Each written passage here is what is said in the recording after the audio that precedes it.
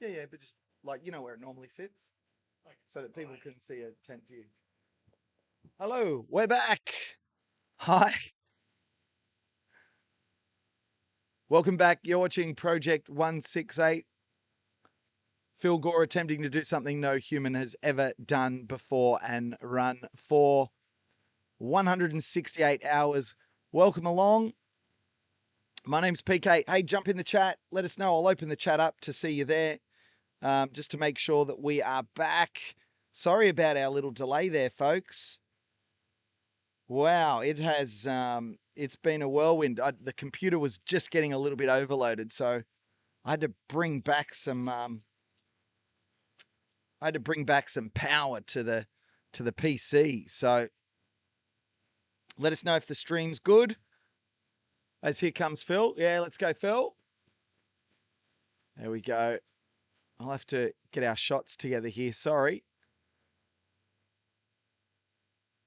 Sorry about that. Every now and then technology doesn't play along. We are asking the computer to do a lot with this journey. We have lost our external cameras. Hang on, let me get set up, folks.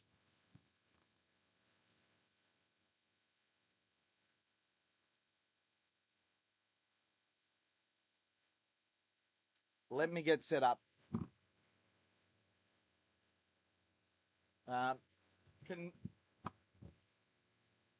Is anyone around who's got Pato's number? No.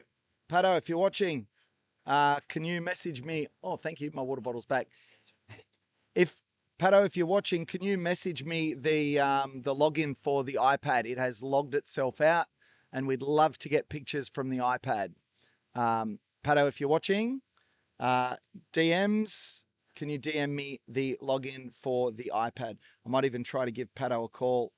Hopefully he hasn't already gone to bed. Let's see.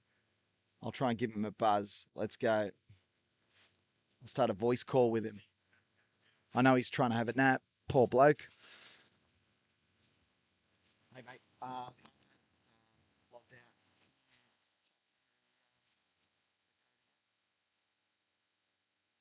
Oh, can you actually message it to me as well so I have it? Yep. Oh, sorry, say again. That dropped out. Yep.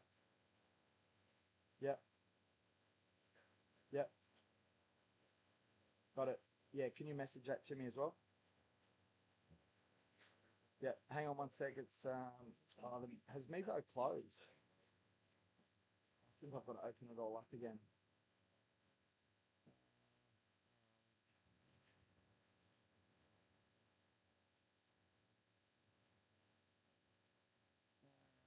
Yeah, where's the app sit? Where will I find it?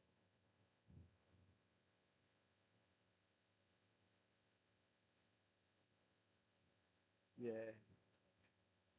yeah. I found it, got it. Yep, cool. And then let's see if the cameras come up. I've got the microphone open in the background. I might have a private conversation with Pato here. We'll be back in a second, folks.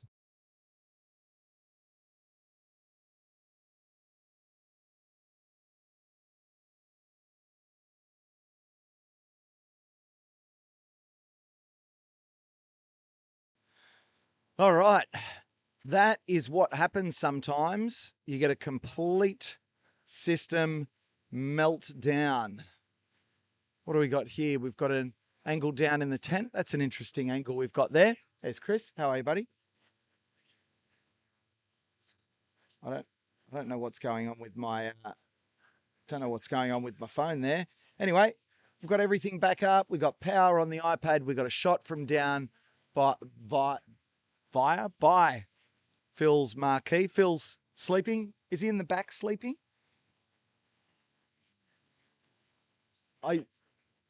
So he's there's nowhere to put the camera at the moment. Okay, cool. So this is a good shot because we can see the crews there all working. We've got some of his wet gear hanging up in front of the heater. We've got Ariel from Perth donated $200. That's not as exciting as Terry Muffins would get. Should I do a Terry Muffins? I tell you what, if I get another donation, I'll do a Terry Muffins excited for the donation.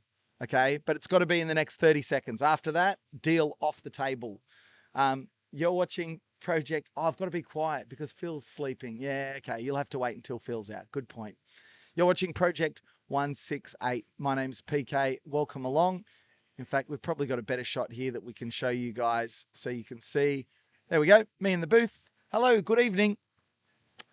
Perth firefighter Phil Gore, current world champion in the backyard ultra format, is attempting to run 168 hours, 6.71 kilometres every hour on the hour, 4.167 miles. It's that distance because if you multiply that by 24, it equals 100 miles a day, a format devised by Gary Cantrell, aka Lazarus Lake, who was the founder of Backyard Ultras and other events like the Barkley Marathons, which you might have seen on Netflix. And if you haven't, there's great docos on Netflix about the Backyard Ultra and about the Barkley Marathons. So jump on. That's certainly one of the first ways I got introduced to running was through those Netflix specials. Brilliant stuff. Have we got everyone back on the stream? Let me take a look. We got Chris Martin next to me. He always kind of lurks on the fringes. Are you going to go and join me, mate? Come and jump in. So, first of all, I don't know if folks at home, is this your first time on the stream, mate? I think so, yeah. So, ladies and gentlemen, this is Chris Martin. You're a pretty handy runner in your own right, aren't you? Phil's my running buddy, but he's broken me at the moment. So there's apparently you need all of your bones to run, and I've broken the one that joins your spine to the hip. So Okay, so let everyone know what, because you've been here for pretty much time as I have been here for as well. So, what are you up to? What's your role? And tell us a little bit about yourself. You can hold the mic too. oh, now it feels a bit too serious though. No, my role here, I can't really do very much, but I think I'm an emotional support animal for Phil. He can watch me walk around in pain, so it makes him feel a little bit less pain, which is not uncommon. We do a lot of running together, and there's a lot of the time I'm usually I think he gets a little bit of pleasure, but also joy watching me try. So, Chris, tell us about your running career. How did you get started? Where were you at before this injury kind of took you down? Uh, okay. So I was actually I think I was a runner before. Well, me and Phil were always runners, but I was a pretty handy runner before I met Phil, and then I met Phil.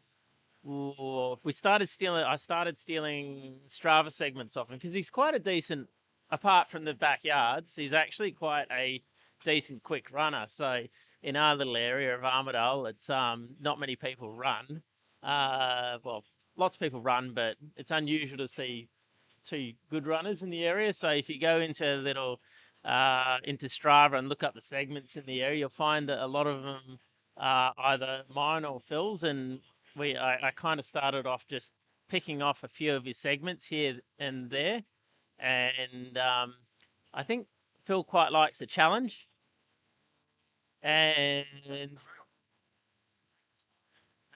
Chris, I'm going to leave you in good no hands with worries. Roach for a sec because he's just about to take off. Oh no, I'm driving him to the airport. Yeah, so me and Phil were I'd pick off segments of Phil's and he'd pick them off back, but he's kind of I think he takes great joy. He knows he's fast enough to get them back, so he would never actually smash it. He knows he can smash it and get it. He could run them at like sub 3 minute pace for like a K or something like that.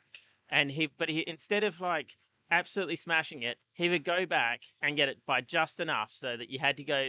It was still a target that you could get, and then I'd go back and get it, and the next day he'd go back and get it, and then some days even he'd go out and get it, and then I'd go back the same day and go get it, and then and that just turned into, hey, we should probably go for a run together. So and then since then we've been running buddies. So I still actually remember him trying to describe to me that he's going to try and do this backyard ultra format, which is kind of like a really bizarre memory now, considering what he's doing. So yeah, it's kind of cool, like to see it all come to fruition for him. Yeah. You're a bit handy with the mic there. Hey, Chris, that's awesome, mate. So you really have been here since the start. So that's really cool. Now, listen, what would be the biggest highlight so far of a race that you've been in with Phil? It's probably actually really hard to pick. It's probably more uh, just his overall attitude to running. Like I remember, actually, I've got a really funny one. I I did one backyard with him. The first time we did together was birdies. I think that was his second one. That was the first one that he actually won, and the course is all flooded out. And I'm a bit of a complainer, whereas Phil will just soldier on through. So the course had been flooded out, and they sent it around a swamp. But instead of actually um, running through the swamp, we sort of tiptoed through it every time, and we found that just to be horribly, horribly dehumanizing. And in the end, he ended up just pelting through it. And he goes, "I don't know why we didn't do that the whole time." And I said, "Well, I think you're with me, and I'm a negative Nelly, and just complained the whole time." But the next one we did, so I only got 27 laps that one, and then that was my first one, and then the second one I did Hurdies with him, and I got to 39 laps, and on the 39th lap, my ankle had blown up, and I couldn't actually run anymore. Um, and Phil has this thing where he'll stay back, and it's kind of like encouraging him to. It's like you can almost see he's feeding off it. Like someone's really hurting. I wonder if I can get him to go further. So he actually hung back with me, and I'm trying to my best to quit. And he's like, "Have you tried running?" Like, because my ankle's all blown up. I can't run anymore. It hurts like hell. And he's like, "Have you tried running backwards?" And after nearly 40 hours of like no sleep running, I'm like, "Oh yeah." And I like, there's no one else on the course, so it's just me and him. Oh, no, there was still two other runners, but they were further ahead. And in that split second, I like in my lack of sleep, I've decided that yeah, I'd give running backwards a try. And I turned around, nearly fell flat on my back. I lasted about another 10 meters. I'm like, Phil, I can't do it. Then I had to wait for a car to come pick me up, and I've gotten pretty used to just watching him toddle off. You know, okay, all right, bye. I'll see you. I'll see you in a few days, and I finished.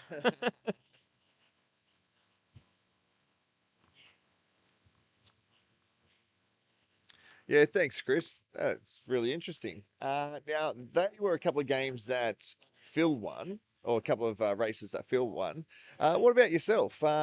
What's your biggest individual achievement in the backyard ultra?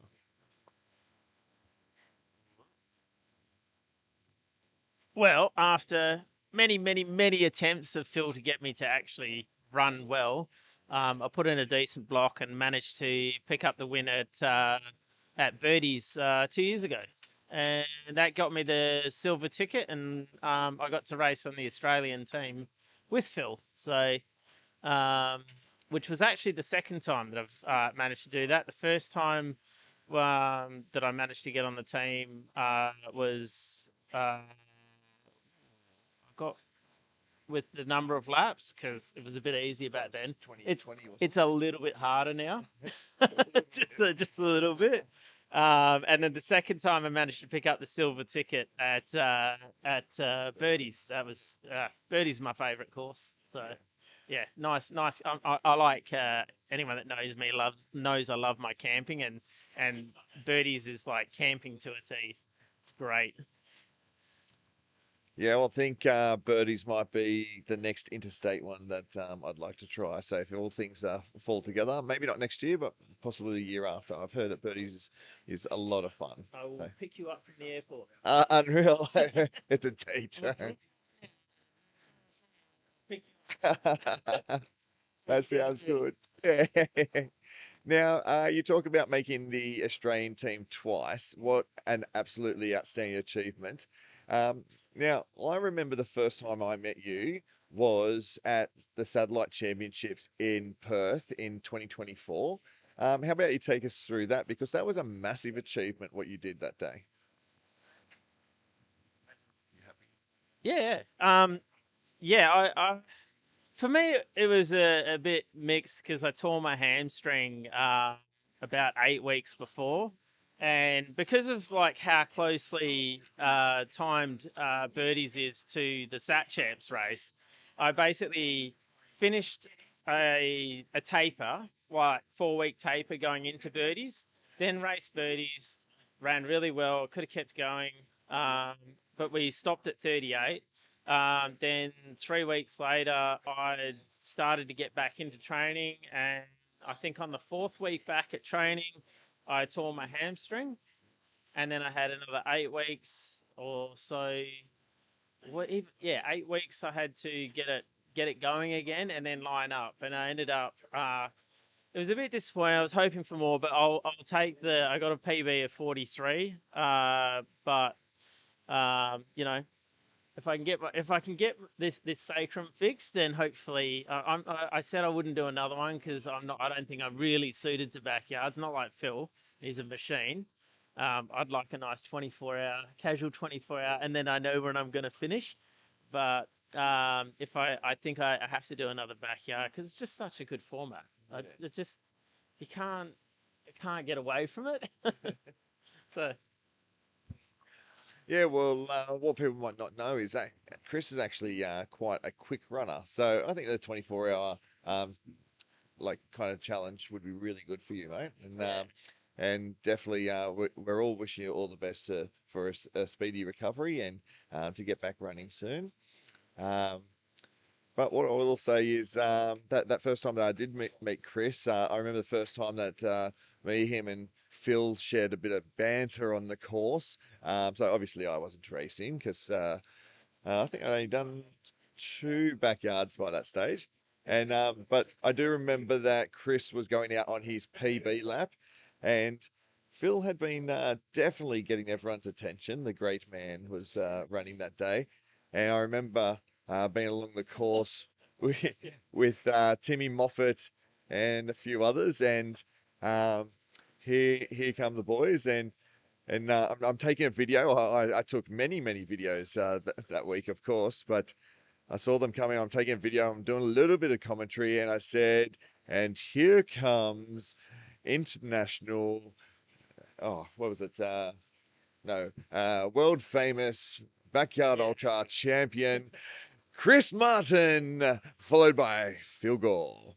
And I went and hid. mate, I just wanted look. It was great because you feel, and I think Aaron, all three of you were running. I think you had your strong arm shirts on, which was Oh, yeah. fabulous. My beautiful wife designed for me. I think it She's was a bit of a joke. well, of course, you and your wife are actually very good artists, and so you're quite the exceptional artist, and definitely your wife has a bit of talent with that shirt design. That was fantastic. But I just thought, mate, I really wanted to highlight that lap, and it actually meant a lot to people watching, and it was really cool because. Yeah, even though we only met like a few days prior, I think there was a connection straight away, and we You're were all pretty easy barracking guy for to you. get along with. You're a pretty easy guy to get along with. You like backyards. I mean, can't really go wrong.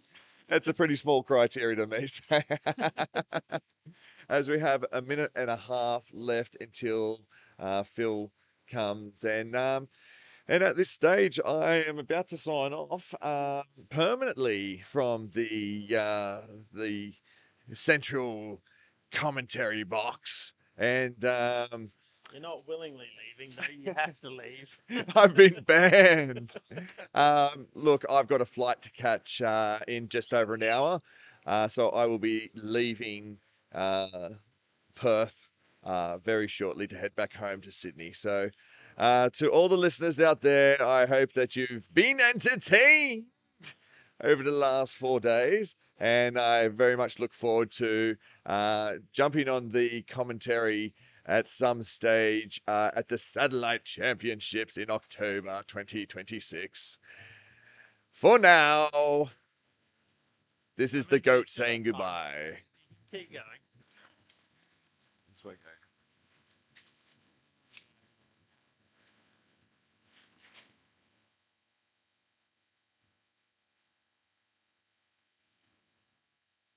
He's still looking pretty good. I know him. I'm waiting for that moment where he actually starts showing, but he's still looking good. Yeah. So true.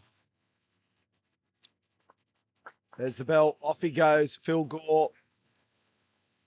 He's out now on lap 87. What happens on lap 87 stays on lap 87. I think everyone in the chat might know that reference, or a lot of people in the chat might know that reference.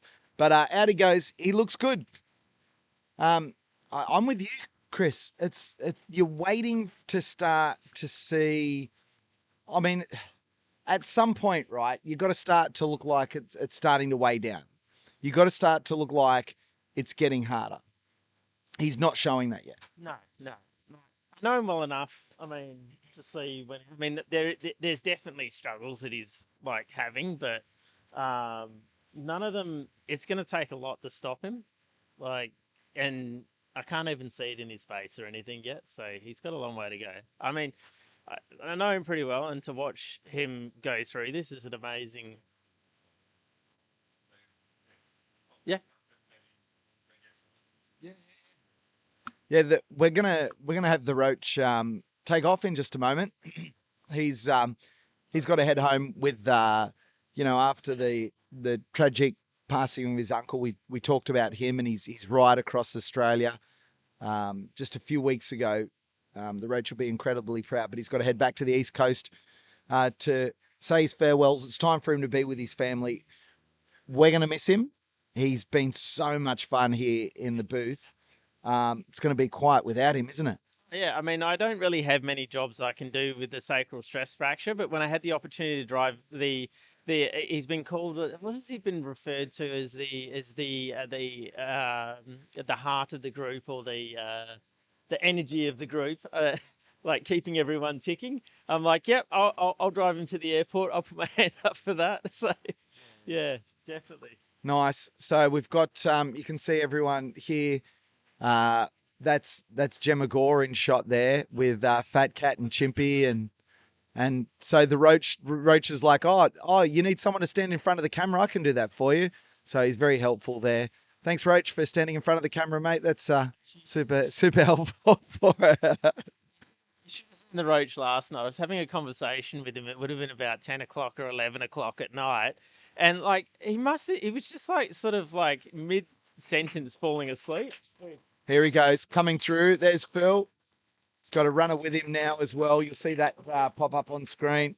Um, the I'll get you to finish in a second. The weather, the rain is still coming down consistently. It's nice and cool. It may not be as cold as it has been the other nights because it's not clear. There's a little bit of warmth being kept under the cloud cover. We'll get the official temperature in a second. Maybe if you're in chat, you can just check out the weather for Armidale in WA and it'll let you know how much rain is happening. The Roach is giving us the thumbs up. We're going to go and get a group photo for the Roach before he heads to the airport. Maybe Chris, we can jump back in after we get the photo and continue our chat. Well, I have to drive him to the airport. Yeah, of course. But basically, he was falling asleep. Mid sentence, fell asleep. And he's like, I'm sorry, did I just fall asleep? I'm like, yeah, it's all right. Go to sleep, mate. He's been going hard for about 3-4 days now. Yeah. I think I said you can sleep on the car on the way to the airport and you can sleep on the plane. You only get one crack at events like this sometimes. All right, let's go out for a group photo. We'll leave you just right now. Let me pop the tracker on so you can see what's going on. Hopefully the tracker will pick up in a second. Let's have a look. Has it picked up yet? Not yet. Let's go and grab a photo. We'll be back very, very soon.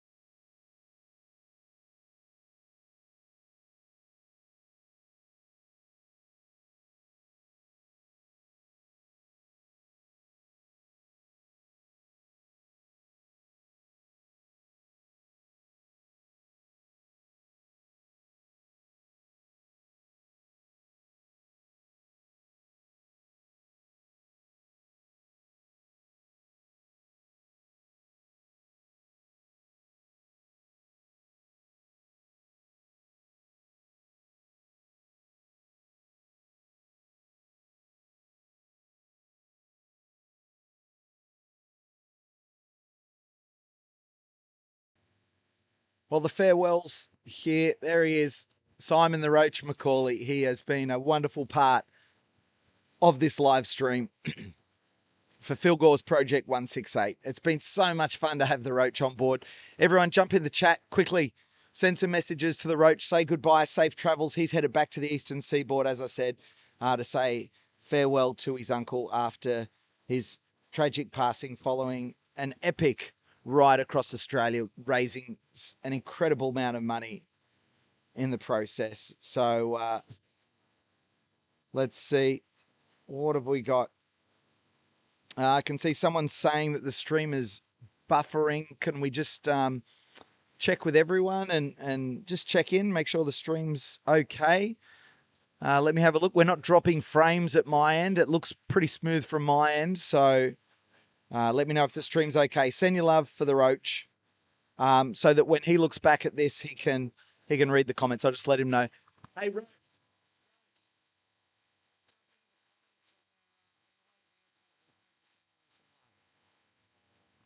All right. He's gonna jump in the car and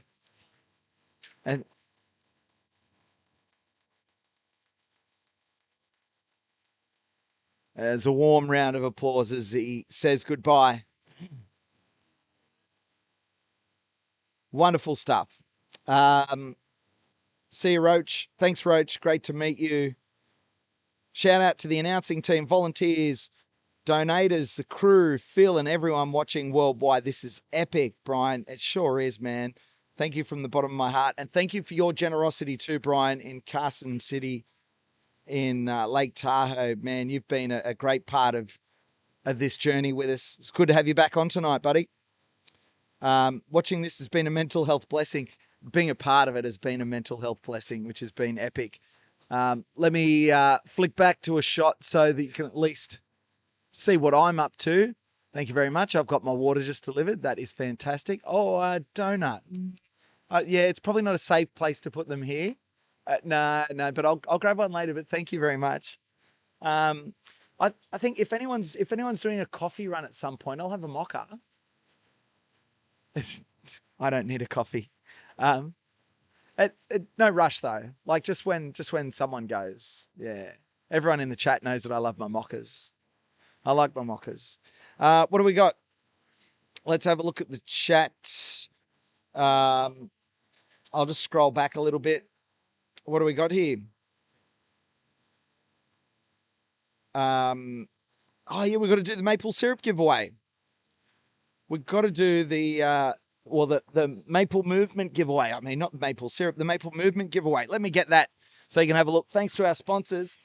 Oh my goodness, my pecs are so sore from my push-up challenge. Oh, that hurts. Oh, that hurts so much. Oh.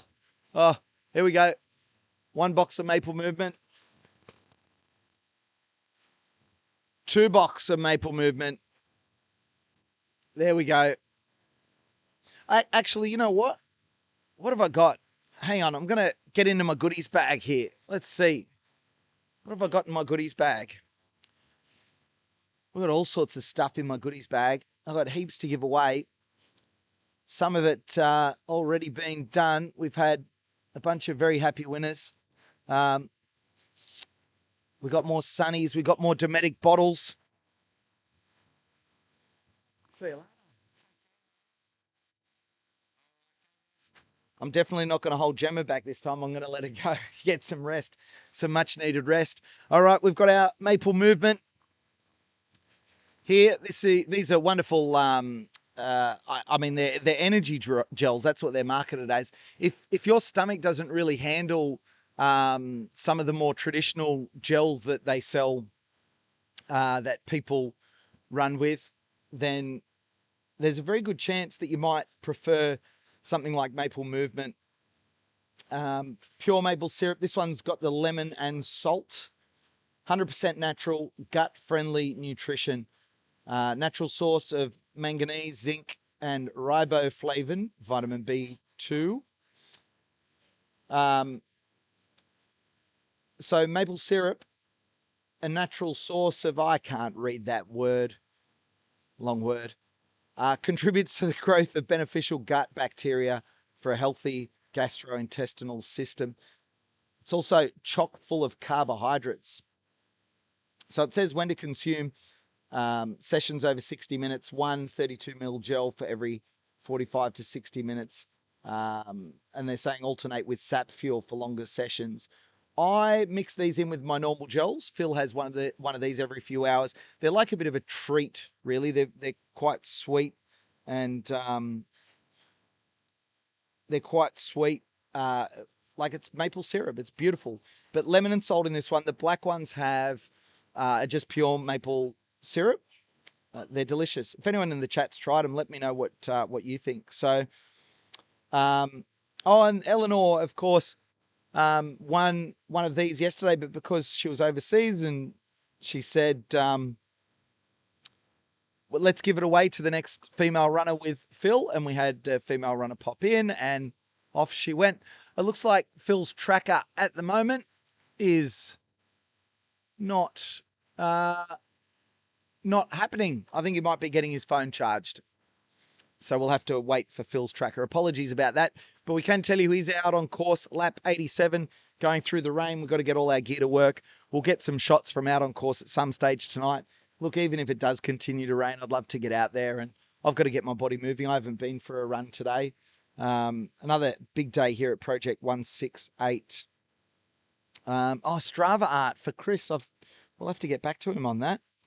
I've awoken. What's happening, guys? Welcome to those of you that are just getting out of bed and joining us. It's 10:12 p.m. here, Perth local time. Phil Gore still looking strong. Lap 87 for Project 168. We've raised a whopping $91,594.14. We're well ahead of our $1,000 per lap schedule once again. We fell behind earlier on today, but we've overtaken it again through your wonderful generosity at home. I snuck off and got some sleep through prime time. It was the only time I've been able to get some sleep.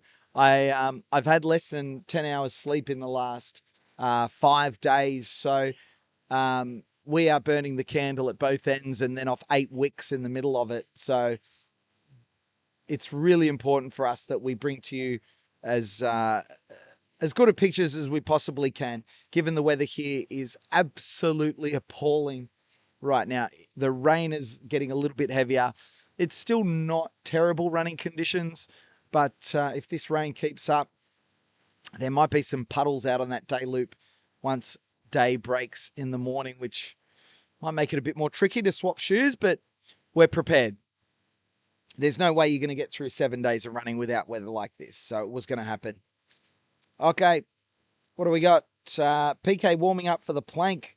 Oh yeah, Pato wants me to plank. I'll have to, I'll do one at some stage, surely. But we've got to get the donations right for it. What do we got? The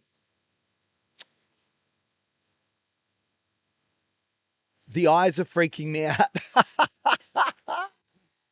Hang on. The eyes are freaking me out from, let's have a look. Where are they? From Fat Cat and Chimpy. Look at Fat Cat. Imagine going to bed and putting this on the stream in the background, and then you wake up to this Fat Cat just looking at you. It's supposed to be like a friendly, family, kid-friendly entertainer. Do you know what's funny about this place, though, is we're starting to get into the evening. I duck out for a nap, and because I miss prime time, all the excitement, everyone's here. There's 100 people on the stream. PK rocks up, and everyone just abandons me. It's just me. That's all good. We're going to get you through tonight, folks. I'm sure of it. Let's try and fix up this camera a little bit, shall we? Let's get this webcam. Sorry about the picture while I set it up. We're doing this off an absolute shoestring budget because all this money is going to charity. I want to thank today very generous donor Rowan that came in that has donated some money so that we can increase some of our production for the event too. We're finalizing that gear. I'm finalizing conversations with some people much smarter than me. In fact, one of them has just messaged me, Will, who some of you have met on the stream. Will's one of the volunteers who's been helping us out, and he's been an absolute legend. He's so good at this stuff. he sent me a message. He was testing some bonded cellular backpacks today to get a better signal and fill out on course. That really escalated what we're learning about this stuff. And he said he was able to get a 30 megabit per second for testing, which is about 10 times the information passed through the interwebs. And he said, I wanted to push it. Had some ideas for it on another job that he's working on. Got a shout out for Phil. Shout out for Phil. Shout out for Will for supporting Phil, and we'll make sure that he gives his business a plug when he gets back because he's done a lot for this event. All right, so we're definitely got the drone being in planning to get into the sky. It's very hard to kind of get it out when it's just me trying to get everything organized, but definitely over the weekend, some nice sunrise shots, follow shots on course. Will get some wonderful photos. He's a good man. Looking forward to having you back, buddy. Well, I've got Dom sliding into my DMs, and yeah, he loves his shout outs. Dom Halbert. He's from the UK. And Dom, your buddy Sarah Perry's going to be on in a few hours. Sarah Perry Countdown. She'll be on lap 95. That's going to be wonderful. She's on holidays at the moment, Sarah Perry, but we were able to coordinate something. We'll get her on the show. Okay. Yeah, good point, Dom. He's saying one of us needs to be wearing the Sarah Perry shirt when she comes on. So, I don't know. Pato's gone home to bed. Will Pato be back by the time Sarah Perry comes on? Imagine that. Pato's getting these luxurious sleeps at normal sleeping hours. And then I come in for the witching hours. We're going to have to change that up, aren't we, over the next couple of days? All right. We've got to take those eyes down, don't we? There we go. Poor fat cat. Back into the chat. All right. Gonna give away the maple. We just lost connection. Uh-oh, we're reconnecting. We've reconnected. Sorry about that signal drop. All right. Donation. Juliet donated virtual lap 96 in Singapore. You're watching the Chimpy and Fat Cat show. And what you can't hear is that Terry Muffins is doing the voices. This is the lowest budget puppet show I think I've ever seen in my life. Come and have a look at what we can see, Mally. It's genius. Like you wouldn't even know that there's a human controlling these toys with Fat Cat. So you wouldn't even know. He's well hidden, isn't he? Yeah, this is perfect viewing. So joined by Mally, one of Phil's crew. Hello, mate. I've dragged you in for a minute. I know you're busy, but do you want to give us a quick Phil update while you're here? A Phil update? You get to hold the mic too. Well, he's got a dinner lap this one. He'll be coming in having a burrito bowl. He's running with Zach at the moment out there. So the rain seemed to sprinkling a little bit. It's not coming down as bad as it was. But yeah, that's it really. He'll slow lap this one and then he'll be back into 3 more sleep laps. Is he in good spirits? He's in pretty good spirits.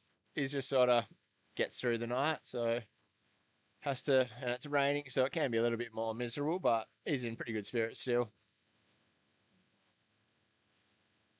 Chris Martin was saying we're waiting to see some chinks in the armor. Haven't seen any. Nah, not yet. Not yet. I mean, we've been pretty on to everything, changing his shoes just about every lap when it was really raining. So keeping his feet dry is pretty much the most important thing in situations like this. Stops all the blisters and all that kind of nasty stuff popping up. So everything's going good. Are his feet staying dry? Yeah, no, they're pretty dry. Like with his socks, even his socks aren't even getting that wet in his shoes. They were a little bit when it was real heavy, but it's been pretty good. So he's notorious, renowned for not getting blisters. Are there any concerns? Does the foot care change right now? It's more, yeah, just we're more onto the sock changes and everything when his feet start getting wet. So, and then we check his feet as well every time that we change his socks, make sure there's nothing really happened and like that. So if there is, we get onto it straight away, squirrels or fix them all, whatever we need to do. But at this stage, it's all looking really good. What are some of the most important tools that you have in your kit bag in the support tent? Tools. Like, not when I say tools, it might be the Fix-A-Mole, it might be Dermaheal, it might be the water, it might be anything. Yeah, I think fix them all is probably the biggest one because it yeah, lets your feet breathe still and stops any of those hot spots rubbing and stuff like that. So that's main one. And squirrels as well, like the happy toes. That's good. That sort of stops any skin friction as well. So that's one of the best for him. Shout out squirrels and happy toes. All right, I gotta go. you got to go. Thank you, mate. Thanks for joining us. That's Mally, one of Phil's crews. Okay, let's get to the maple. All right, we're going to give away one of these maples, folks. If you want to have a chance to win, you have to be subscribed to this channel, Backyard Ultra Podcast, and you also have to subscribe to my channel, Backyard Ultra Live. So punch it into your YouTubes if you haven't already. Let's have a look at how many people have actually subscribed to Backyard Ultra Live. Because I need to get to 1,000 subscribers in order to be able to monetize. Because people want incredible broadcasts of these events, but they cost money. They cost money to do. And the chance that I'll have to be able to do this is if we get to 1,000 subscribers on Backyard Ultra Live. But right now we're languishing. Only 373 subscribers. That's a travesty. So it's Backyard Ultra Live. Just search one word in YouTube. Search for channels. You'll find the channel pop up. Backyard Ultra Live. It looks. Where are we? How do we look at the channel? You can see it looks a bit like that. Backyard Ultra Live. Head on to your YouTubes, hit subscribe now. So subscribe to that, subscribe to this Backyard Ultra podcast as well. We've been dialing in the subscribers for Backyard Ultra podcast, which is this channel that we're on here. Thank you for everyone for subscribing to. Wonderful stuff. Now, if you subscribe to both channels, here's the name of the game. We're trying to guess from, actually, so we know where the competition starts, I'll jump in the chat and I'm going to say, let's have a look now. Dash. After I post now, the competition starts. And the first in with the correct answer will win. And if there's no correct answers, it will be the first person closest to. Competition starts now. What was PK's sleep score from today? What was on his Garmin Phoenix 7X Pro Sapphire Solar? Let me have a look at actually what Garmin Connect says it is. What is my watch? Says my watch is a Phoenix 7 Pro, actually. And it says I need to charge it. Phoenix 7 Pro. I thought it was a 7X Pro Sapphire Solar or something. Or maybe it's the same thing. I don't know. 7X Pro. There you go. Phoenix 7X Pro Sapphire Solar. What was PK's sleep score today? I can tell you I ducked away for a couple of hours this afternoon into this evening. It's not going to be high. That's probably a tip. The scores are coming in. Hopefully, everyone's subscribed to both channels. I'll give you another 2 minutes to pop your guesses in. What was PK's sleep score from this afternoon? And then, it's already creeping late here, isn't it? It's 10:26 Perth local time, which means we're already after midnight. Wowzers. Hey, all right. What was PK's sleep score? 2 more minutes, and we'll give away a box of these Maple Movement gels to whoever gets the closest. I know Phil and Gemma are going to be upset with me because I'm giving away stuff to people overseas, but that's fine. We can make that work. We got some good guesses coming in. Hello, everyone. Some familiar names in the chat. This is the OGs. Brian, Ultra Micah, Backyard Ultra Wanaka, never sleeps. Never sleeps. When do you sleep? Are you on the account, Amy? Do you ever sleep? Hi, everyone else. Welcome to the new folks as well. Eleanor in the house. Okay, 1 more minute. Connected. And we're back after a little disconnection there. We've obviously got a couple of issues with the internet. We're not dropping frames. It's just the interwebs seem to have the occasional dropout. So apologies for that. Backyard Ultra Wanaka sometimes sleep. Not when I'm on not when I'm on streaming. You're always around in the comments, which I love. Fantastic. Okay. Last chance. PK's sleep score on his Garmin. Got any guesses? What do you think I scored on my sleep score not last night, but today on my Garmin? Oh, yeah. See, that's tough. If you don't really know how sleep scores work on a Garmin, I guess the clues are PK has not had much sleep for the last 4 days. That's clue number 1. Clue number 2 is I went missing at about 3 p.m. and I was back at about 8 p.m. And somehow I managed to have a shower. I still kind of binged some of the stream while I was back there as well. You go back to the accommodation and you're ready to rest and you sit down on the lounge and we've got the stream playing 24/7 and you just sit there and you just watch the stream. It's the dumbest thing. I was sitting there, I was talking to Timmy Mofo and I'm like, what are we even doing here, mate? Like we've just literally, we're literally come back to rest and we're watching the stream. Anyway, okay. Last chance, last guesses. What was the question? I just logged on. We're guessing PK's sleep score to give away a box of Maple Movement, but you must be subscribed to both Backyard Ultra Podcast, this channel, and my channel, Backyard Ultra Live, in order to win. Okay? Is everyone subscribed? All right. Going once.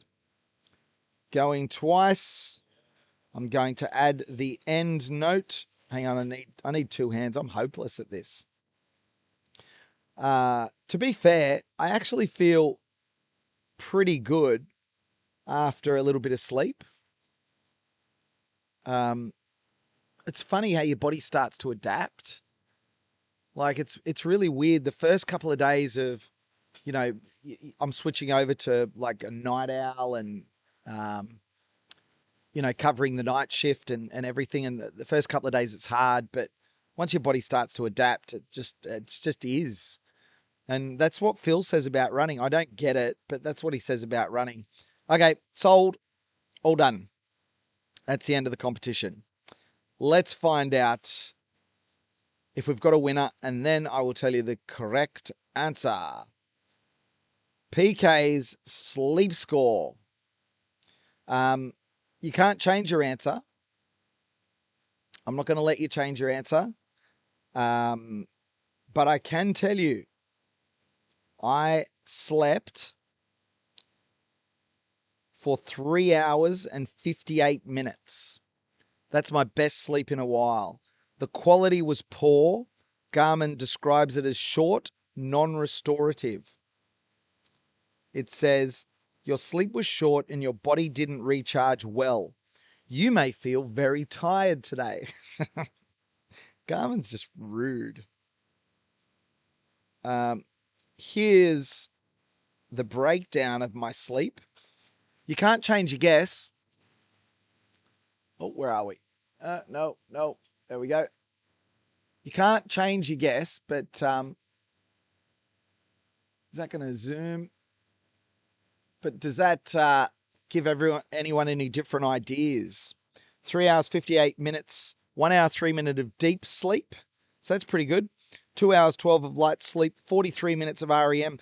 In fact, on a normal night, if I got an hour 3 of deep sleep and 43 minutes of REM, that would actually be pretty solid for me. So the timeline, this is so boring. What are we even watching this for? I'm a commentator. I'm not even running. That's what the graph looks like. Very cool. And my sleep score, drum roll please, ladies and gentlemen, PK sleep score, hang on, is a whopping, 41. 41. All right, who wins? Who wins the box of maple movement? Who? Yeah, someone guessed 75. Someone guessed 81. I don't think I've ever scored 80. I think I've scored 81 like 3 times in my life. What did we say? 41. Oh, there we go. Walk your demons. Walk your demons. You've been spending too much time with me. 41. Walk your demons wins. Congratulations, Walk Your Demons. Let's go. Loves it. Now, Walk Your Demons. Do you follow me on Instagram at Pete Quist, Petekvist? If you don't, slide into my DMs on Instagram, Walk Your Demons, and we'll get those sent out to you. Some of you thought that I had a much better sleep than I did. Most guesses were over. Ultra Micah knows that I sleep terribly. Nighthawk knows I sleep terribly. Backyard Ultra Wanaka knows I sleep terribly. Tom knows I sleep terribly. Fennekinch 28. Oh, that would have been brutal. Good guesses. Well done. But Walk Your Demons is the winner. What's the Insta? It's PETEKVIST. You can all give me a follow on Insta. What's going on Instagram, actually? What's going on the gram? I haven't been checking it out lately. I've been a little bit busy. Wonder if I've got notifications. Phil halfway through. I slept through it. Good one. Wonderful to see everyone that's connecting with me on social media. There we go. Dan Kamak in the house. What do we got? Oh man, so much, lots of notifications. Thank you, folks. Thanks for giving us a follow. I'll be posting run stuff generally, sometimes a bit of family stuff and some of the speaking and the presenting and all that kind of cool stuff. Oh my goodness. It's quite a few followers now, really? That escalated quickly. What's going on in Insta? Oh, good one. Thanks for the follows, everyone. I appreciate it. Wonderful. Let's have a look at, I had a reel. Maybe you can go in and blow up the reel. I said Insta is awesome because I can post a video chasing Phil Gore, who was about to attempt to run 1,127 kilometers in 7 days, and someone named Travis Barker will comment, "Run, Phil, run." But I didn't get enough traction for it. Dang it.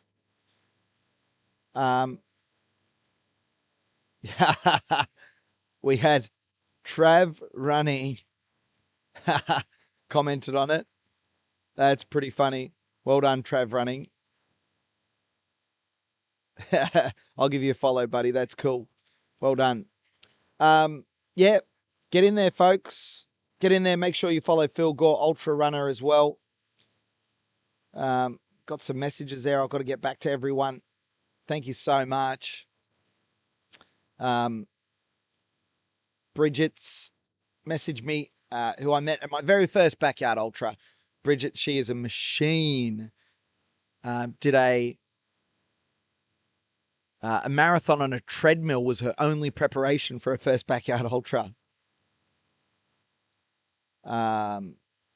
Yeah. I mean, you meet some wonderful people in this community. She's a weapon. I can't wait to see her next adventure. Shout out, Bridget. Hey, Bridge. There you go. Just say hi. Look, lots going on. Make sure you, where is it? Make sure that Walk Your Demons. You haven't slid into my DMs yet to get the Maple movement.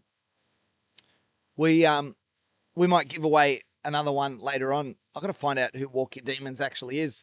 But I'll get my pen and I'll mark it off. Oh, it's amazing how sore I am after the push-ups the other night. Everyone's trying to get me to do more push-ups and stuff like that, but the offers have to be better. They've got to be better offers. It's as simple as that. I need better offers. Zach running with Phil right now on lap 87.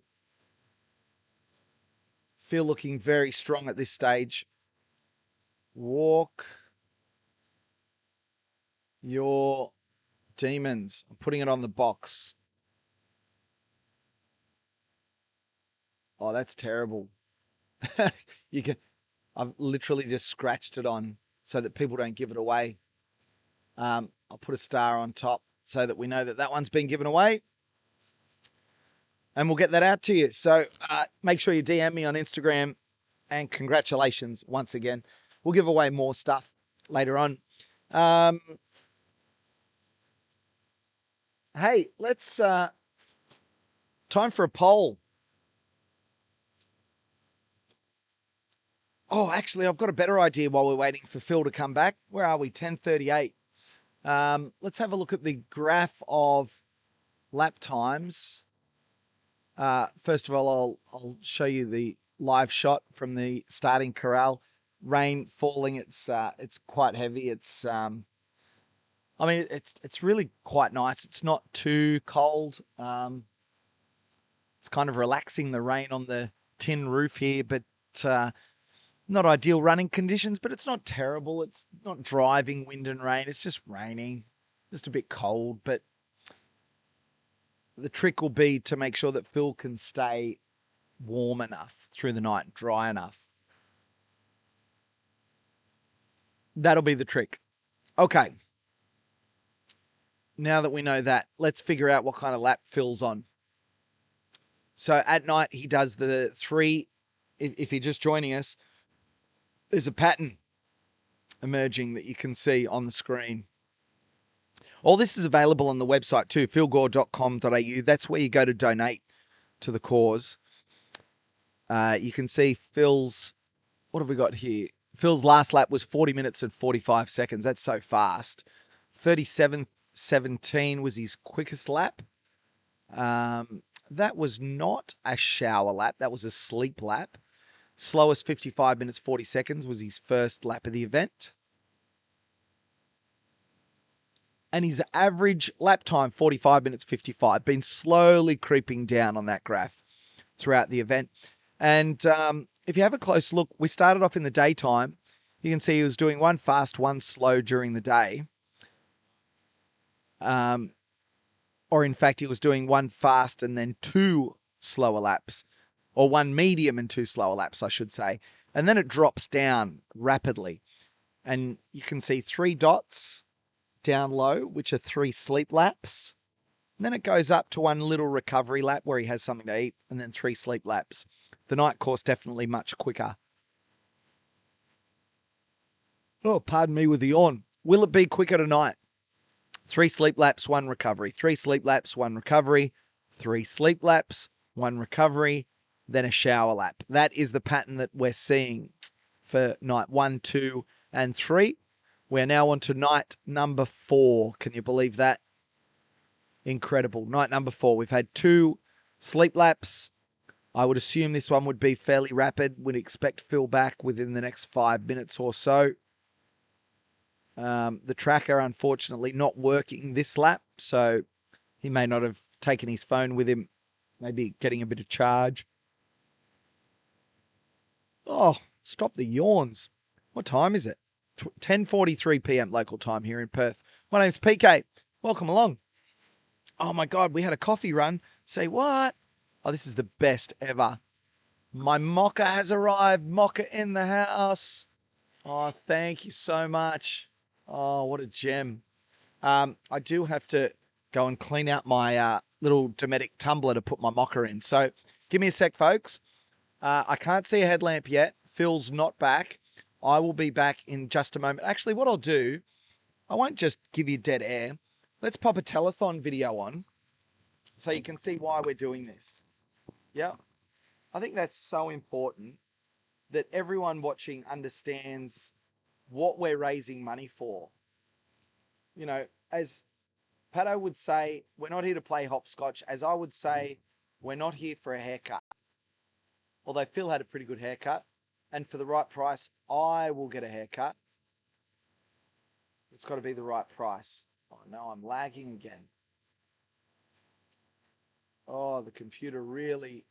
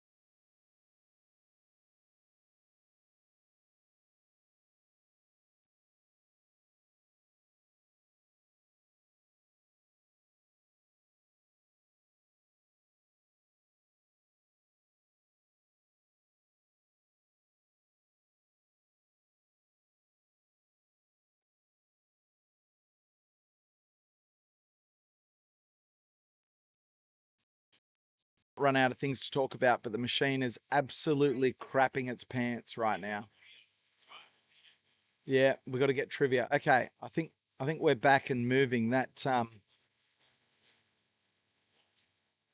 Okay, here we go. We're back. We're back. The computer has had an absolute shocker there. I must have done something that really made it very, very unhappy. But we should be okay. Let us know in the chat if you've still got me back. I think I can hear myself. Yep. Walkie Demons, did you message me already for the prize? Let me know. That's everyday internet struggle in Germany. Oh, you're in Germany, Walkie Demons. Tremendous. We got heaps of Germans in the house. We love it. So good. Okay, so something was going on with my computer system there to make it kind of not work very well. I think maybe my Chrome browser was playing up there. Something happened. I haven't really got a huge amount of time to troubleshoot, so I might try and do things on my phone as I go. Unfortunately, that means I can't show you the video that I wanted to show. Maybe I'll try Edge. Oh, I don't know. In the chat, if we've got any computer buffins and they know that my computer just absolutely did not like me trying to use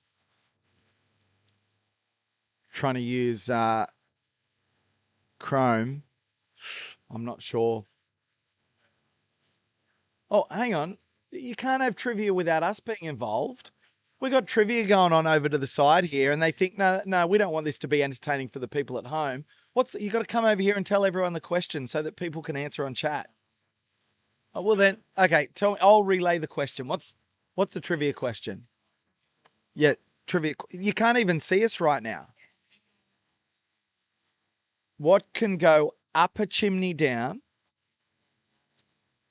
but cannot go down a chimney up? My first thought is Santa on Viagra. Is that correct? It's not correct. Okay. What was the question again? What can go up a chimney down, but cannot go down a chimney up? It's Santa on Viagra. I'm telling you. There's no other answer. There's no other answer. See, I'm a weapon at these games. Anyone in the chat, don't Google it. No AI. Come on, no funny business. What do we got? Did I check the temperature of the laptop? Yeah, I should check the thermals. Hey, I'm not going to touch anything for a moment, just to keep the stream going. That camera's really bringing up the light there. It looks like there's light in the background, but I can tell you it is dark here at the moment. It looks like it's, reasonably well lit in front of that camera. It is not. It's a dark night here. There's cloud cover. How are we going with this trivia? Oh, what happened to the Vanilla Ice video? Yeah. I've got to find the Vanilla Ice video, but at the moment, if my computer's playing up, I'm going to have to wait until I reboot the stream and can kind of shut some system stuff down. All right. Okay, we've got an answer in the comments here. Smoke. Negative to smoke. Umbrella. Umbrella is correct. Ding, ding, ding. Ultra Micah. Well done. We should have put a prize on that. We didn't put a prize on that. Sorry, Ultra Micah. That one was a freebie. Well done. It's not. Yeah, I thought I was right. Anyway. Do we want more trivia is the question in the chat. How many people are watching? We've got 6 people and a cat. No, there's 177 brave souls. We've got some of the volunteer crew that are not even brave enough to sit with me, not even on camera, not even brave enough to sit with me and chat. But that's fine. I'll just talk to myself the whole time. No, that's fine. Where are you watching from? I want to let them know where you're watching from. Where are you watching from, everyone? And I'm going to take a break for like 30 seconds because I've got to clean out my tumbler because I want to keep my mocha hot. I will be back in just a moment, folks.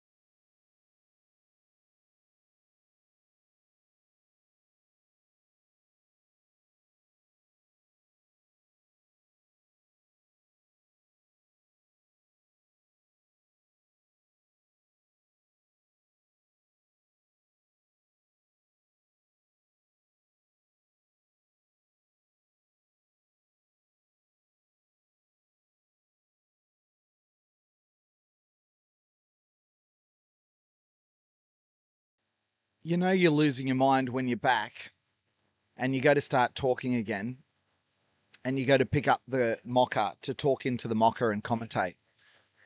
What a disaster. Live pictures here from Phil Gore Project 168. Welcome along, everybody. My name's PK. Hey, how you doing? Good night. Good evening from Perth, Australia. I want to tell everyone, the crew, the volleys, where everyone's watching from, but got to get my mocker into my Dometic tumbler. I'm a man of many talents. Oh, see, and it leaves all the chocolate in the bottom, and now it's, oh, come on, chocolate. I always forget to kind of mix it up. I know, yeah, I will. Yeah, but I know I'm going to start spilling stuff now. Here we go. A little bit of coffee in. Swirl it around. This is riveting live stream viewing. This is exactly what YouTube live stream was designed for, isn't it? Thank you very much. All right. All right, team. Do you want to, who wants to have a guess where everyone's watching from? They're saying Germany and Austria. Let's have a look. Okay. On Singapore, is anyone from Singapore? We've got Munich, Germany at the top of the list, folks. Eleanor's got 4 cats. Think of me what you will, she says. Hey, Eleanor, if it makes you feel any better, when I was growing up, we had 4 cats as well. So there you go. Do you want to know our cat? Do you want to know our cats' names when I was growing up? They were on rotate because, you know, one cat dies, you shift a new one in, right? But the 4 that were there for the most of the time were Shorty Sam. Don't know how it got that name. Charlie, pretty standard. And then we had Rhett Butler and Scarlett O'Hara. Yeah. So did they have nicknames is the question. They did. So Scarlett was nicknamed Barlow. Okay. Now this is a stretch, but Aussie nicknames are like this. If anyone's ever met any Aussies, you'd know that we love a good nickname. So Barlow was a stretch. Let's see if there's anyone. No one in the chat will understand this. I'm not even going to say does anyone in the chat know, because you won't. Does anyone remember, the whistle goes 2 minutes until Phil comes back out. Does anyone remember Home and Away from the 1980s, late 80s, early 90s? Okay. The cat's nickname wasn't even born. The cat's nickname was Barlow. Yep. Does anyone get that as a Home and Away reference? Barlow. Anyone? No. So back in the, I know, controversial TV, there was a character named Sam Barlow. And Sam Barlow was the dad of one of the daughters who was dating Steve on the show. This is riveting. People overseas are going, I just don't understand this. Now, Sam Barlow was a father who beat up his wife and his kids. And so Scarlett, the cat, she beat up all the other cats. So we called her Barlow. And in hindsight, that's probably a little bit politically incorrect. Make of that what you will. Good story, PK. Yeah, everyone's like, oh, that's good. Tell us another one. No, they're not at all. 1 minute. Let's commentate Phil out, and then we'll find out where everyone's from. and we'll let the team know. Hello, my name's PK. Good evening. It feels like it's early morning for me, but it's 10:59 p.m. I haven't been out of bed for that long. I was so happy to get up and see the tally raised as at $91,825.70. There's Phil. He comes out. So you can see he's like there's definitely a hobble. He's not kind of moving super freely, but he's been running for 87 laps. The umbrella comes across.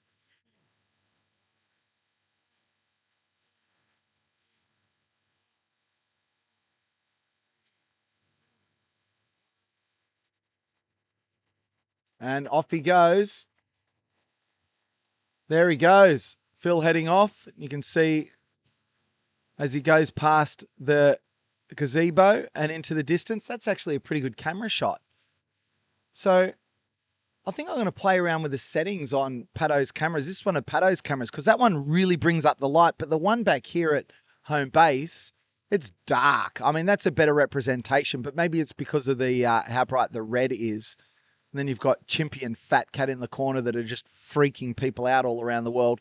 As Phil Gore heads out on lap 88, you're watching Project 168 for Telethon here in WA. We're raising money for charity. $91,825.70 is what we've raised. We are just over halfway towards our goal of $168,000. Thank you so much to the donors, including send2.com.au. Use Project 168 as a code and they'll donate $20 from each purchase until Sunday. ANL Electrical, $1,400. Nick with $1,111.11. Donate now.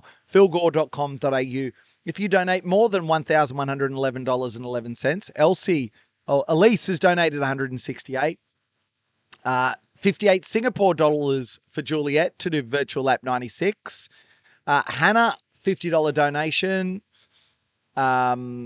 Ariel, $200 donation. Thank you, Ariel. That's a very generous donation there. A generous supporter donated $50.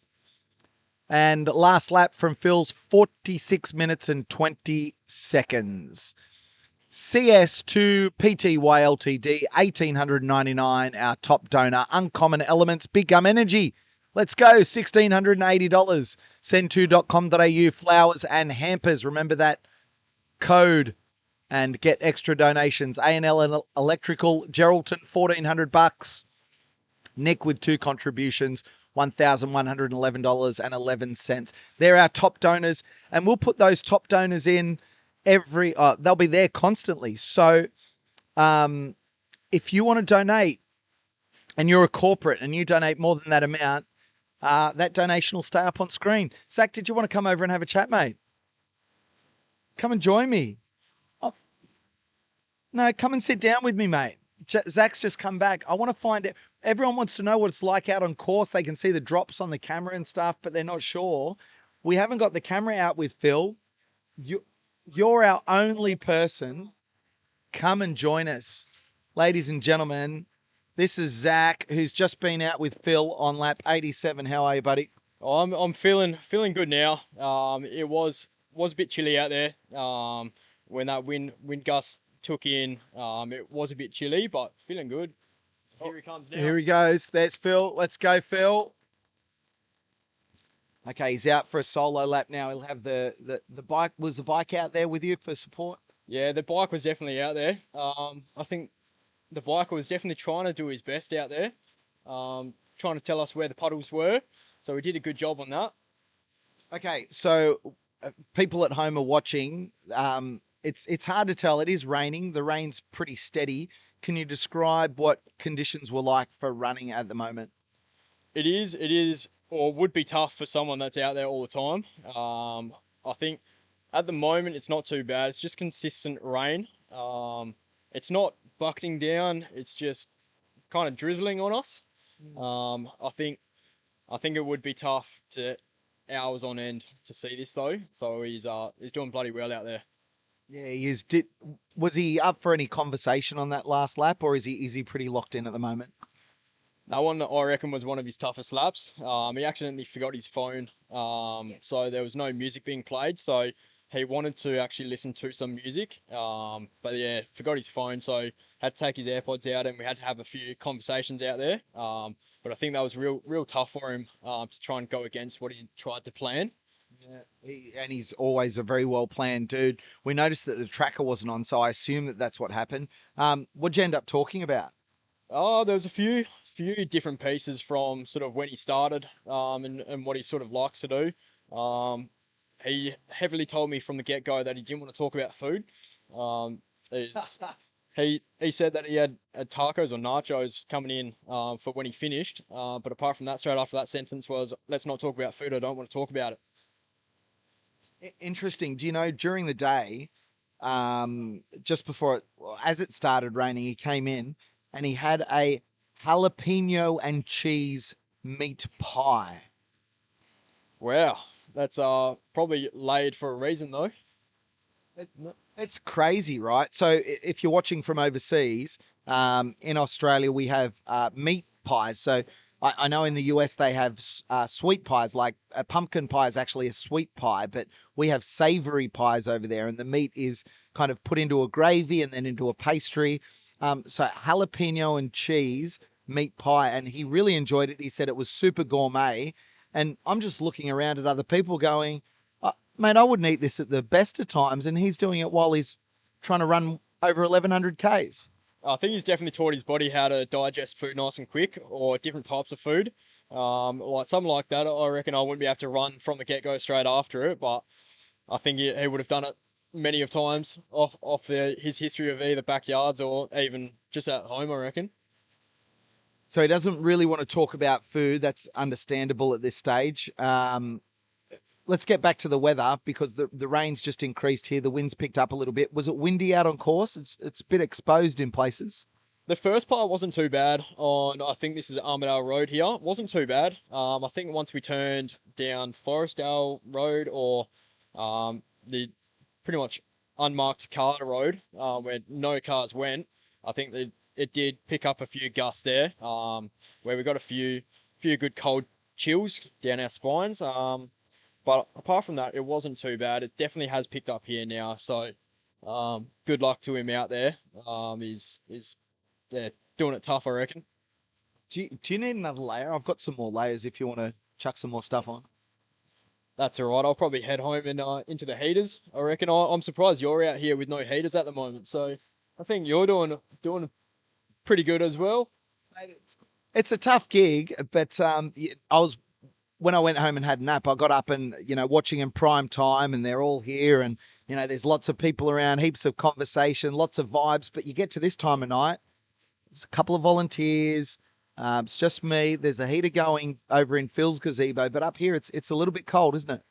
It is, and now we can just feel that wind coming in now, can't we? So I think we're undercover. For those that don't know, originally when I first thought of this, I thought we were actually going to be inside, but you're sitting outside in the bloody cold, and doing it all day long. Yeah. Oh, you got to do it tough. We're at lap 88. You did 87. We're just past halfway. Was there any talk out there about him looking forward at all? There was a few conversations of him asking how much we've raised so far, being just over 91,000, nearly 92,000. So when I told him that we were quite a fair way up, it was a little bit of a smile, a little bit of a grin on his face, which was good to see considering the weather that's out there. We did talk about, or he did ask me what that weather is going to be like on the weekend, and Sunday for him is looking very, very nice at the moment. It was meant to be raining, I thought, but I think the sun's meant to come up for his finishing time, so it'd be good to get everyone down. So I think there is another event on Sunday. I think could be. They're throwing all sorts of things at us at this stage. Because I know when you talk about, it gave a bit of a spring in his step to hear that the donations were up. We've got our viewers from overseas now, and they might not connect as much to the charity Telethon, which is here in Australia to help sick and disadvantaged kids. And we understand that our viewer numbers go down, our donations slow down, but we want to thank those from overseas that are donating. Wonderful generosity. but we're back in front of our lap count. That's what Phil wants. Did he talk about that being like he just wanted to stay in front of the lap count? No, not particularly. There, as I said, there wasn't much said out there. I think he was just trying to focus on trying to finish the lap and finish it well. Um, especially trying not to think about any food possible. But yeah, when he did have that little smile when I told him how far we're in front, I think he sort of knew that we were doing real well as a community, I reckon, or as a country, as a world. For not only is he doing it for himself, doing it for the telethon, which is great to get behind. He did actually talk a little bit about telethon while we were out there. So I think he's real happy to see that we're doing real well. What did he say about telethon? It was just saying like sort of the reason why he picked it.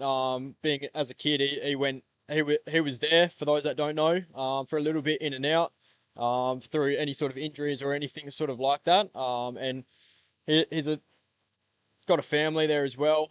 So I think telethon for him really links into what he likes and what he knows. So I'm real pleased to see that he's oh well, one, he's doing real well. Two, we're doing real well with how far we've raised. Yeah, it's pretty cool. $91,825.70. philgore.com.au. Scan the QR code. Or actually, I should put the pinned comment. I'm terrible at this. I've got to get my stuff together, man. But here we are. What are we? Like I was just talking before. It's like this is night 4. Can you comprehend? I'll get you to hold the mic when you answer this one, and I'll get this pinned comment up. But can you comprehend the 4th night of running? I think for him or anyone that doesn't know backyard ultras is absolutely insane to even think about continuing to run past a couple hours. Like there's your regular runners like myself or many others that run a couple hours and you're stuffed. Whereas for him, he's just backing up every hour possible. So what's that, 87 hours where he's backed up with very, very limited sleep. That's another thing that he didn't really want to talk about from the get-go is how sleep deprived he was.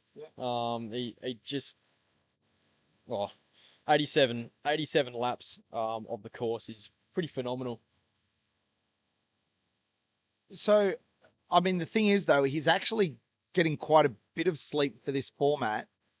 But the reality is, you can only sleep so much. And that bell is relentless time and time again. Have you run a backyard yourself? Well, I haven't done one, no. What Phil's doing to me is definitely trying to convince me to do one. Is for what he's doing, and there's, for those that don't know, there's a big event coming up for every country to get involved as well. Australia as a country, we have a real strong side. A couple debutants in there as well. So it'll be real good to see sort of how far as a country we can sort of push it. And I think Phil's at the very top promoting it. Not only has he got the world record at the moment, but I think he's about to smash past his world record by a couple days. It's ridiculous, isn't it? Smash past his world record by a couple of days. And this isn't going to be a backyard ultra world record because it's an unofficial event. It's following the backyard ultra format, but it's still just a project. Imagine that going, I'm going to run for 7 days for charity. And we've got, 195 people on the stream. There should be thousands of people watching this. It's bizarre. It very much is, and I think during the day, as it's daylight for Perth, here in Australia, I think we'll get a lot more people watching. I know I watched during the day, during my work, there was over 1,000 around lunchtime watching at the same time. So that was pretty cool to see. I think just before I came here, there was like a half an hour period where we raised over like 10K. Yeah. So that was real good to see. It was real good to see how energetic the people on these seats were. So I think when we get this next donation to hit past 92,000, I think we're all going to raise up and get a bit of energy. So it is, what is it, nearly 11 o'clock for us now. I think we can get a donation, hit us past 92,000, and I can hit my Verigo car into the warm heater, I reckon. Mate, I'm going to go and let you warm up. But thanks for coming in and give us insights. I mean, it's funny. I thoroughly enjoyed that, just finding out what's going on, because I'm extremely interested. And on night 1, I was out trying to get shots of Phil as he was going out. But the reality is, if I go and do that, I'm not going to be able to warm up. I'm not going to be able to do the stream at all. It's tough conditions. So thanks for filling us in. No, thanks for having me on. Let's continue these donations. Let's keep raising it. Let's keep supporting Phil. You got shout outs before you go? Shout out Phil, number one. And I think shout out everyone that's organised this event on behalf of him there as well. And Telethon not only. So, cheers for having me. Beautiful. Thanks for coming on, Zach, mate. Well done. Thank you. Good to meet you too, man. Lap 87 runner with Phil Gore. That's Zach. As we have a look, you can see on the tracker, that's where Phil is. He's obviously got his phone out this time. Oh, excuse me. I imagine he's locked in. So, what do we got here? Oh, how good's this? I'm just having a look at Shadow Fat Man or Shadow and Fat Man. Tagged on Insta, love your work, Phil Gore Ultra Runner.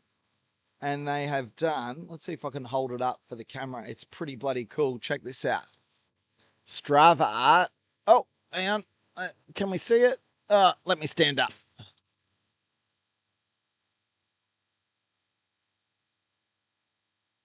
How good's that Strava art? Cracker, 168. That's Shadow and Fat Man. Well done. Thanks for tagging me. That's cool. Okay. What else have we got in the messages here? Oh, here we go. I found Walk Your Demons. Excelente. All right. Thanks for the DM. I've accepted. Let me, if you're still on Walk Your Demons, do you want to DM me your details so we can send that Maple Movement box to you? We'll get that organised as soon as this event is finished. Yeah, congratulations, mate. Well done. I've got an update. No, I've got someone about to give me an update. Oh no, I've got my mocha, but thank you. I'm getting offered another coffee or hot chocolate, but I got my mocha. Where are you off to? Teaser's coming in. Oh, very cool. No, but I could probably do with some snacks. Okay. Oh, we got some snacks. Oh, wonderful. All right. Do you want to come and sit and chat with me over here? No, okay, all right, fair enough. That's all right. It's always something going on. You can have fun off camera with me. That's okay. What's your name as well? Anna. So I've got Anna helping me as my right hand here for the live stream, which is wonderful. She's already been so good. Thanks, Anna. Shout out for my mocha. And in the Dometic, this is the Dometic tumbler. Now, I've just got to put it out there. I know Dometic are a sponsor, right? But you probably noticed I've talked about the Dometic stuff a lot because Phil was so wonderful when I turned up and we got this gift with the large Dometic water bottle, the 1 litre one that you can get on the website. It's got that laser engraving with a 168 and I've got it personalised with PK on there. $68 is ludicrous for one of those. My daughter, they went crazy at her school for water bottles, like nuts. And if you didn't have a specific brand, you were an outcast. And those water bottles, I'm pretty certain were almost double the cost of that one. And $68, and I think you add $10 and you can get it engraved. Limited edition Project 168. My daughter's water bottle, it doesn't have the, like, I didn't even realize the features that this one had, but it's like when you take off the lid, it's kind of cool. I was reading it out when I was reading the website. The lid's actually 2 parts. So if you've got ice in there, there's actually like a little stopper that shows you, so it'll stop the ice so it doesn't kind of come through and clog up the mouthpiece. And then it's got a clear part at the top so that you can see if it needs to be washed. And then the little screw top that goes on. They're a wonderful design. I'm a huge fan of water bottles. I use mine all the time, so that'll be good. And then I've got, oh yeah, I'll have a cookie. Yeah, wonderful. No, I don't really feel like chips for now, but thank you. Cookie's good. All right, I'll take 2 cookies. I've got 2 cookies, a couple of chocolate chip cookies, and away we go. And then we've got the Dometic. These are like your coffee cups, your hot and cold cups as well, your small ones. And you know, I actually use these at home all the time. I got one previously as a promo gift at a trade show, and it was like, it's pretty rubbish. The lid's broken, but this one's a cracker. Yeah, Dometic makes some good stuff. I'd never heard of them before this. These chairs are good. These are Dometic chairs too, and they are comfy. Like, you got to, when I do events like this and you get stuck on terrible seats, it can be so uncomfortable for a long period of time. So I was stoked when they pulled out these Dometic chairs. Had anyone else ever heard of Dometic before? Oh, you'd heard of Dometic? What are they known over here in WA? Is it a WA thing? Is it a local brand? What do you know about them? So you've already had one.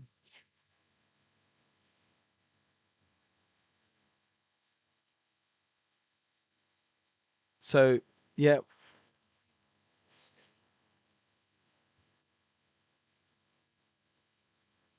so I ended up buying a Dometic fridge freezer. Took it up north. Really good. Okay, great. Yeah, and they've come to the party with a bunch of gear for Phil, and obviously to help us out, and you know, shout out. Wonderful stuff. Anyway, on the website you can get that tumbler too.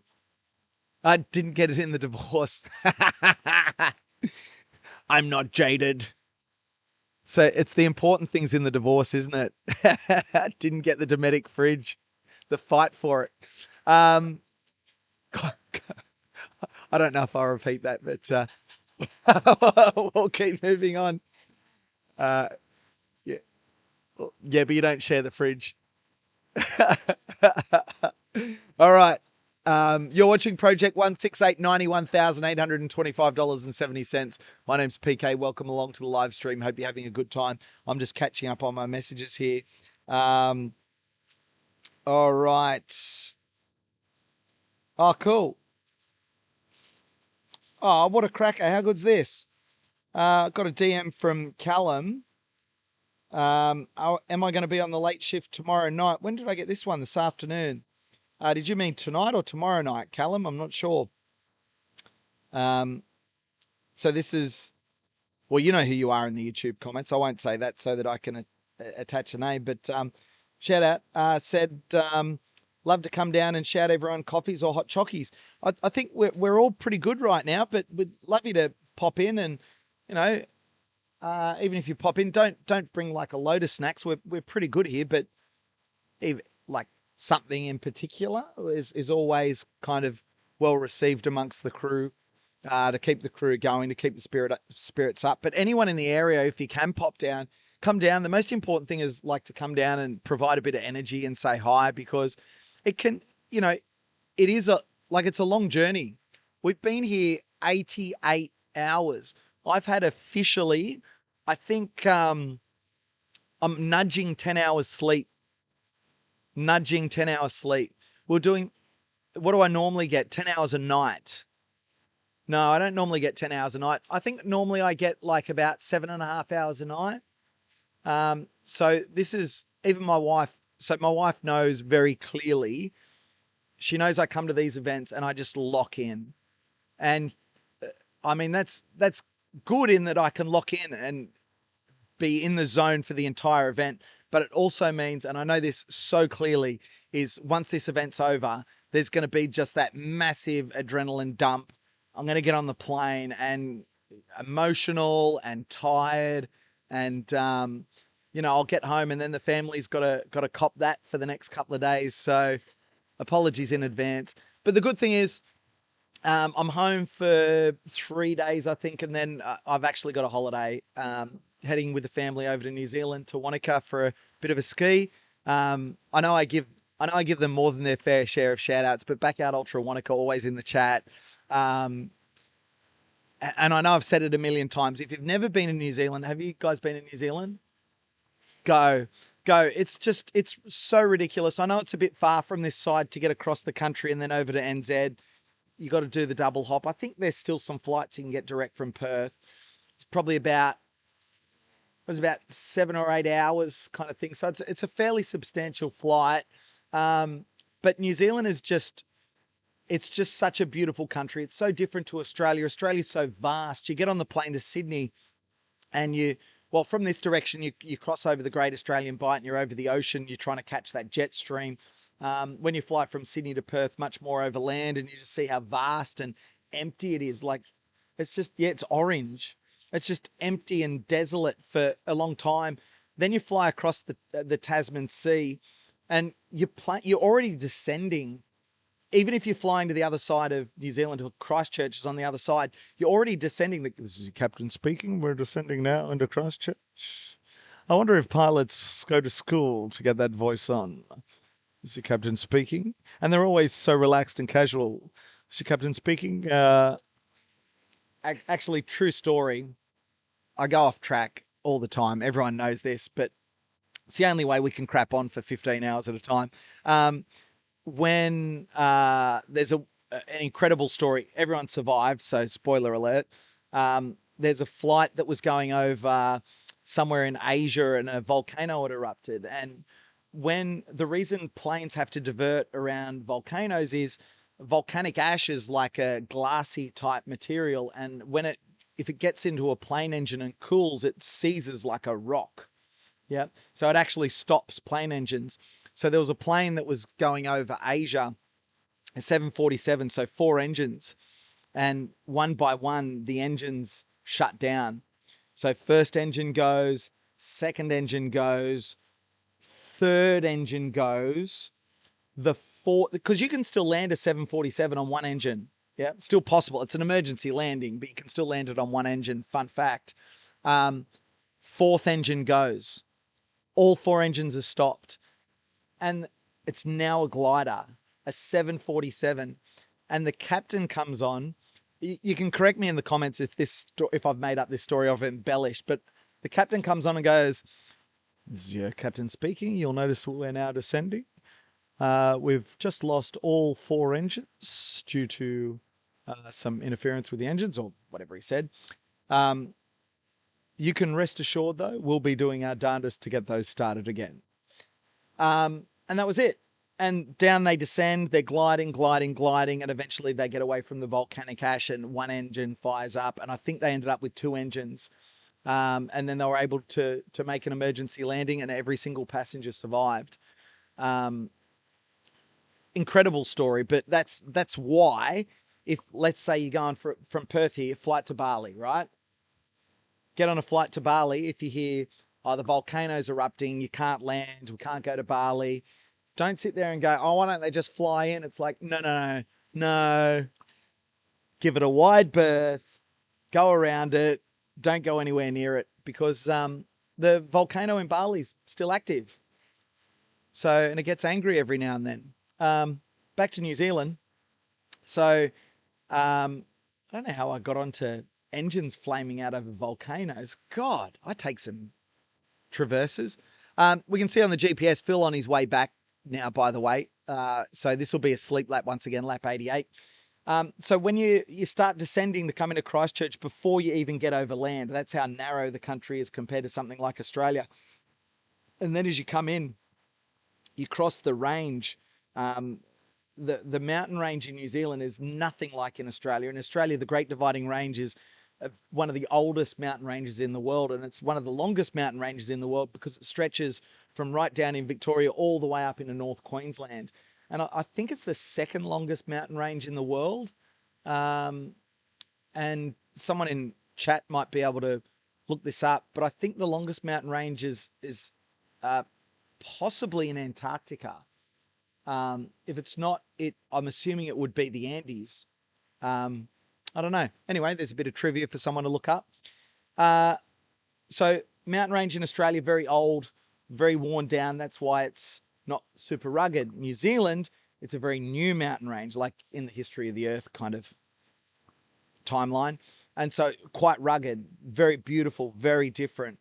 and that creates obviously incredible ski resorts, but towns like Queenstown and Wanaka over in the west. Um, and then you can drive across the Canterbury Plains over towards Christchurch, and you've got some other mountains on the way there, but into Milford Sound, the fjords effectively. Can we call them fjords in New Zealand? Are they still fjords, or is that just a Northern Hemisphere term? It's the same. But incredibly deep, incredibly beautiful. If you ever get a chance to go and see it, they're all your screensavers on your computer. Yeah, the Remarkables, Milford Sound, you wouldn't know it, but when you turn up and you go and see them, and you stand there and you look at it and you're like, geez, this place is familiar. I've seen this before. And it's like, well, it's probably your screensaver. And it has been for 25 years. Beautiful country. So I think I've talked enough about New Zealand. New Zealand tourism, give me a call. I'll be there in 2 weeks. Oh, and even better news, I'm going to look up, because this is very cool, because I am going to ski with the family. I'll come back to comments in a sec, everyone. It hasn't been the greatest season for snow this year in Australia or New Zealand. Everything has changed in Cardrona, which is where I'm going, in the South Island. They have had a dump of snow, and I'm just looking at the forecast. There's another 10 centimeters overnight, 30 centimeters plus tomorrow, and then there's another top up during the week. So look out Cardrona, look out Wanaka. PK and his family are coming. I can't wait. Let's get back to the chat, see what's going on. Okay, yeah, thanks for the insight from Zach. How cool was Zach? Did you hear the chat that I had with him? He was giving us the real lowdown on how Phil's feeling. He's just at the dogleg there, you can see on the GPS. If you've been with us for a couple of nights, when it's not raining and when we can get cameras out on course, we've been chasing him sometimes up to that dogleg. That's where it turns down. You'll hear people talk about the road down to the golf course. The only thing down that road is a couple of houses and a golf course. So it's a very quiet road, especially at this hour. But once Phil makes that turn along this straight at the top of the GPS map, this is a fairly main road, but there's a cycleway at the side of the road. So Phil is quite safe there with the bike. There is still a couple of road crossings. That's why the bike's there to look after him. Where are we? We're about 31 minutes into the yard. Phil's in a bit of a rush to get back and have a rest, I think. You don't really want to be out in this sort of weather too long if you don't have to be. So he probably won't be spending a huge amount of walking time out there. Weather forecast for this area. Someone's looked it up for me. Thank you, GIG Gig. Or Gigi, here comes the sun. Thursday, bit of rain, 11 a.m. till 1 p.m. Friday, Saturday, partly cloudy. Sunday, mint. Mac Mitch in the house. Which have been my favourite interviews so far? And who else do you want to see? Mark Dowdle at lap 94. Would love to see Mark Dowdle, but he hasn't slid into my DMs yet, so no one's been able to contact him and get him in touch. I know he's mentioned this event, but if someone can get a hold of Mark Dowdle and put him in touch, we'd love to have him on. That'd be cool. Maybe some big celebrities. Again, we're waiting for some of them to slide into our DMs. Lap 94, we got lap 95, Sarah Perry coming up. The female current world record holder. She'll be here. How you going? Good evening. I see a sleeping bag. Someone's here for the long haul. We got Sarah Perry coming up as well. And then hopefully a few more guests dropping in. I'd like to check my schedule, but I'm afraid I'm going to crash my computer. In fact, I'll see if I can bring up my schedule on my phone, because I don't want to miss anyone that I had in my my schedule. I know that I've had to have a bit of sleep, and I've had to miss a few potential discussions, and then I keep coming back after prime time, and all the people on the Eastern Seaboard have gone to bed. So we had Timmy Kaprizak on last night. That was fun. What do we have here? We had Andy Glaze this morning. That was fun. Sarah Perry's our next one in the calendar. And then after Sarah Perry, Jashi. I don't even know if I've locked in. Lap 100 for Jashi. Jashi, if you're watching, you probably wouldn't be. You'd be in bed. It's like 1:30 in the morning over there. We'll get him on. And then Sean Bell, who ran around Australia. Incredible human. He'll be on as well at some stage. And then Jack Hanley. Who else? Jimmy Blanton, Dan Kamak. I've got to get them on, but I've got to be here at a time that they're out of bed. If any of you blokes are out of bed, if anyone from the Australian Backyard Ultra team is in the chat, just hit me up and jump on if you're keen for a chat now. So my favourite interview so far, it has to be Andy Glaze. My daughter's a super fan of Andy Glaze. She loves all his videos. She just likes how clever they are. They're short, sharp.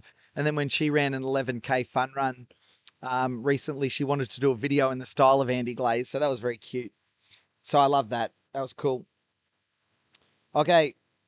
Glaze was amazing last night. Mark Dowdle would be great. Agree. Just tuning back in after a nap before night shift. Hey, Mr. Lost Scooter. Donations have skyrocketed, haven't they? We had a bumper time over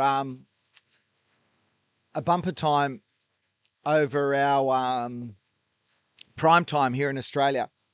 Yeah, it really took off, which is awesome. Pato's off getting some winks.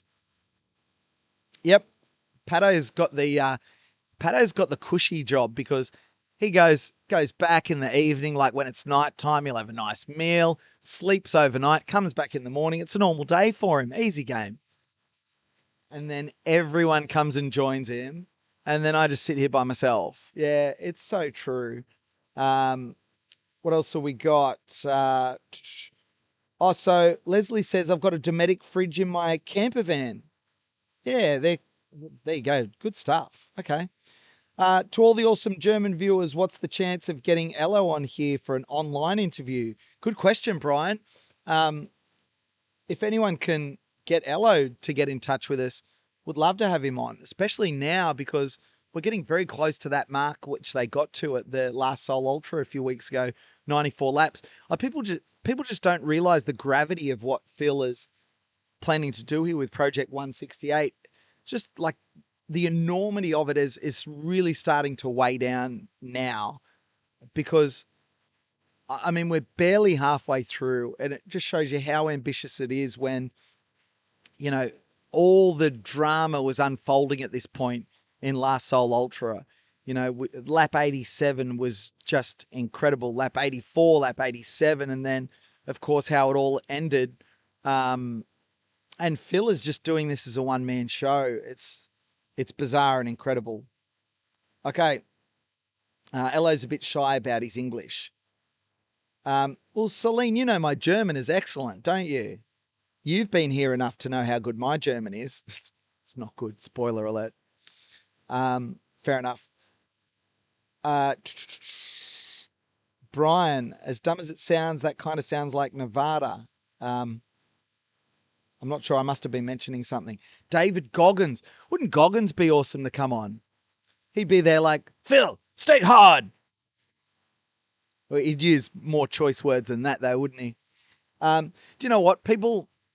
It's funny because people always say to me, you know, why did I get into running? Not that anyone cares that I run, fair enough. But I can see headlamps on their way back as well, folks. So Phil's coming back just behind us. Oh, hang on a second.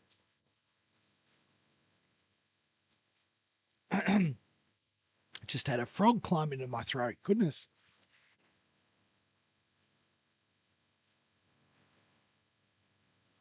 One moment, folks. Oh, what's happened there? Oh. Yep.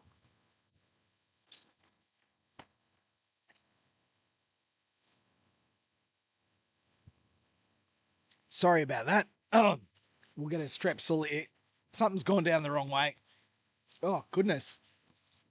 Oh, excellent. Strepsils. Thank you. Okay. The voice holding up okay, but something's just gone down the wrong way there, folks. Phil, on his way back, let's cut to a camera so we can at least see him coming home. There we go. They're preparing in the tent. Here he comes. You'll hear the warm reception for him as he comes past.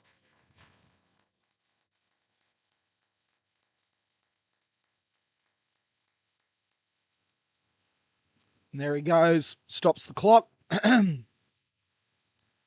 And he heads to his marquee. There he is. He's actually going to his sleep tent. This is a sleep break. You see one of our sponsors there, Tarkine. Great shoes. Hey, how cool. Have you sat and watched some of the live stream when you're, I'm just talking to some of the volleys, addicted? Yeah. So how cool are the graphics when it comes across the line and it changes from on course to on break? So you can just switch on and see what's going on. I'm giving myself a rap here. How good am I? Let's go to, now that he's back, we know he's back. I'll just swap cameras over. There we go. So crew cam, how good's this? Yeah, I just love the fact that you can switch on and at a moment's notice, you can see what lap he's on, what's going on, the donation total. You know, where are we up to? 590 kilometers. That's just stupid numbers. 366 miles.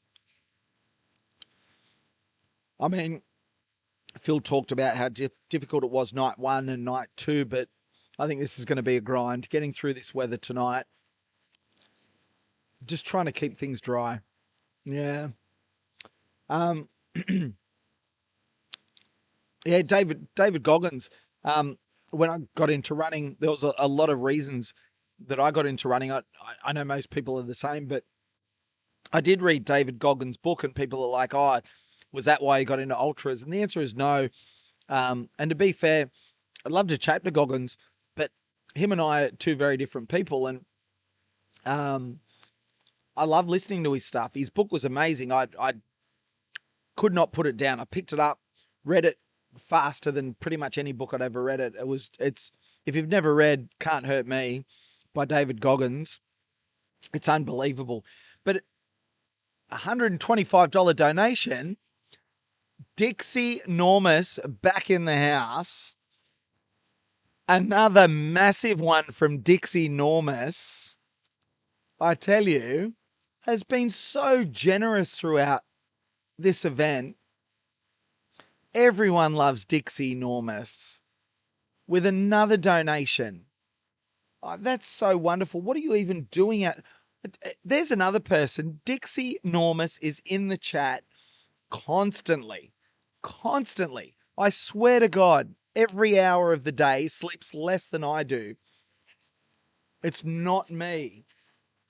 It's not. Look, I know I have multiple phones. I only have two hands though. Not me. Wonderful stuff. Yeah, just to finish off that Goggins chat. So definitely one of the influencing factors for me getting into running, but I couldn't relate to him as a person because we're just so different. But it was just that underlying message of, you know, hey, you get one crack at life. You get one go at this. You get one go on the roundabout. And he's a similar age to me too. I think he's a little bit older than I am. Sorry, David, if you're not. So I'm 48. I'm pretty sure he's maybe 49. Does anyone know how old David Goggins is? Is that right? Yeah, very, very similar. Let's find out how old's David Goggins because I don't want to sell him short if he's like 32, but I know he's not. 51. So he is. So to watch what he's doing now with his I keep getting something stuck at the back of my throat. Yeah, so sorry about my voice. I've got my water in my Dometic bottle.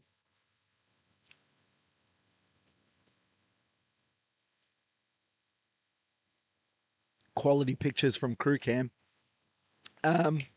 Yeah, sorry about that. So, yeah, just Goggins was just a reminder that you can do, one crack at life. You might as well have a red hot tilt at it. I love that. Good message, even if you might not necessarily think you're the same type of person as him. Lap 88, Phil Gore having a well-earned sleep. We're just coming up on midnight here at Forestdale Lake, WA. If you're in the area and you're a night owl, come down. Come and say hi. Come and say hi to me at the desk.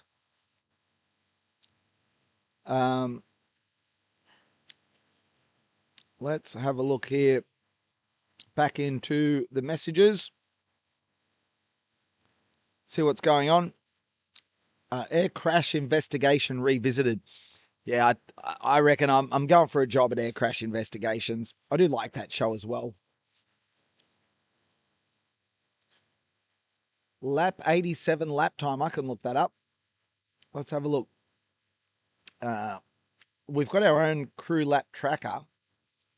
In fact, did you know on the Phil Gore website, you can actually click on the lap tracker on the Phil Gore website and it'll give you every lap on there as well. So lap 87, 46 minutes and 20 seconds. Whereas he's just banged out a 39.26. That's so fast. Terry Muffins really needs to do something about those shorts. No one wants to see that. Andy Glaze, you got to appreciate some good jorts, don't you, buddy? All right. What do we got? Yeah, Rachel or Courtney. That'd be cool to have them on. Imagine how good Phil will feel when his crew can tell him donations have reached 100K. Can we get to 100,000? Can we get to 100,000 through the night? Can we? In the witching hour. The hardest time for Phil tonight will be between, or as the light goes out completely for Phil there to have a rest. You're not missing much, folks. You're not missing much. Phil having a sleep. Let's cut to lap data. There you go. So you can see what's going on. Imagine how Phil would feel if during the witching hour we hit 100K. My uncle says Australia is 14 hours from anywhere. 14 hours? 8? Our quickest destinations from where I live in Sydney, New Zealand's a couple of hours. That's convenient. But if we want to go to any other country, like if we want to head to Fiji's a few hours, that's pretty good. Bali is about 5.5 hours. Singapore, I think it's 8. And then you get into Thailand, getting 9+. If you want to go to Europe or 24 hours kind of thing, you got to have a stopover. Qantas with Project Sunrise looking to slash that to a single flight, but it'll still be 20 hours. US, you can get to the west coast of the US in about 14.5 hours. Everyone in America thinks that's a long time, but everyone in Australia thinks it's a short flight. Okay, let's have a look. Great NZ shout out rant. Sounds like I'm frothing for the holiday. No kidding. Up the wires. Keep it going, Phil Legend. That's from Matt. Thanks, buddy. Flying into Queenstown is an awesome ride from Dom Halbert. Yeah, flying into Queenstown Airport. You fly down, you land between the mountains. You got mountains on both sides. It's extraordinary. If you're just tuning into the live stream, Phil Gore on a rest break. In fact, he's having a sleep. The reason the bottom right-hand camera is black is because the lights are out. We've got lights here in the commentary box, but the lights down at the gazebos are switched off. Phil has had a quick lap. This will be a solid sleep block for him. I want to go to New Zealand and Australia. It's just so freaking far away. Yeah, Celine, you're in Europe, right? Aren't you? Didn't we say you're in Austria, Switzerland? Oh, you'll have to remind me, Celine. Timmy Mofo talking to Dom. Dom, g'day, Timmy. Loved your energy on here earlier, bringing the vibes. Hey, Dom, if I don't crash my computer again by opening a browser, would you be up for a chat? Maybe I can get you on. I don't know what your schedule's like today back home. Let me know, dude. Sarah Perry coming on later this afternoon. Timmy Mofo's excited. 50, you guys are doing an amazing job running the stream and supporting Phil. Keep up the effort, everyone. Thank you. We're having a good time here.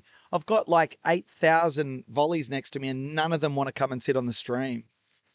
It's I'm gonna get my roving camera out and just point it at them and not tell them, and then just talk to them so that, and I'll put the bullet mic on so that you can hear them as well. I'll do it at some stage, you know I will. Spill the tea, all of it. I can't remember. What was I spilling, Celine? I don't remember. Who was Jashy? Very good. What time is Sarah Perry? She'll be here for lap 95. So I think it's 6 a.m. local time here in Perth. I think, yeah, loop 95. Timmy Mofo. Brian, he'd be awesome. I believe the world already knows Ello after last week. Sure, Mark won the race, but Ello showed the world what a true champion really looks like. Backyards are funny like that, aren't they? Sometimes people look at who finished as the assist, and I mean, granted, they should get as much credit as the winner because you need both of them to get that far, but it's the assist that has to bury themselves to the point that they DNF, right? The winner doesn't. So, think Dead Cow, Phil and Sam Harvey. Like the Dead Cow doco, the thing that makes that pop is Sam's story because of how absolutely spent he is.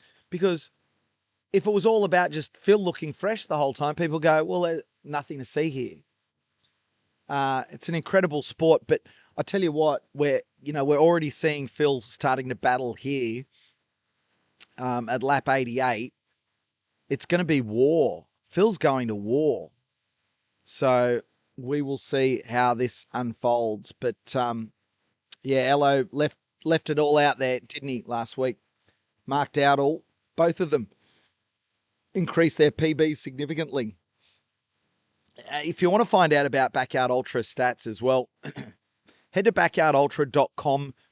Backyardultra.com.au. Warren Sargent, who runs that website, he is the king of stats for the Backyard Ultra community. You can find out everything, including you can find my stats on there as well if you want to find out how terrible PK is at Backyard Ultras. No, I'm pretty good. 27 yards is my PB. I'm pretty stoked with that, just quietly. I'm not going to sit here and go, it's only 27. It's like, for me, I could run 5Ks, but I ran a marathon many years ago and I hated it and it was the worst. And I swore I'd never run again. And here I am and I've run 27 yards in a Backyard Ultra. So I had a chat with Lazarus Lake. In fact, I might replay that interview when Phil goes out on this next lap. If you want to see what I had to say with Lazarus Lake, apologies if you've already seen the interview, but we'll pop it again, give myself a chance to kind of recover from whatever climbed into my throat 5 minutes ago, so I couldn't speak. And he's the man, the brains behind Barclay Marathons and Backyard Ultras. He invented them. So it was a very cool chance to have a chat with him. And you could tell he was genuinely chuffed when I told him, I'd run over 24 hours in a backyard. Update here from Terry Muffins. Microphone. If anyone is awake in Perth and has a hairdryer that they'd like to bring down, that'd be awesome. It's not for Phil's hair, but I'll let you guess what it's for.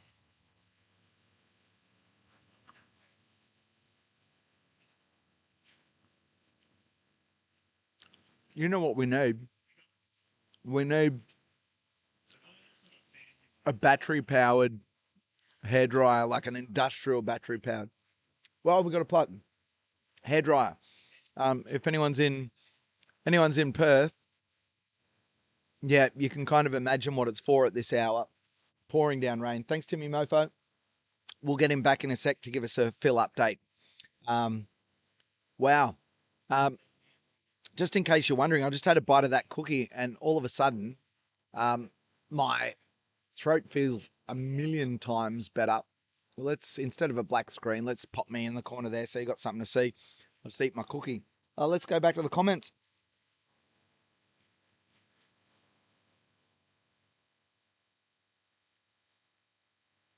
Late night, $91,850.70 is what we've raised for Telethon here in Perth. Phil Gore, world record holder, world champion, attempting to run 168 hours, inspired by the backyard ultra format. This is not a backyard ultra, it's just Phil against the elements. Looks like we've got someone getting ready to go out for a run with Phil. I'm assuming. Oh, the rider might be our bike rider. That's our rider. All right. Hey, do you like the data and the tracker on the website? philgore.com.au.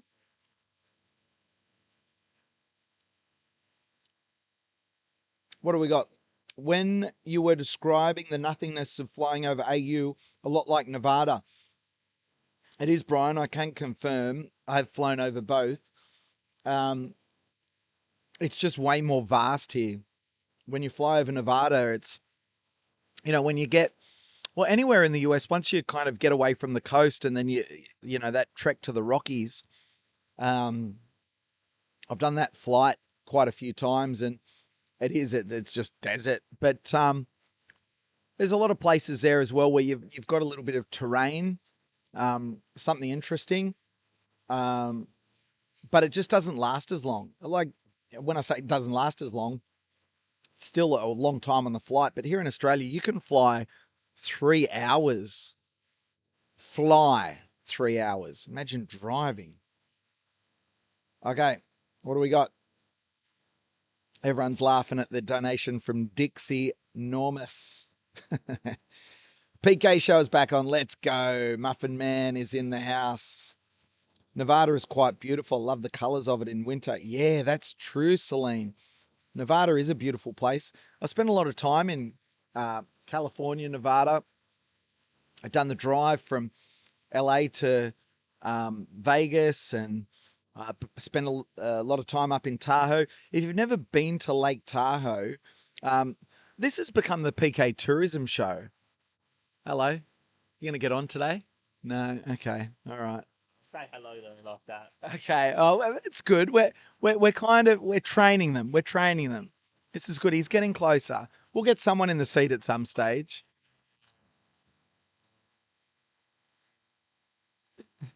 You do run a painting and decorating company, is that right? Is that true? Are we going to give it a shout out? You got to give it a shout out yourself. I won't, but you got to come and give it a shout out. No? I'm busy enough. That's not you who donated before, is it? It is? Painting, not just painting, and decorating. Is that you? New Edge painting and decorating. Have you heard your shout outs that you've had on this live stream? Oh my God. Okay, so what's your name? Nick. So Nick from New Edge Painting and Decorating, you have to go back in the live stream or talk to friends. We've had so much fun. So we've finally seen your business names dropped off the top donors list. It has.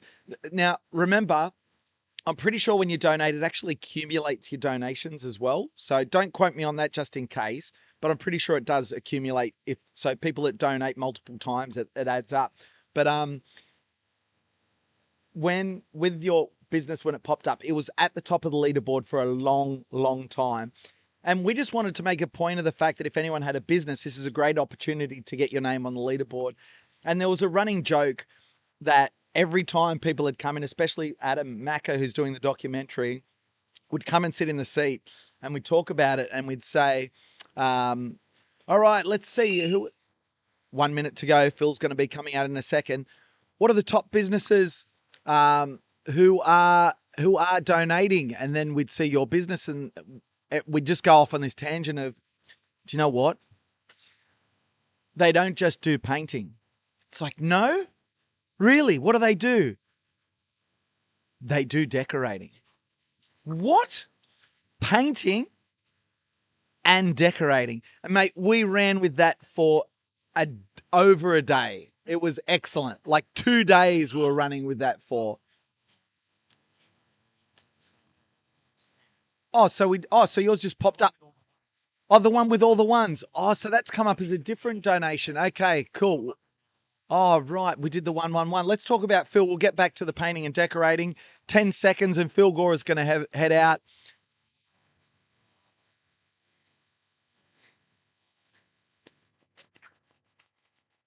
There you go. You can hear the bell. You can hear the warm applause. Phil Gore heading out on lap 89. If you've just tuned in, you're watching Phil Gore's Project 168. My name's PK. I'm here for the long haul. I've got my strepsils. I've got my cookie. I've got my mocha. That's what else could you want? I'm here for the night shift. Welcome to all you night owls that are joining us, or those of you from Europe, those of you that can't sleep here in Australia. It's just gone midnight here in Perth, WA. It's 2 a.m. on the eastern seaboard of Australia, and it is some other time wherever you are watching. Tell us what time it is where you're watching in the comments. $91,875.08 is what we've raised so far for Telethon here in WA, a wonderful charity. We want to get to that 100K. We want to get to 100K. We'd love to get to 100K before we get to sunrise, because Phil is digging in deep right now.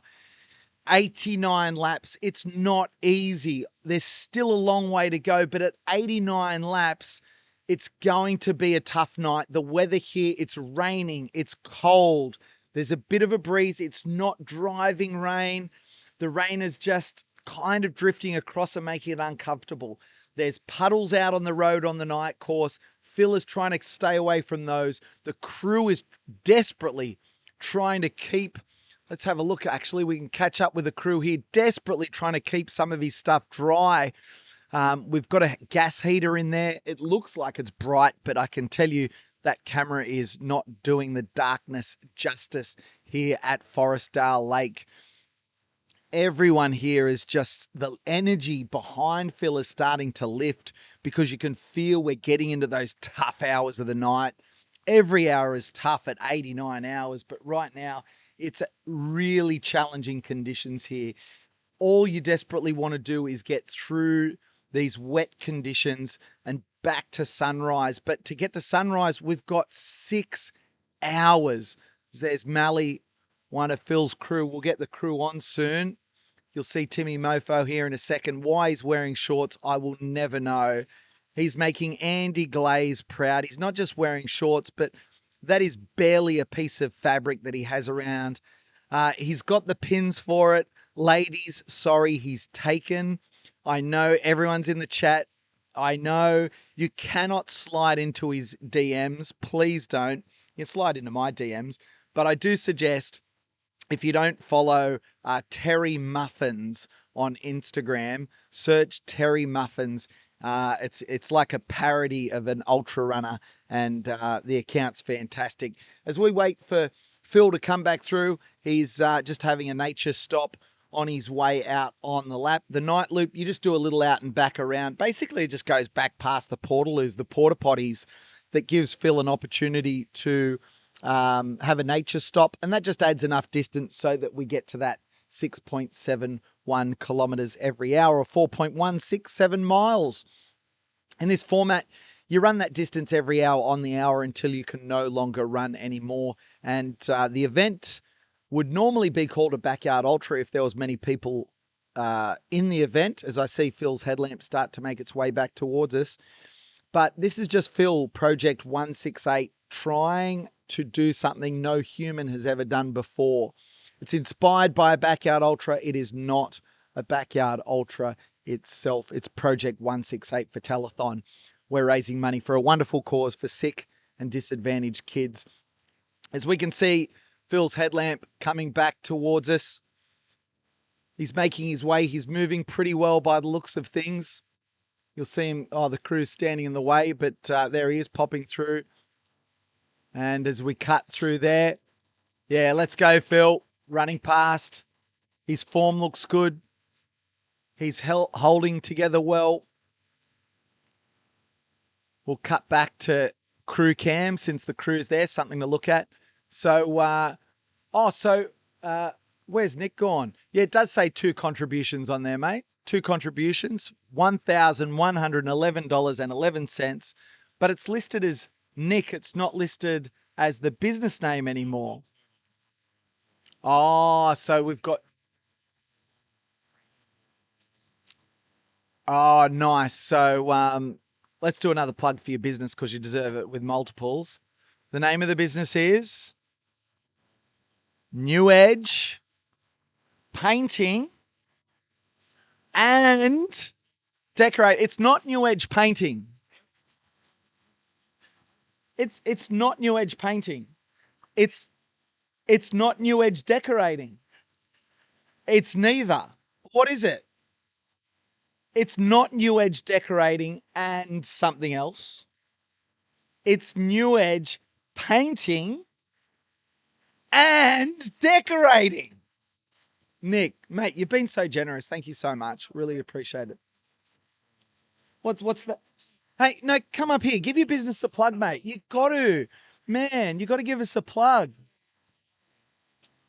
So he's talking about Marblestone. Go on. I'm going to be repeating it. So they know how to paint and mimic marble stone. How do you do that? So that's the decorating side of things. Okay, so so timber, wood grain, they can do that as well. Like walls, floors, what are we talking about here? Anything really? And you're based here in Perth? So lime wash, French, other decorative features. Okay, so you do that. And the painting side of things, you get in there, do you take care of everything, all the prep work, everything? So Perth, how far do you travel? Depending on the job, within an hour. All right. If the price is right, yep. So if you need some painting or decorating done, so with painting and decorating, you're not going to come in and set my cushions on my couch, though. No. Depends how good the cushions look. New Edge Painting and Decorating. Nick's been a wonderful supporter. $1,111.11. And New Edge itself also donated $1,000 as well. Is that right? Yeah. So he's over $2,000. Should be on that leaderboard. I'm happy to give the shout out, mate. I said it from the start. If there's businesses, especially off the rip, that want to get involved, good night, goodbye, farewell. Hi. Oh, we've got. Are you going as well? Oh, bye. You have to work tomorrow. Do you want to give a 5-second update on Phil before you go? Excellent. We're gonna get a 5-second update on Phil. And then Nick's going to take off as well. Come and sit down, just real quick. Oh no, you just want to give a quick verbal one. Okay, here's the Phil update. Oh, okay. So I'm gonna relay. Okay, it's nighttime. It's raining. The weather's not very nice. He's not loving the weather. No, has his mental state with the weather going on. Yeah, it's tough. Yeah, I was just saying he's digging in now, isn't he? Yeah, yeah. We're in a very difficult time. It's annoying him. Yeah, it's annoying him. Yeah. He's getting some decent sleep. Yeah, that looked like a really solid sleeping block. Lights out. Yeah, I imagine the body at this stage is ready to, yeah. So he's had a couple of decent sleeps, doing his 3 sleep laps and then his 1 meal break.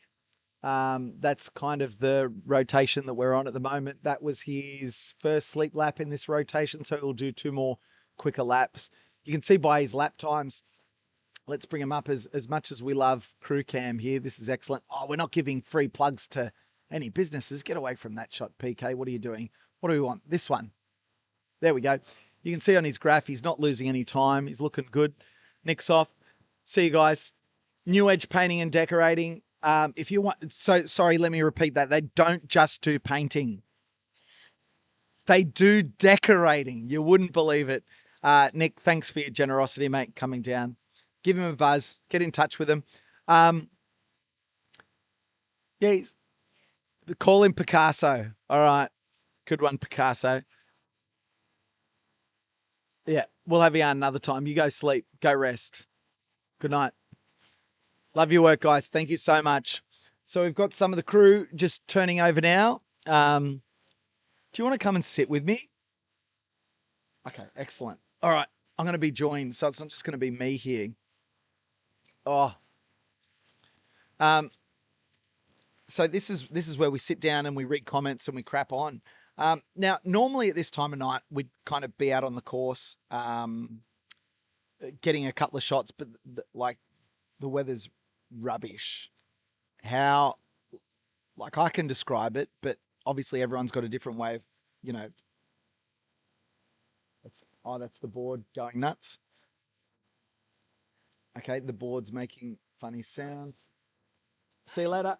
Um, Everyone's going to describe it differently. How would you describe like the conditions right now?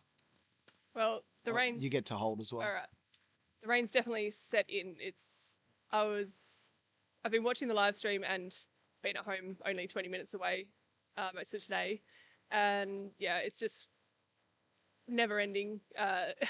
The wind isn't too bad, which is good because when it's really windy, that just makes it way more miserable.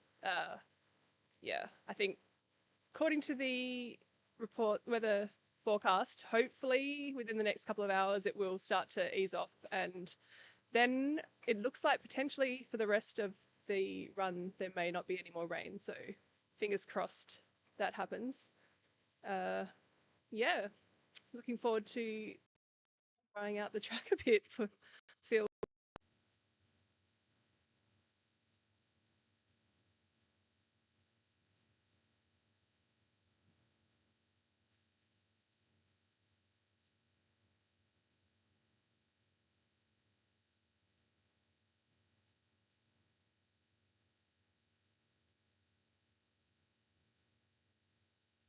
At least I found the problem. Oh, hello. Oh, yep, there we go. Hey.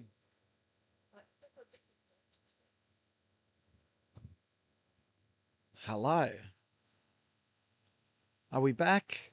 We're back. Yay. Okay, we're back. Let's make sure turn the volume up and see if we can hear ourselves very quickly. Yes. Okay. All right. Oh, sorry about that, folks. We're having some technical difficulties. The rain's pouring down. We are not inside here. We're outside. I don't really want to put it on me because I'm going to work on the computer. I think we'll just leave it on Timmy down at the hut and the GPS tracker. No, he's fine. Everyone wants to see Timmy Mofo's shorts. Okay, so I'm just troubleshooting some issues. Something has obviously occurred. We can get on top of this, but right now we've got to stream back up. So I know it's going to be boring, but we'll just be chatting away while I try and troubleshoot. So, what was your name again? Kerry. Have I even asked that once before, or I don't know, because we've passed each other. Kerry's been unbelievable. Actually, I will kind of just pop you on so that people know what you look like. That's Kerry. I'm PK. You're watching Project 168. Do you know, I'm that sleep deprived. Actually, I feel pretty good now because I've had rest, but I've been doing this for 89 hours. And sometimes I go, you're watching Project, and I've got to look up at the sign 168 because I don't remember the number. Like it's a bit like that. But you've been here quite a bit too. Like why are you here? How did you come to be a part of all this? Well, I have been with interest the last couple of years. I'm not a runner myself, but I work for the Fire and Emergency Service in the Communications Centre, so DFS, so colleague of Phil's, and my brother was in Phil's firefighter school, so that's how I came to know who he was or is. Uh, I'm currently on extended leave from work for workers' comp, mental health stuff. So I have a lot of time on my hands and just trying to find a baseline for my nervous system and yeah, just try and get back to being, healthy and well and looking for things to entertain myself with. And I saw this on Facebook and I thought, you know what, there's probably not going to be too many people who want to do 12 till 6 a.m. But after 17 years of shift work, it doesn't bother me to be here at this time of night. A bit of a night out anyway. So yeah, just this is my third shift doing the timing and starting whistles and general help. I do lots of like festivals and other volunteer stuff. So haven't not being a runner, I haven't done this sort of event before, but just yeah, it's kind of volunteering at different events. It's all the same. Keep an eye on things, and if you see something that needs doing, just do it. And yeah, just being around to help out. It's really obvious with the work that I do, like getting help from different people. It's obvious the people that have done it before and they've been on both sides of the fence. They need help and they provide the help because you understand how it all works together. And sometimes you go to events, and I've done it, and I've volunteered, and it's like, well, I don't really know how to help. Do I kind of get in there? Because I'm always busy, right? You would have noticed this. I'm always busy, and it's like, well, can I really help him? But the truth is, the whole time internally, it looks, like everything's pretty level on the surface, but really underneath, it's, like a duck on water. Well, I don't think I'm even a duck on water. I'm a flailing, drowning person with a shark attack. With everything that's been going on because we've got so much stuff to do. But no, Kerry's been unreal. So thank you for your help. Really, yeah. All the support from everyone that's come here is, yeah, it's just mind blowing. For Telethon, all for Phil, because we believe in what he can do. We're almost at 92 grand. Let's tip it over to 92, so we can let him know. It's like he's in the grind. It's 12:32 a.m. We want to give him good news when he comes back through. But you talked about mental health. I know you're doing 12 to 6. You just missed the Andy Glaze interview. Did you hear any of that after you left? No. So I might have to. What I'll do soon is I'll actually bring up the Andy Glaze interview and we'll replay it.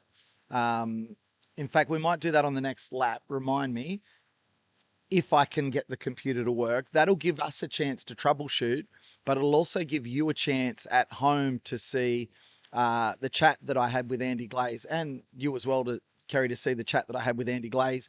And the Roach dropped in, and there's a little surprise. I won't give that away, but the Roach was hilarious because you've seen him in action, right? So, and I think I've told everyone the first time I did one of these events, the Roach was really nervous. He wanted to have a chat, but he got in and he was really nervous, and he says one sentence and then he kind of gets a bit shy.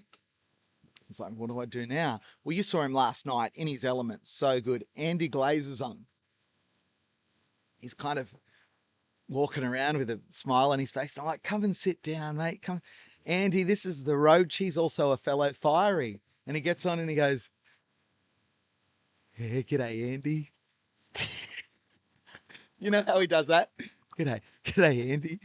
I wonder if he's probably watching at the airport. In fact, 12:34. I'm pretty sure 12:35 is probably when his flight takes off.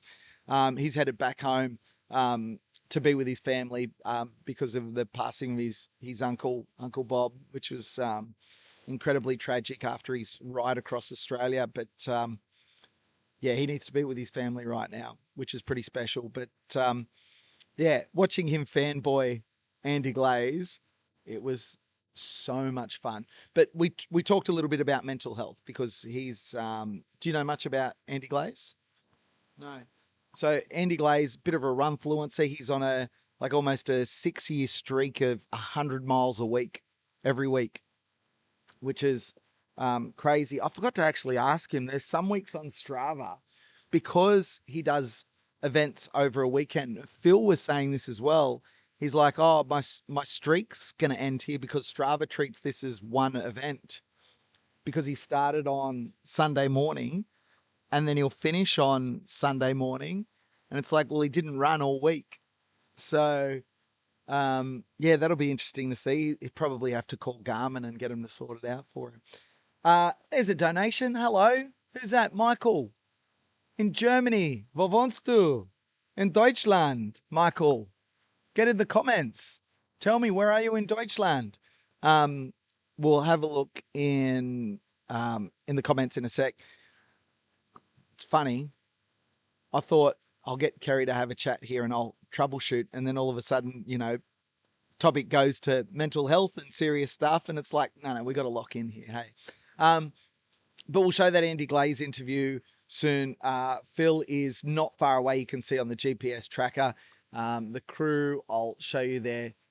They're just preparing everything for him down at the marquee, trying to keep everything dry. That's the problem. You can see his U-Glow jacket hung up there. He's got his in-tray.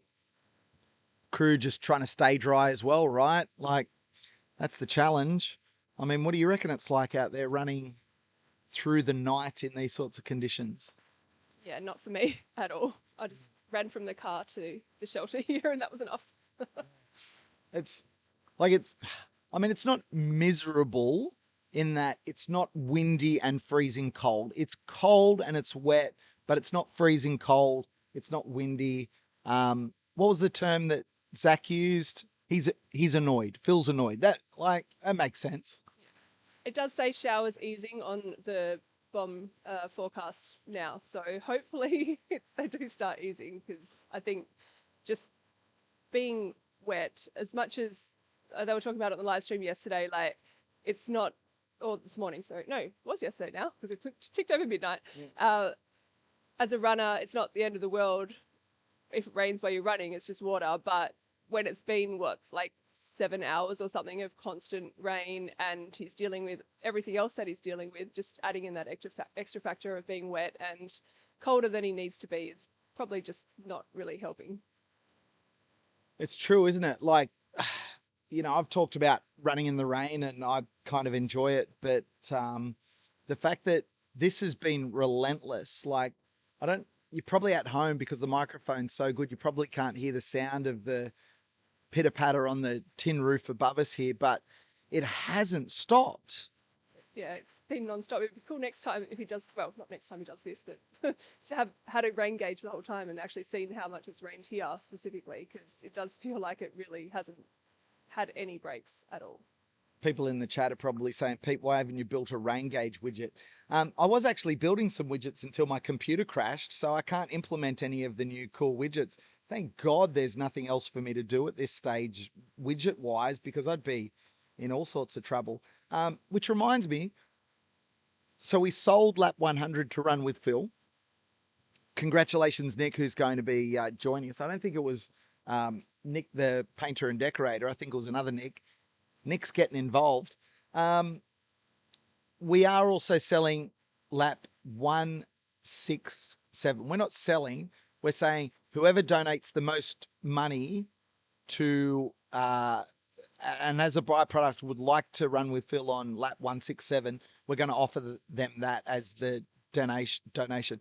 It's a silent auction, right? Let's be honest. Silent auction. So on the website, you'll see a button that you can click to go and enter a pledge, effectively a bid for a silent auction. And you're basically saying, hey, I'm willing to donate this amount. I want to run with Phil on lap 167. You'll be the assist of the event. We're not selling 168. You can't run with Phil on lap 168. So don't hold out for that. Don't think we've got something special coming there. It is 167 is a special lap.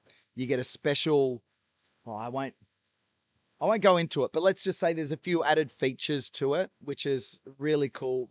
It's going to be worthwhile. And if Phil gets to 168, this event is absolutely going to go down in history. I mean, it already is. The fact that this is 89 laps, the rain is relentless. I don't know.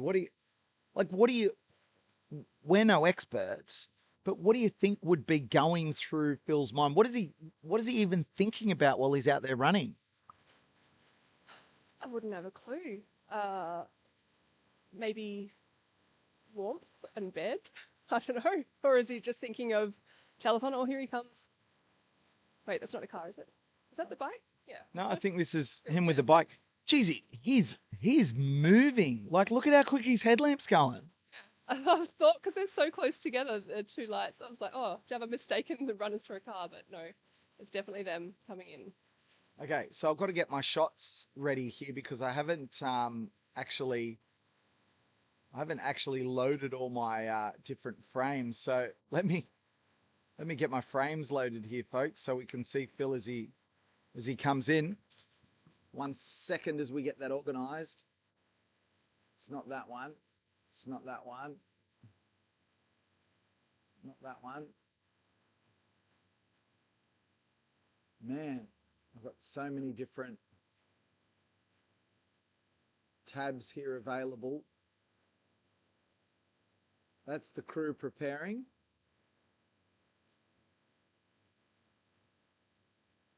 As Phil's about to come past. Here he comes. Yeah, nice one, mate. There he goes through. The time has stopped. Phil Gore completes lap 89. And there he goes into Betty Byes. The GPS says he's on break.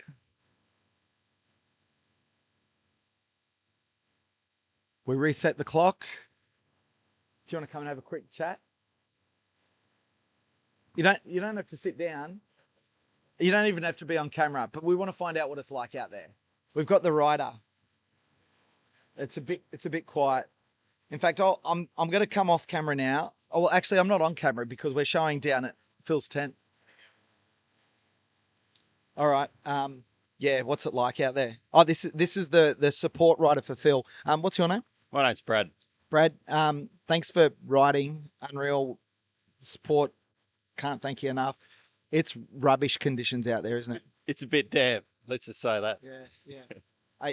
What kind of gear you got on here? You just got a rain jacket and looks like some ski gloves or something. I got some outdoor research gear. I do a fair bit of trail running myself, so it's pretty standard sort of mandatory gear, and I've got thermals on underneath just to make sure I don't lose too much body heat. But I think we timed that pretty well because it's started raining now, a bit heavier now. So we've got back. Are you dry underneath or are you a bit wet underneath? No, I'm dry underneath. Okay. Yeah. You got some good gear on. Yeah, got gear that I've worn in all my other sort of ultras that I've done. Yeah. So you're a bit of a trail runner yourself. You understand that conditions can be variable. You've obviously run in conditions similar to this. What do you like when you go out running? I was saying that when I'm running, I usually don't notice it. It's when you stop and when you start to try and get warm and you have to go back out in it again. But when you're actually out there and it's not that bad, is that what you feel like it is like out there at the moment? Or do you think it's starting to kind of become a little bit heavy on Phil's shoulders? Well, can't speak for Phil, but yeah, look, it's obviously conditions like this are pretty draining. I've been out in a lot worse conditions than this. It's just consistent rain that just saps the energy out of you. But yeah, I've found when I've been out on long stuff at night, it's you kind of sort of just get in the zone and you just keep things ticking over, and then it's not until you sort of stop at aid stations and things like that that you start to cool down a bit, and it all gets a little bit real from that point on.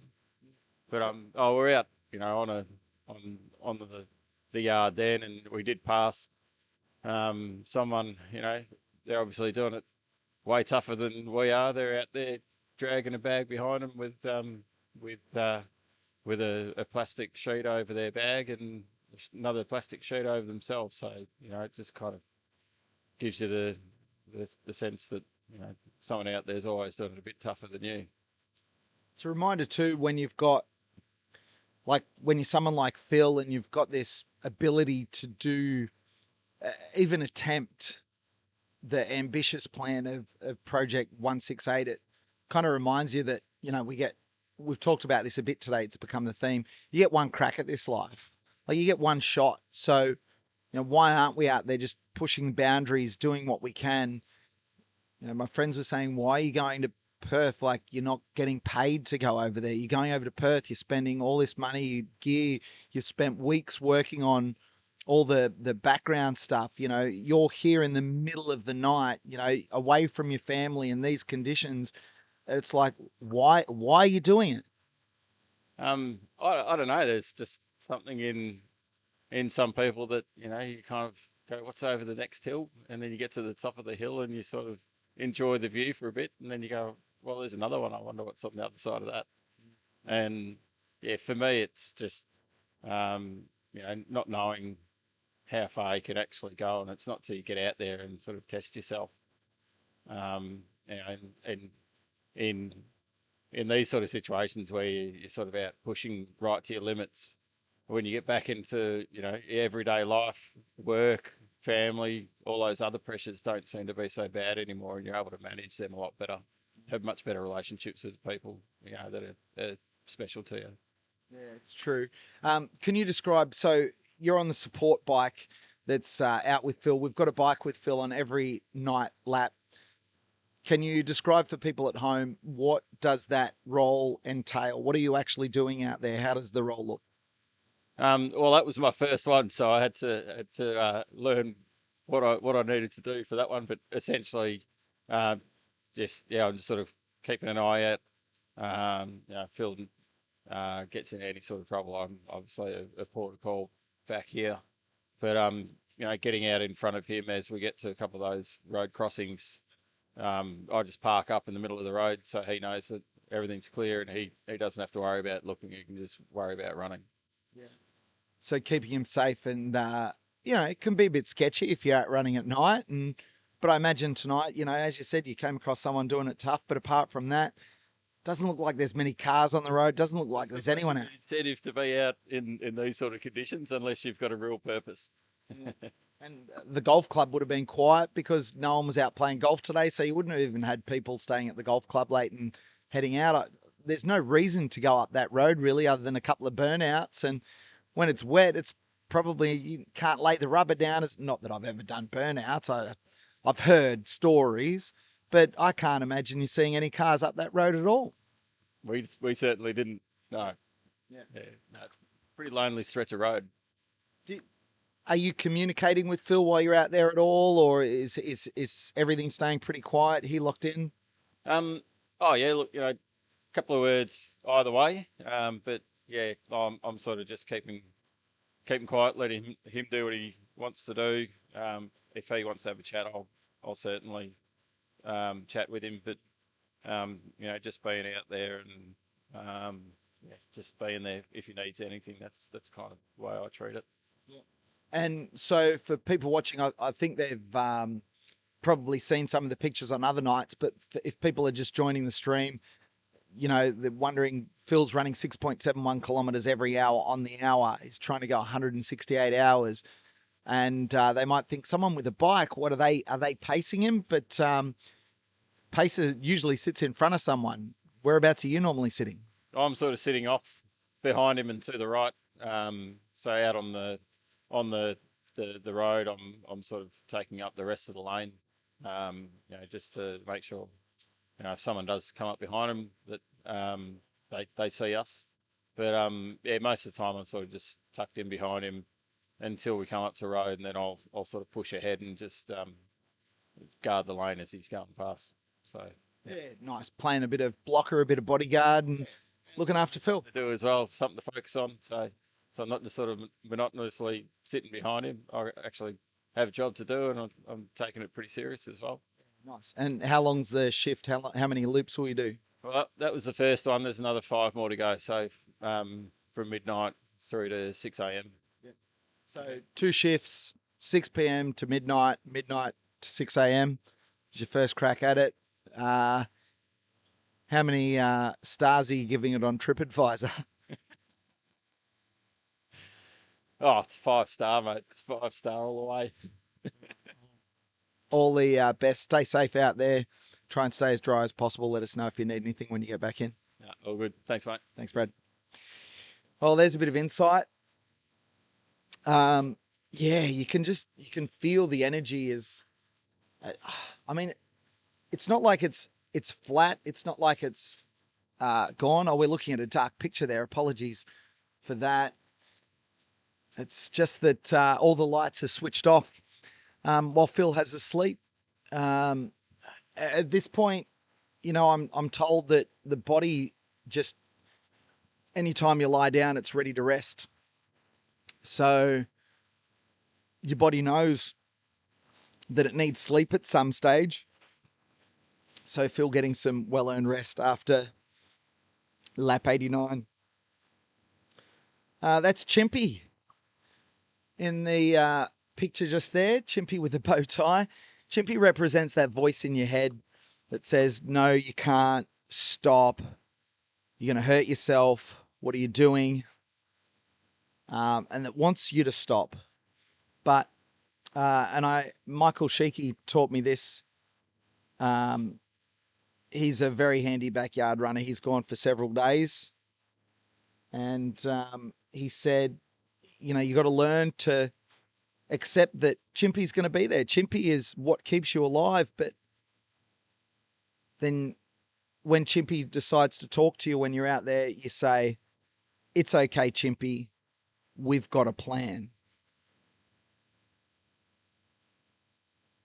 And then you get to the higher levels of running and you've got to embrace Chimpy.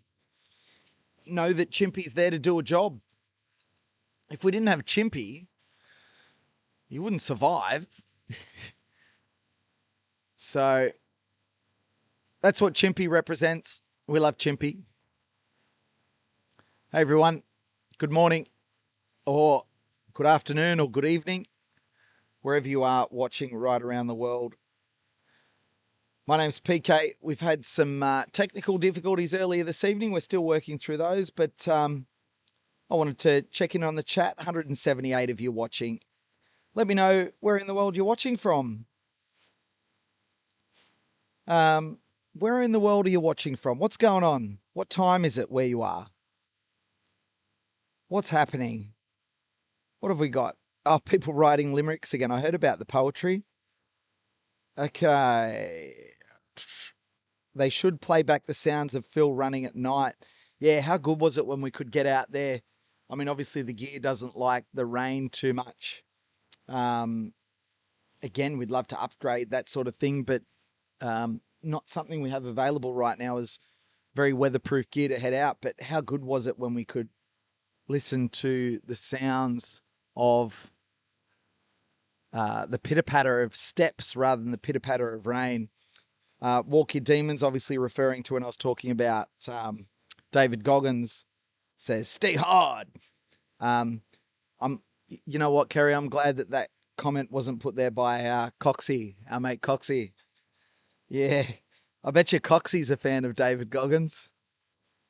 If you know, you know. All right. Looks like we have quite a few different countries represented on the chat right now. Hello, world. Walk Your Demon says, hello, Kerry. Kerry says, hey. Oh, Kerry was in the chat. That's you. Got it. Okay, now I know what's going on here. Had Phil always been a badass living legend, or did he have to fight some unfathomable personal demons to get where he is? Brian, that's a good question. You're going to find out a lot more about that in the documentary that's being made about this event. So, yeah, keep your eye out for that. We'll talk to Adam and Chris about that in the morning when they get back and see what they're learning. Oh, excuse me. Big yawn. Go Phil and go PK. PK's a bit lonely. He is a bit lonely. Phil came from ultra running before he found himself loving backyard format, but not a full expert. Yeah, he actually started being the 5K a day guy because he's doing park runs, increasing his 5K speed, and he just went on a run streak of 5Ks a day. He still runs every day, and it'll be interesting to see even after this event. He'll probably go out and run 5K the next day. It's just ludicrous. When he ran the world record of 119 yards at Dead Cow Gully, he went out the next day and he ran like a 17.5-minute park run or something. That's just dumb. That's just ludicrous. Imagine having that talent. All right. Maybe we can get the donations up to at least 92 to 93K to surprise PK and the team when he gets the feet back up. That's great. Where are we at? Hey, $2,000. I can't yell because Phil's sleeping. $92,000. $92,005.23. We've cracked $92,000. Thank you, thank you, thank you to everyone that's donated. Wonderful, wonderful stuff. That is epic. Thanks, Brian, hanging out. What do we got? Good job, PK. You are welcome. Hi, Kerry. It's Jillian. Oh, and Kerry responded. I was going to say, did you see Jillian's in the chat? Oh, hey, Jillian. Jillian's the morning timekeeper. She's the one that she's been working on a whistle technique. Yeah, she's been working on a whistle technique. I don't want to distract you from yours. We're 3 minutes and 20 seconds away from Phil coming back out. There's no light down there. I'll get a shot of Phil very, very soon. Shout out to Kerry and all the volunteers. I agree, Ollie. Shane says, such a great interview. I'd love to watch again. Which interview is that? Oh, the Andy Glaze one? Andy Glaze, yeah. All right. How about I'll see if I can get the Andy Glaze interview working. I've got to troubleshoot some stuff on the computer. Maybe we'll run with the Laz interview. I interviewed Lazarus Lake, Gary Cantrell, during the week about this event. Let me know in the chat if you'd like to see the Laz interview, because I know I've showed it previously. If you're sick of it, let me know. But if you'd like to see the Laz interview, jump in the chat. Andy Glaze interview is fantastic. We'll get that one up too. Make sure you send a bit of rain inland, mate. Only a bit down here so far. That's Rowan. Hey, Rowan. What a legend. Rowan was up here today. There's 2 minutes that Phil has left. Shout out Rowan. He was up here checking out what's going on. Did the about 8-hour round trip. It's not like a farmer to be out of bed at 3 a.m. Oh, it's not 3 a.m., 1 a.m. Goodness me. Okay. North Rhine.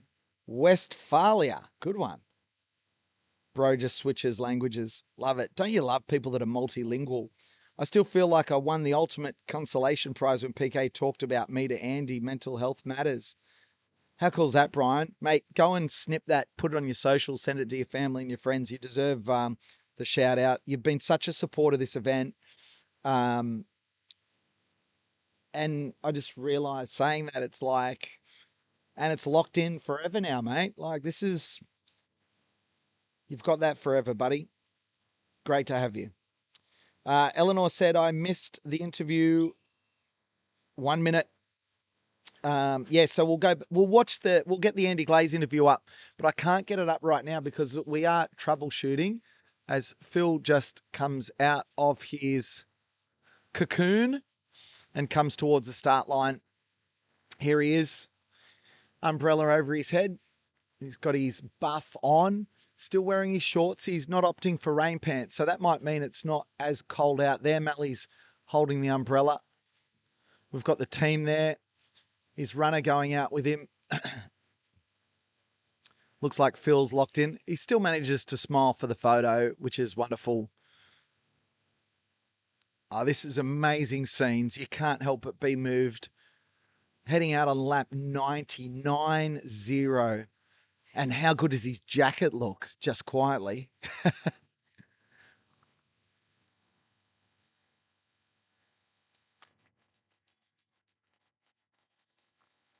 And off they go. Off they go. Breaks into a trot. There he is, a bit of a shuffle. And to be fair, that's the shuffle that I do when it's cold and I start to get going. I've got to get the body moving. The thing is, you can see Phil's definitely like when he comes out, he's definitely got like a bit of that, muscle soreness, but he's just been having a nap for a rest for quite a period of time. I don't have all my stats up in front of me, but yeah, he's just been having a rest. Like, of course, he's going to he's going to be a bit stiff and sore. You can see the crew now. just trying to get his shoes sorted. We'll cut over there, even though it's might not be the most exciting picture. You can just see the crew at work. Wonderful stuff. Let's go back to the chat. Eleanor, I'm back after feeding the cats. Eleanor and her cats, love your work. Something is chasing him. Yeah, that was the bike. I'd love to have the money and be situated in the right part of the world to be the assist. Yeah, can you imagine the person who's going to donate to become the assist on 167? We've already had people reach out, and the interest so far is still in the mid four figures. So if it doesn't matter where in the world you are, if you wanted to, I mean, where are we? We've still got days. So if you want to become a benefactor of this event and you have the cash and you have the means to get on transport and get here to Perth, Western Australia before Sunday morning, this is your chance to literally be a part of potentially one of the most incredible human feats of endurance that will ever exist in our lifetime. I don't want to oversell it. I'm just stating facts. So if you have the ability to donate to Telethon here in WA, as we've raised $92,005 here for Project 168, it's absolutely incredible. 92 grand. We haven't even gone 92 hours, so we're ahead of target. We want to keep it that way. But if you have the money and you have the means, this is your chance to be a part of something which may never come around in your lifetime again. Make a bid in the silent auction or reach out specifically to us, inquiries@philgore.com.au, or message me, slide into my DMs, Pete Quist, KVIST. Let us know. Make an offer we can't refuse, and then we'll accept it. Once we've accepted it, book your flights, get here, be a part of it. It's not too late to get here to Perth to see what's going on. We're only lap 90. For crying out sakes, we're still 3 days away. We're still 3 days away. There's no guarantees he's going to make it. Your generosity will be so well received either way. But boy, oh boy, to be a part of history, man, I wish I had the cash to be able to do that as well. That'd be great. Okay. Moral support matters just as much. It does.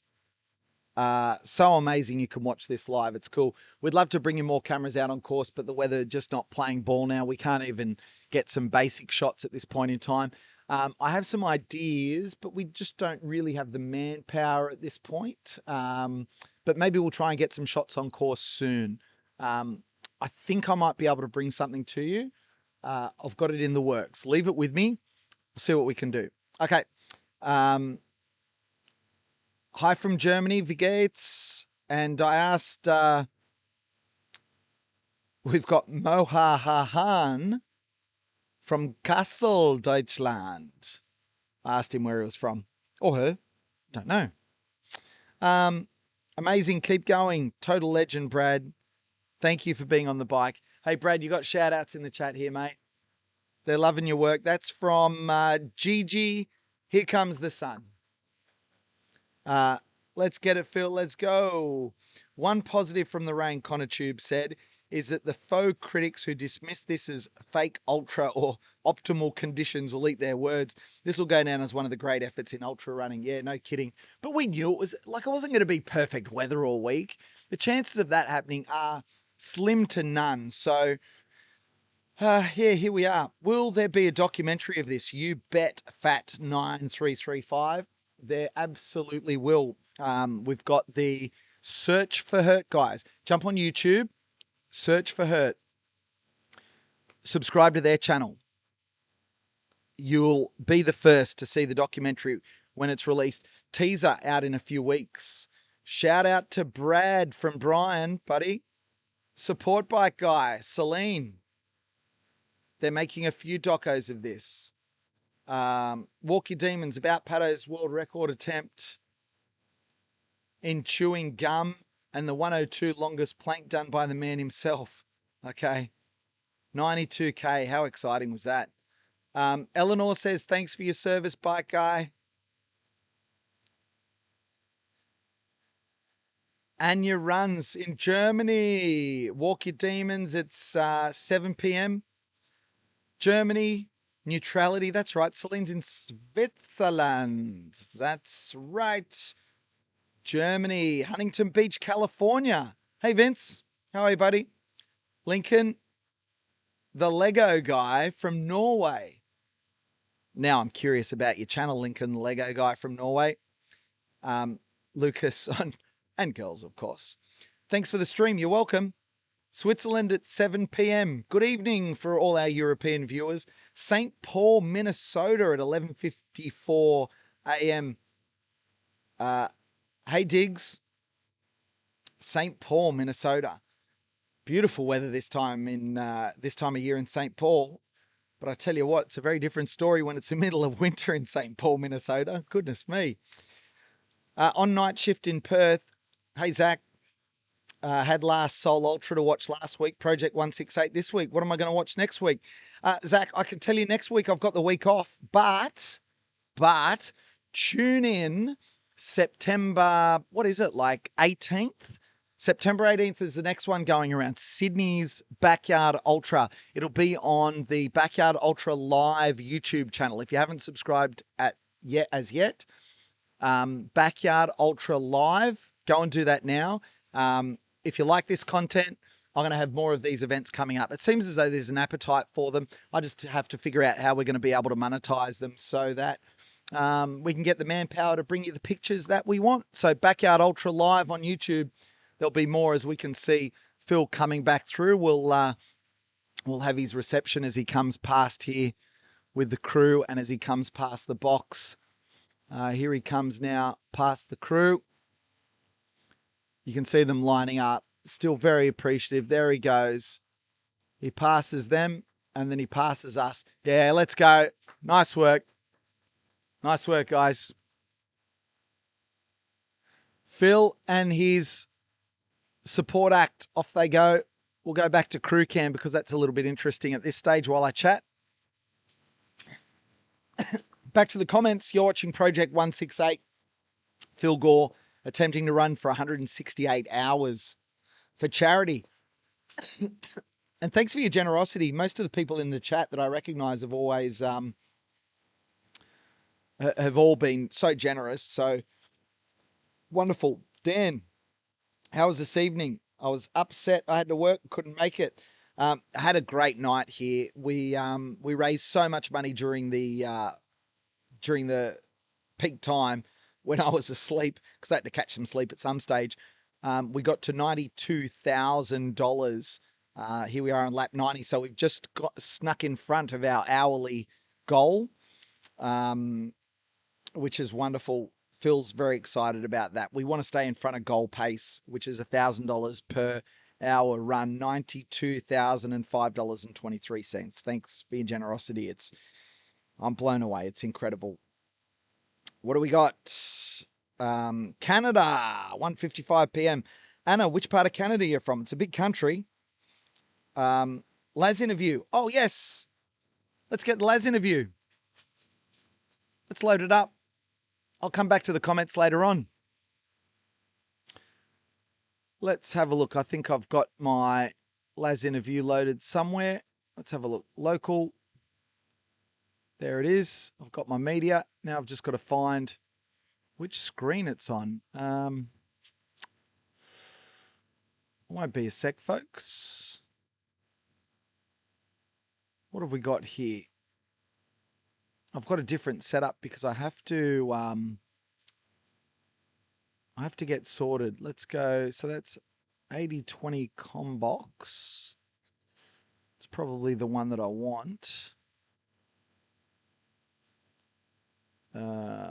No, we don't want the Combox. We want probably S22. Sorry, folks. I'm just going through our little shots here to find the best scene to show. See if it comes back. All right, let's see if we can get this stream back. Let's have a look. Hello. Hello, hello. Oh, yes. Have we got a picture here? Let's go live. Are we live? Oh, we're back. Excellent. Is that time right? 1:19 a.m. Excellent. Okay, we're back. Welcome back. Oh, it's good to be here. Okay, so we've got technical difficulties. I was trying to avoid them there for a sec and do other stuff, but I think right now I have to just take a second of time out to troubleshoot. So what I'll do is I'll cut to, oh, see, I've got to find the scene now and I can't see them all. Let's go to no, not that one. Not that one. Not that one. Oh, I see all my scenes because I haven't got them in the normal image. It's all fun. What about, nope, not that one. We've already got that one. Okay, let's just stay with this scene. That's fine while I troubleshoot. Bear with me, folks. I'm going to mute the microphone. You're going to be watching me for a minute. You're watching Phil Gore's Project 168. Thanks so much for being patient with us while I troubleshoot the issues here. It's all part of the fun of the stream. It's all part of the fun when I'm just cranking out all this stuff. We'll get back very soon. Make sure in the chat you let everyone know that comes in. It's like, I can't hear you. I can't hear you. Just say it's okay. It's okay. We'll be back. All right. Thanks for watching. Thanks for being with me.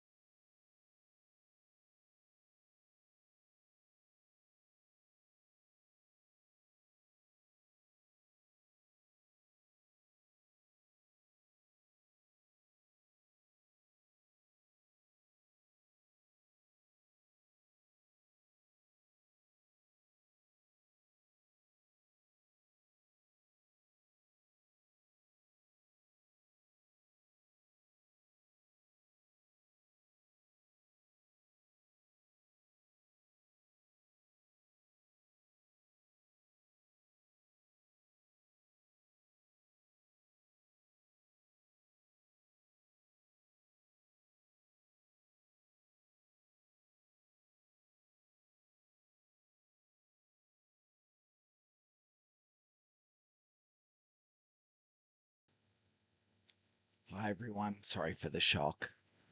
I won't be too loud. PK here. Hey, you're watching Phil Gore's Project 168. We're still here. We're still live. We're troubleshooting some issues. Thank you for your patience. Get in that chat. Let's blow that chat up with each other. We're all here together. We're all here for Phil. I'll keep troubleshooting. Wish me luck.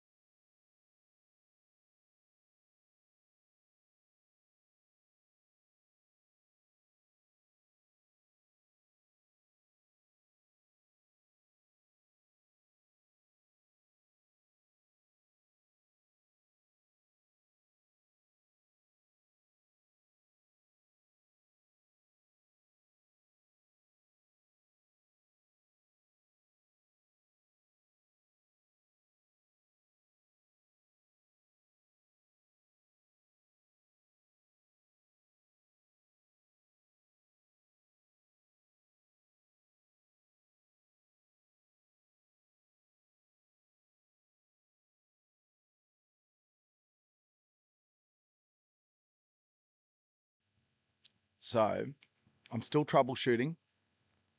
That's Terry Muffins. In the chat, apparently Rowan was saying, hey, shotgun the Sunkissed. He said, all right, I will. However, what is it worth in donations to shotgun the Sunkissed? We haven't had a donation for a little while. It's the witching hour. So he's never shotgunned anything in his life, he's claiming. And this is on Phil's nutrition plan for the next hour, okay? So what is it worth in chat? Kerry's going to tell us what you guys type. What is it worth in chat for Terry Muffins to shotgun a Sunkissed? Tell us in chat, and then Kerry, you tell us what they come up with, okay? And then he's ready to do it, but we just need a donation to come in. What do we got? What are they saying? What do they think it's worth for someone to donate for Terry Muffins to shotgun a Sunkissed? Let's find out. Nothing yet. Apparently they're not on 100. Come on, 159 people. Even though we've got our technical issues. You're watching Phil Gore's project 168,92,005.23. Terry Muffins is ready to shotgun a Sunkissed. He's never shotgun anything in his life. He's not ready, he says. Oh, I'm not ready. But what is it worth? What do you think in chat it's worth donating to get him to do this? Surely someone's willing to donate something.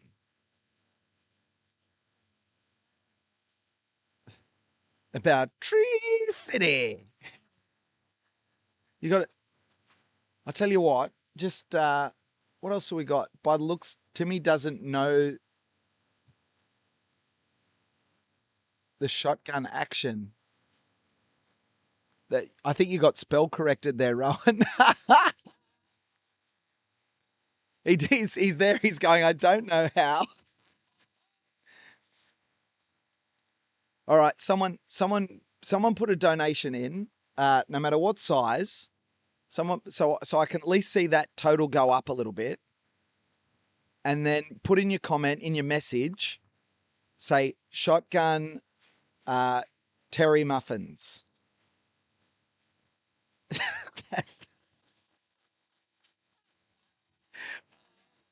Yeah, you can still see your whole body. Yeah, you can. Okay, what do we got? All right. Oh, we've got someone that said, who is it? Ryder has said, I'll send $20. All right, beauty. How about we get Ryder? Let's make it someone else. If we get 2 donations, Ryder's in for 20. If we get someone else donate, whatever amount, 2 donations. Ryder's sending 20. As soon as it pops up on the screen, we get the next 2 donations. Terry Muffins is going to shotgun a Sunkissed. And by the looks of him, he's got no skills in it whatsoever, but we'll see. This is some, and we'll stop him from dancing. Here we go. Where's the donation? We need it to pop up here. Oh, there we go. Lindsay's going to send 20 as well. All right, pop in the donation. Make sure you put in the chat to say, that you want to see. Oh, and Eleanor's going to send in as well. Come on, let's see him pop up on the screen. He said, I left the Sunkissed downstairs. All right, do you want to go downstairs and get it for us, Terry Muffins? All right, he's going to go down the stairs. Oh, top shelf viewing. Thank God Phil's out running. All right. Oh, we've got a US dollars we'll have. Oh, that's cool. What are we putting? Shotgun. What is shotgunning a Sunkissed? Did you see the controversy about the Sunkissed? It's Phil's Sunkissed as well. Did you see the controversy about this in the Trail Snails? If you go on to Trail Snails on Instagram, the controversy about the Sunkissed from Terry Muffins. Brian says keg stand style shotgun. Callum is asking for a shoey. I'll tell you what, Callum, if someone does $100, he'll do a shoey. Not from one of Phil's shoes. For $100 for a Tark iron, $100, $100, and he'll do a Tarkine Shuey Sunkissed. All right, Finn's saying, I am intrigued. Oh, this is great. Oh, Ryder's put $50 in. Oh, let's go. We're almost there. I can see that one hasn't added on. I missed someone's donation. Pop up on the screen, but we've got $40 in there. We're going good. Oh, that's okay. So that's Ryder's total for the 2 contributions. So thank you, Ryder. We're waiting for the other ones to add on. Where are they? Rowan says, this I'm waiting up to see. Dancing with the Stars from Jasmine. There we go. There's $10 in. Thanks, Zach. There's $132 from Texas. Shuey time. Someone just sent $132 Australian dollars. So they must have sent 100 US because they want to see a sun-kissed Shuey. These are your only shoes. Unlucky. Oh, this is going to be good. Come on, let's get. I don't recognize them. Are these your UTA Miler shoes? These are Terry Muffin's UTA Miler shoes. Yep. Okay, they used to be white. He's going to show them on camera. They used to be white. He's going to Shuey a sun-kissed from this shoe. Oh my God. Oh my God. Lynn's, what a legend. Lynn's from Texas. So it's Lindsay. 100 US. This is fantastic. He's like, I really don't want to. I know you don't want to do it. That was right now. Lindsay from Texas, right now, because they want to see a shoey. There's more donations. Who's this? $43. Shotguns sun-kissed. He's left his shoe downstairs. Go downstairs, get your shoe. Oh, this is great stuff. He's got to come back up the stairs. Do you have an Ambo on standby? Oh, Celine says, do I want to see this? Yes, she says. Do we have an Ambo on standby? Oh, that is disgusting. That is disgusting. Mally, Terry Muffin said for $100 I'll shoey a sun-kissed. Lindsay from Texas fired in 100 US. 100 US. And then everyone's piling on now. No, I'm telling you now. All right, here we go. Welcome to Australian culture. Yeah. What? Oh, that might have been added to. Oh, no, we need some more. We're not quite there because that was added to previous donations. Oh, that's a good point. We're on a technicality. We're still $20 short, everyone. Come on, quick. Someone kick in 20. We've got to get this sun-kissed shoey. Someone kick in it. We've got to get it over $92,103. Oh my God, look at that shoe. Who doesn't want to see this? This is appalling. Oh, this is appalling. Is he coming back? All right, let's go. Yeah, quick, someone. Phil's coming back or he's not going to do it. If Phil gets back before, come on, someone kick in $20. That's all we need. Mine should be on its way, Eleanor says. Come on, pop up. Where is it? Where is it? You can crack the can. The money's on its way. He's coming. Oh, where's the tracker? You can see he's close. Where is that donation as soon as it pops up? Great to see the donations above the lap counter. Yeah, it's good stuff, isn't it? Done? All right, here we go. Money's in. All right, shoey time. Oh, my God. Oh, this is what we came for, ladies and gentlemen. That is awful. That is so awful. Oh, it's pouring out of the bottom of his Tarkine. Oh, and Terry Muffins is going to show. Oh, my. What did I just witness? Oh, woo! Somewhat. Oh, what have I just witnessed? I can tell you, we in that little rush, $180 we did there, Terry Muffins. Congratulations, Phil's coming back through. That is disgusting. I have just witnessed something I don't think anyone would ever want to see. Sun-kissed from a shoey. And you guys came to the party and chat. Well done. Well done. Oh my goodness. The chat's going nuts. He dead. Oh, what have we got? Oh my God, they will die. He dead. Amazing. You. Yes, Muffin Man. Woo, I'm shook. He's never coming back. Absolute cinema. Muffin Man. He'll never be seen again. This is what it's all about. Here comes Phil. Here he comes. Yeah, nice, Phil.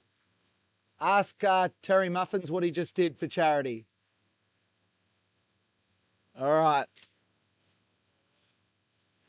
As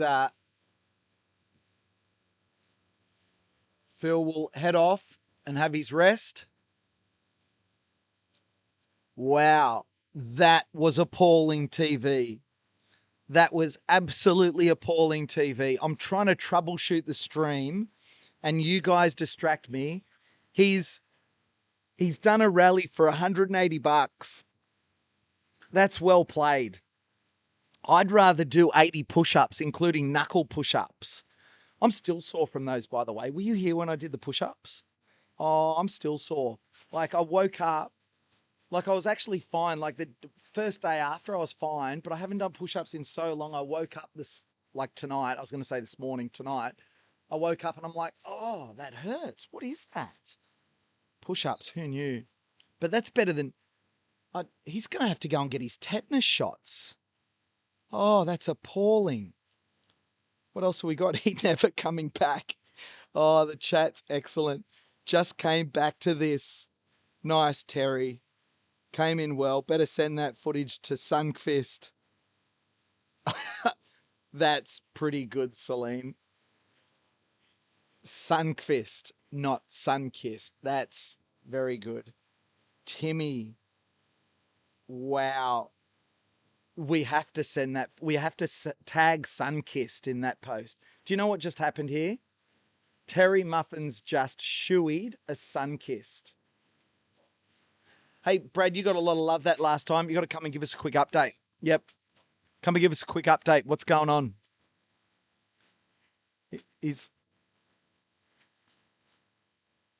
Here we go. I'll walk over to them. That's fine. I don't care. I'll walk over to them. Here we go, boys. Come on in, gents. All right. First of all, I've got a long enough cable. This is good. All right. Who was the runner? What's your name? My name's Ryan. Hey, Ryan. Loop 90. 90. First of all, can you believe he's even got to 90? 100%. He was going so quick then. Yeah, better believe it. He's chilling, dude. He's gonna smash it. Yeah. Did you use set your watch? Start your watch. You got a Chorus. You got a Garmin. What you got? Something? I get Telstra, so they gave me I've got a Galaxy Watch Classic 6. Oh. Yeah. And did you track the run just then? I did. Yeah. Does that have heart rate on it? Tell us. Go through your stats. Tell us what you got. That was 6,000 steps for the day, so that's a great start.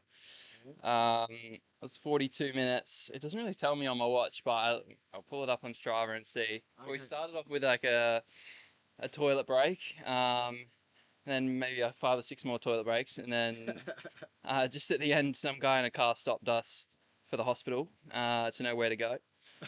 But really, yeah, so I was trying to give him directions, but Phil kept going, so that was good. But that was, yes, 5.5 minutes per kilometer, 41 minutes,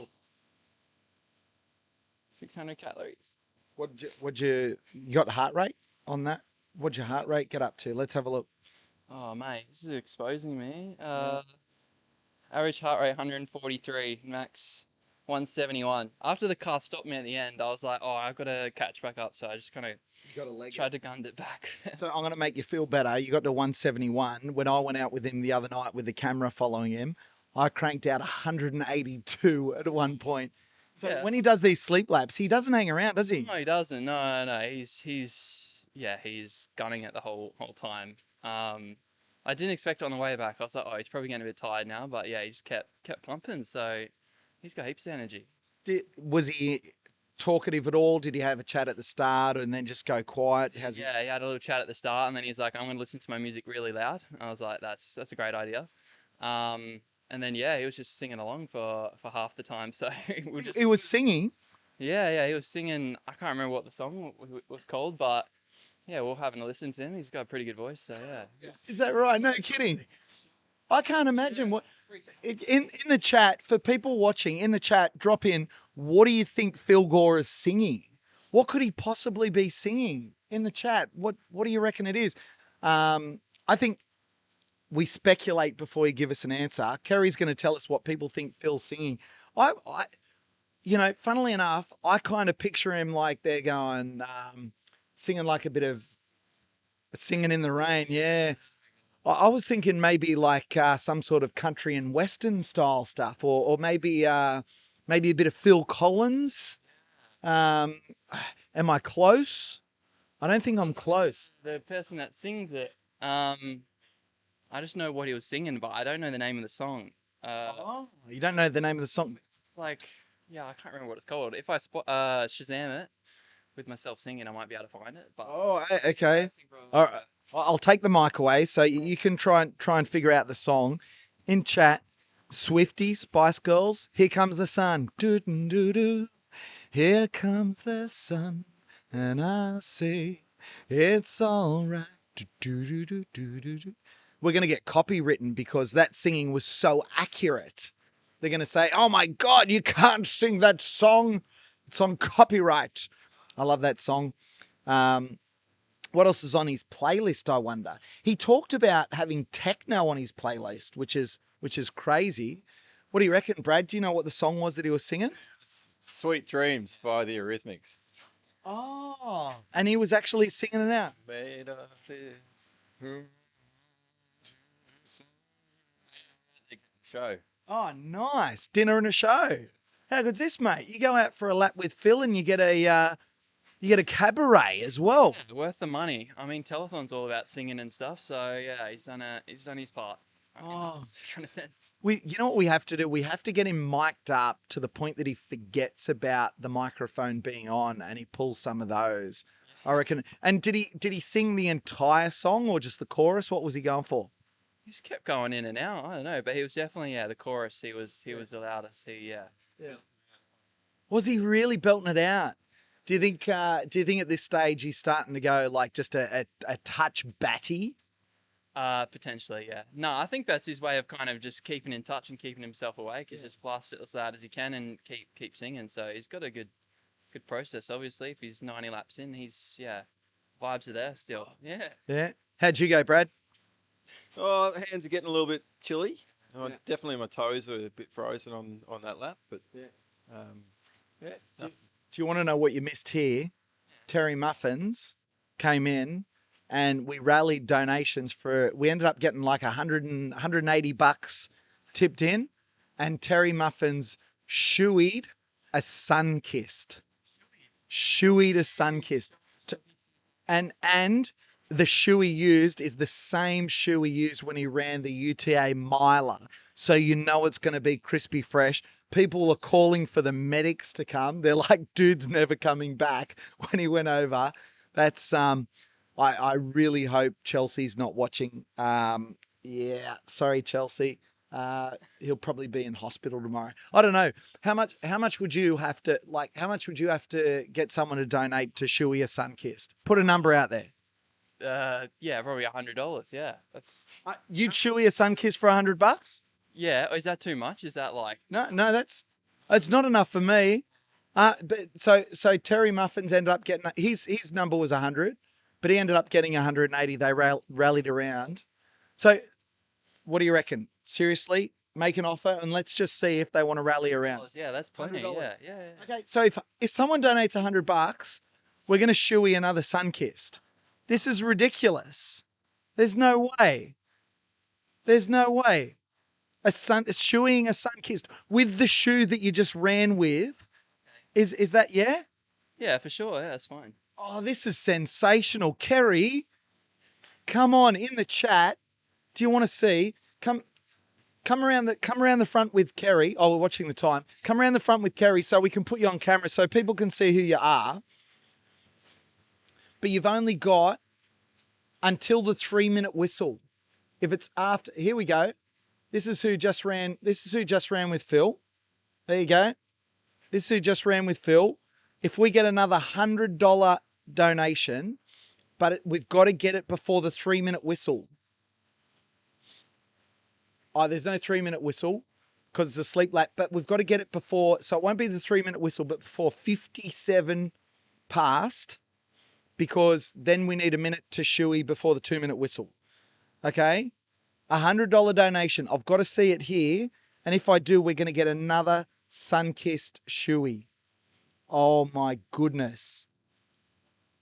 This is crazy. This is crazy. Is someone bold enough to... Are you hoping they do or they don't donate the money? This will wake you up. No kidding. All right, let's see. Let's see if everyone's going to rally around. Our next runner with Phil is warming up and getting ready. Yeah, got to limber up. If he's on a sleep lap, get ready to put the afterburners on. All right, we're having a look. So far, no cash has been tipped in. We're at $92,181.39, folks. We're getting so close. Get the Sunkist ready, Gigi says. Oh, no. You've got 1 minute, folks. You've got 1 minute. Otherwise, he's going to get off without this one. When there's no takesy backsies for $100. If someone donates $100 to the charity, this is what late night telethons are all about, isn't it?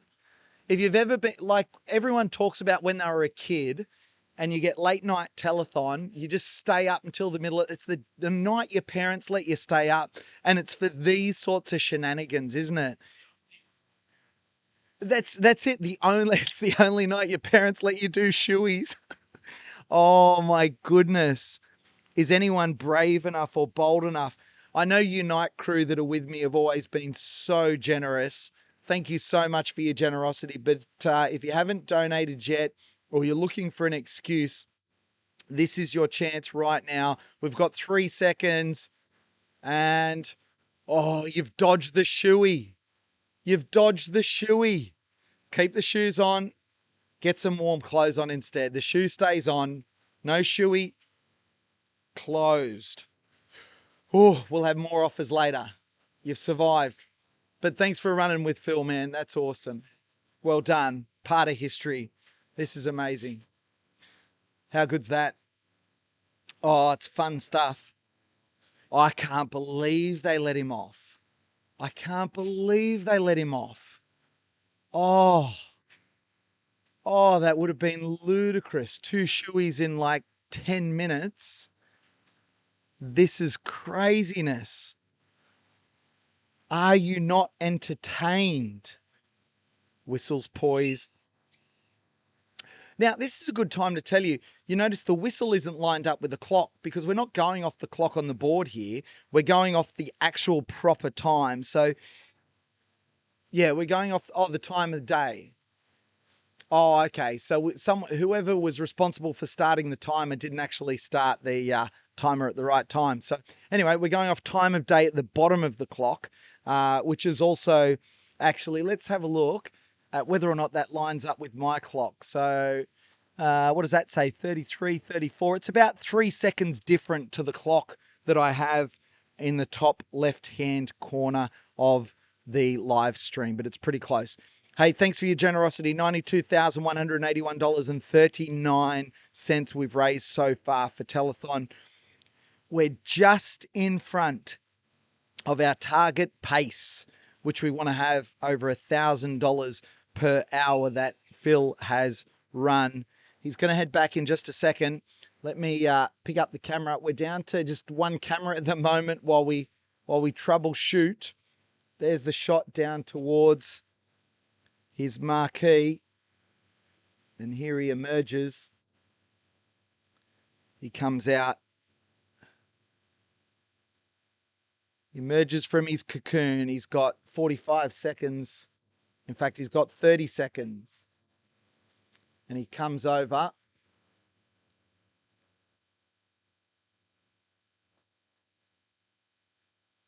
And he gets ready. Thankfully, he won't have to shoey a sun-kissed.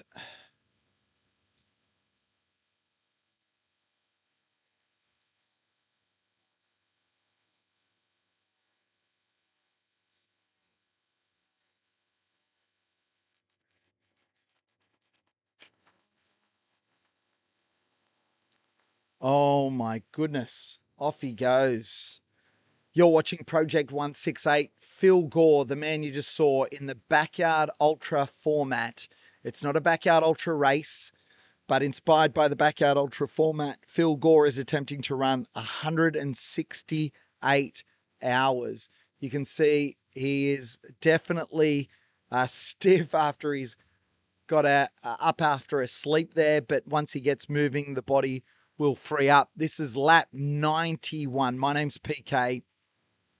Incredible scenes here at Forestdale Lake, WA. Armidale, just south of Perth, if you want to look for us on a map. And in fact, you can Google Forestdale Lake and you will see exactly where we are. Get that view, the satellite view, and take a look.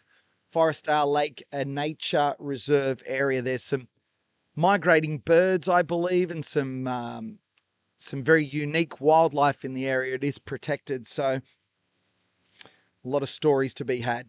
Wowzers.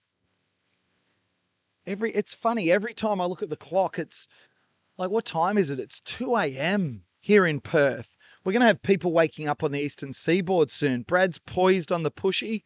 He's got his squeaky brakes going on there. Is that your bike, Brad, or did they provide you one? That's his bike. He's off. Brad's getting ready. Mally's coming up to give us the quick update.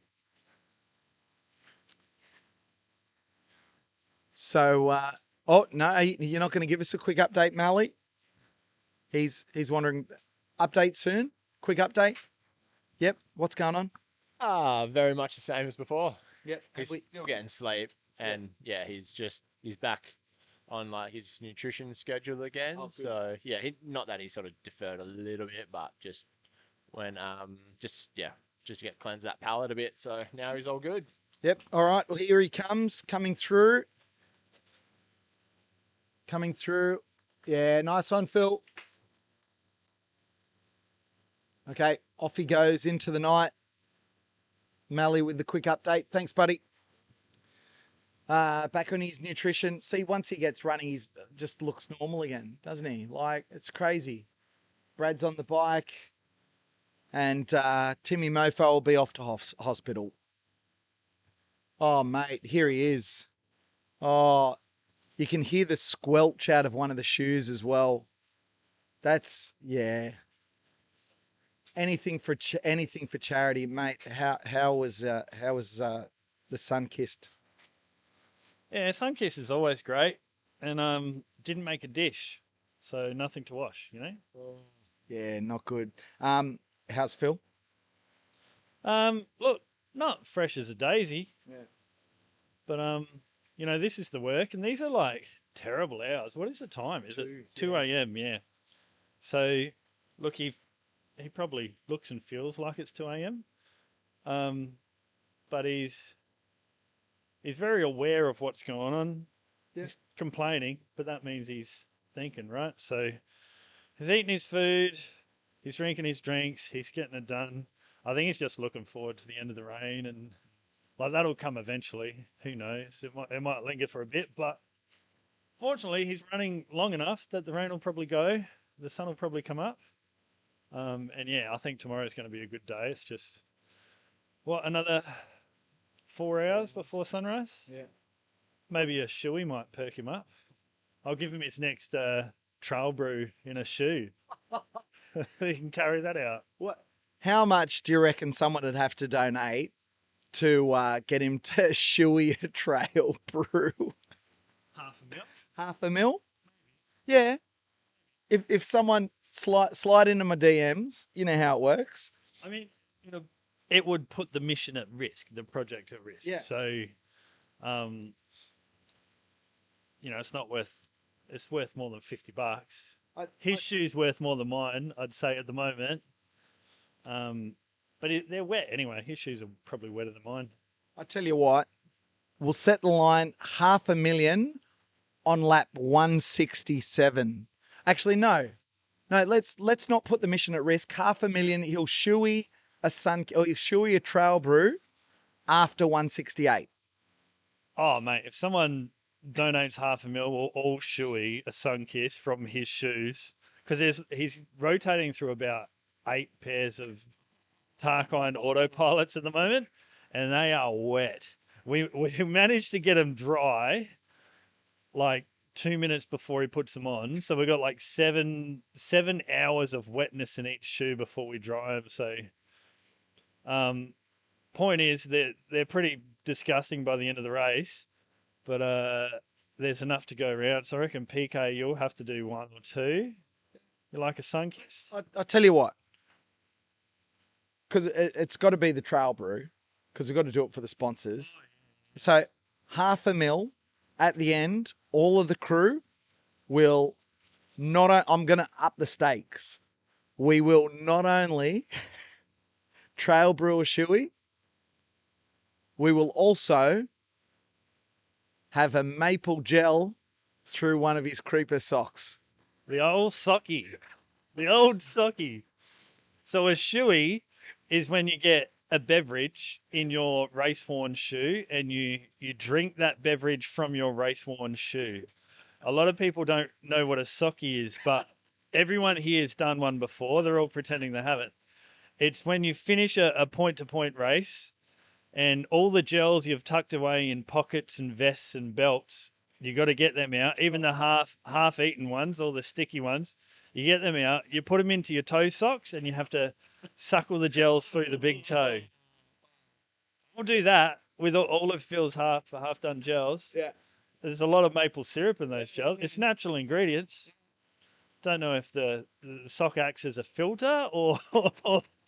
I'll do that. Yep. But it's not $500,000 total. It's $500,000 for one donation. Individual donation of $500,000. Yes, correct. You up for a socky, Mally? Yeah, Mally's up for a socky. He's nodding. Yep. So if someone donates $500,000, we all do a trail brew shoey and a maple gel socky. Yep, he'll do that. Mally's up for it. We can all use the same sock and just grab a toe each. like little baby pigs. Oh, yeah, hit here first. Oh, it's a disaster. This is why you tune in at this hour. What's going on in chat? Oh, my goodness. Is everyone okay in chat? What are we going? When will I follow Phil again, PK? When we get the rain to ease off a little bit and we can get out and about with some of the gear. Gear doesn't like rain very much. Conditions here not very conducive to getting outside. We'll try and get some shots. I have some ideas anyway. So, yeah. Yeah, I would have lost my mind if we did another shoey. That would have been terrible. Goodness me. All right. Oh, how's the Lego going? Lego's going well. Where are we? Let me show you the Lego. It's like, it's coming together. Someone's asking about the Lego. This is the 1 piece per lap Lego. And it's coming together quite nicely. Can you see that? there in shot. So we've got this piece here, and we've got some sort of flower sort of thing going on over here. All right. I'll sit the Lego up there actually, so you can see. We're building the Lego piece by piece. There's 166 pieces in the case, plus we added a base for 167. That's how the Lego's going. Nice. We reached the goal. Yet we're still in front of that goal with $1,000 per loop. Thank you, everyone. Simple Smith. G'day, everyone. MD. Good morning, PK and Terry Muffins. MD, what are you doing out of bed? It's 4 o'clock in the morning, mate. Yuck. Yeah, no kidding. Good luck, guys. See you in the morning. Thanks, Rowan. Good night, mate. Brian says, after the Laz interview and Vanilla Ice video. That's right. Keep reminding me of the Vanilla Ice video. But I've got to troubleshoot this problem. I keep getting distracted. Could we see Phil nutrition coach Gabby's video from early today? Yes. Well, it wasn't early today. That was early yesterday, Gabby's video. Was that my interview or was that Pato's? I can't remember. You'll have to remind me. Sounds like you guys are on the gear. No, it's 2 a.m. and I've had, I'll have to check my sleep coach, but I think I might be nudging 10 hours now. I might be nudging 10 hours for the last 4 nights. I'm going good. On the BOM radar, looks like most of the rain has gone past. Thanks, Gigi. Sockies. Yeah, that's pretty rank. Hey, guys.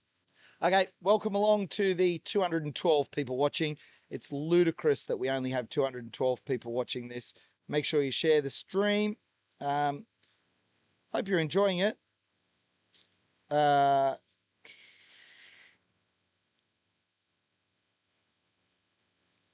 Okay. All right. We've got the quiet hours of the night here at the moment. Here at Forestdale Lake, WA. Where are we? Lap 91 is where Phil is right now. I've got to troubleshoot some problems, so we might go into a little bit of radio silence again for a second. Let's spin the camera around so you can at least see that the clock is ticking, so there's a bit of movement in the background. And yeah, I'll troubleshoot. I've got to try and get this stream nice and stable again for you. So bear with me. You guys get in the chat, have a bit of fun. We'll be back very soon with more action and more insight from Phil Gore's Project 168. I'm PK. I'll be back soon.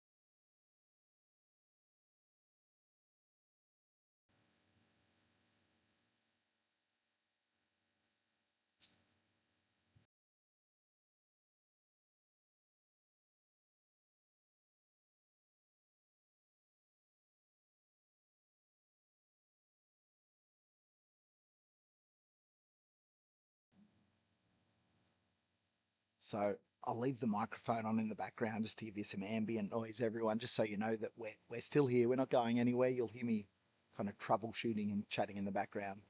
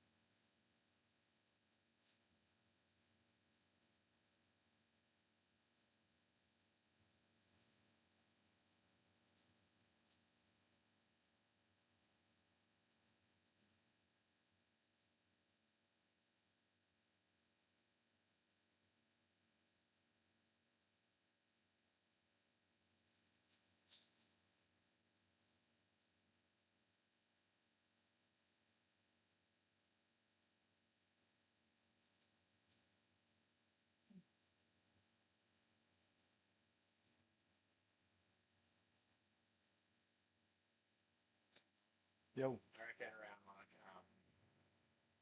250 mark, like when he's in. Tell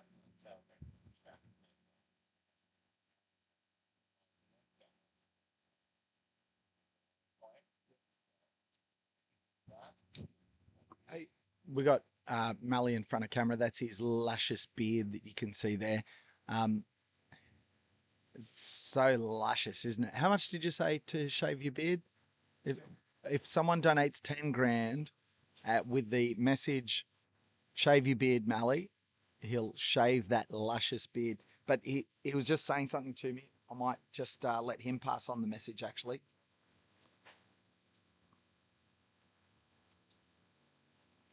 At about 10 to 3, if everyone jumps in the comments and just put some messages that you want to pass on to Phil, we'll read them out to him while he's having a bit of a feed. And that should, yeah, that'll help him get through the witching hour, as they call it. So, yeah, that'd be awesome if you do that. We'll read them all out for him. Thanks. Thanks, mate. So that's superb to know. So we're going to read out some messages to Phil. I think it's that time. This is when it's the tough hours. You know, it'll be 10 to 3 in the morning, the witching hour. You still got a couple of hours till sunrise. It's so hard. Like, I've only run through one night, and even at this hour for me, it's just impossibly hard. So to be on your fourth night at this point, things are getting difficult. It's getting real, and we need your support. So at like closer to 10-2, I'll do the call out when Phil's coming back, but I want you to put your messages of support in for him. Have them ready to go, and we'll make sure that we read those out for Phil. I'm going to get back to some troubleshooting, folks, but I'm right here.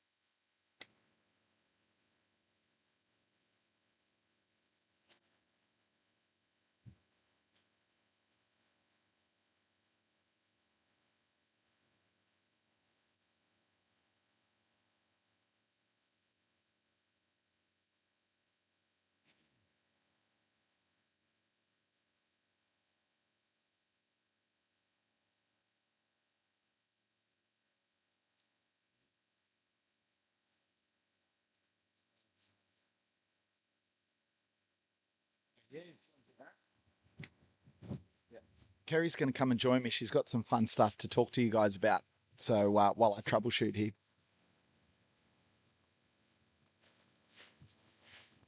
All right, I have just found an article that was written when Phil's he just recently broke the Aussie backyard ultra record with his new PB of 76 yards. So I'm not sure how long ago that was, but a few years at least.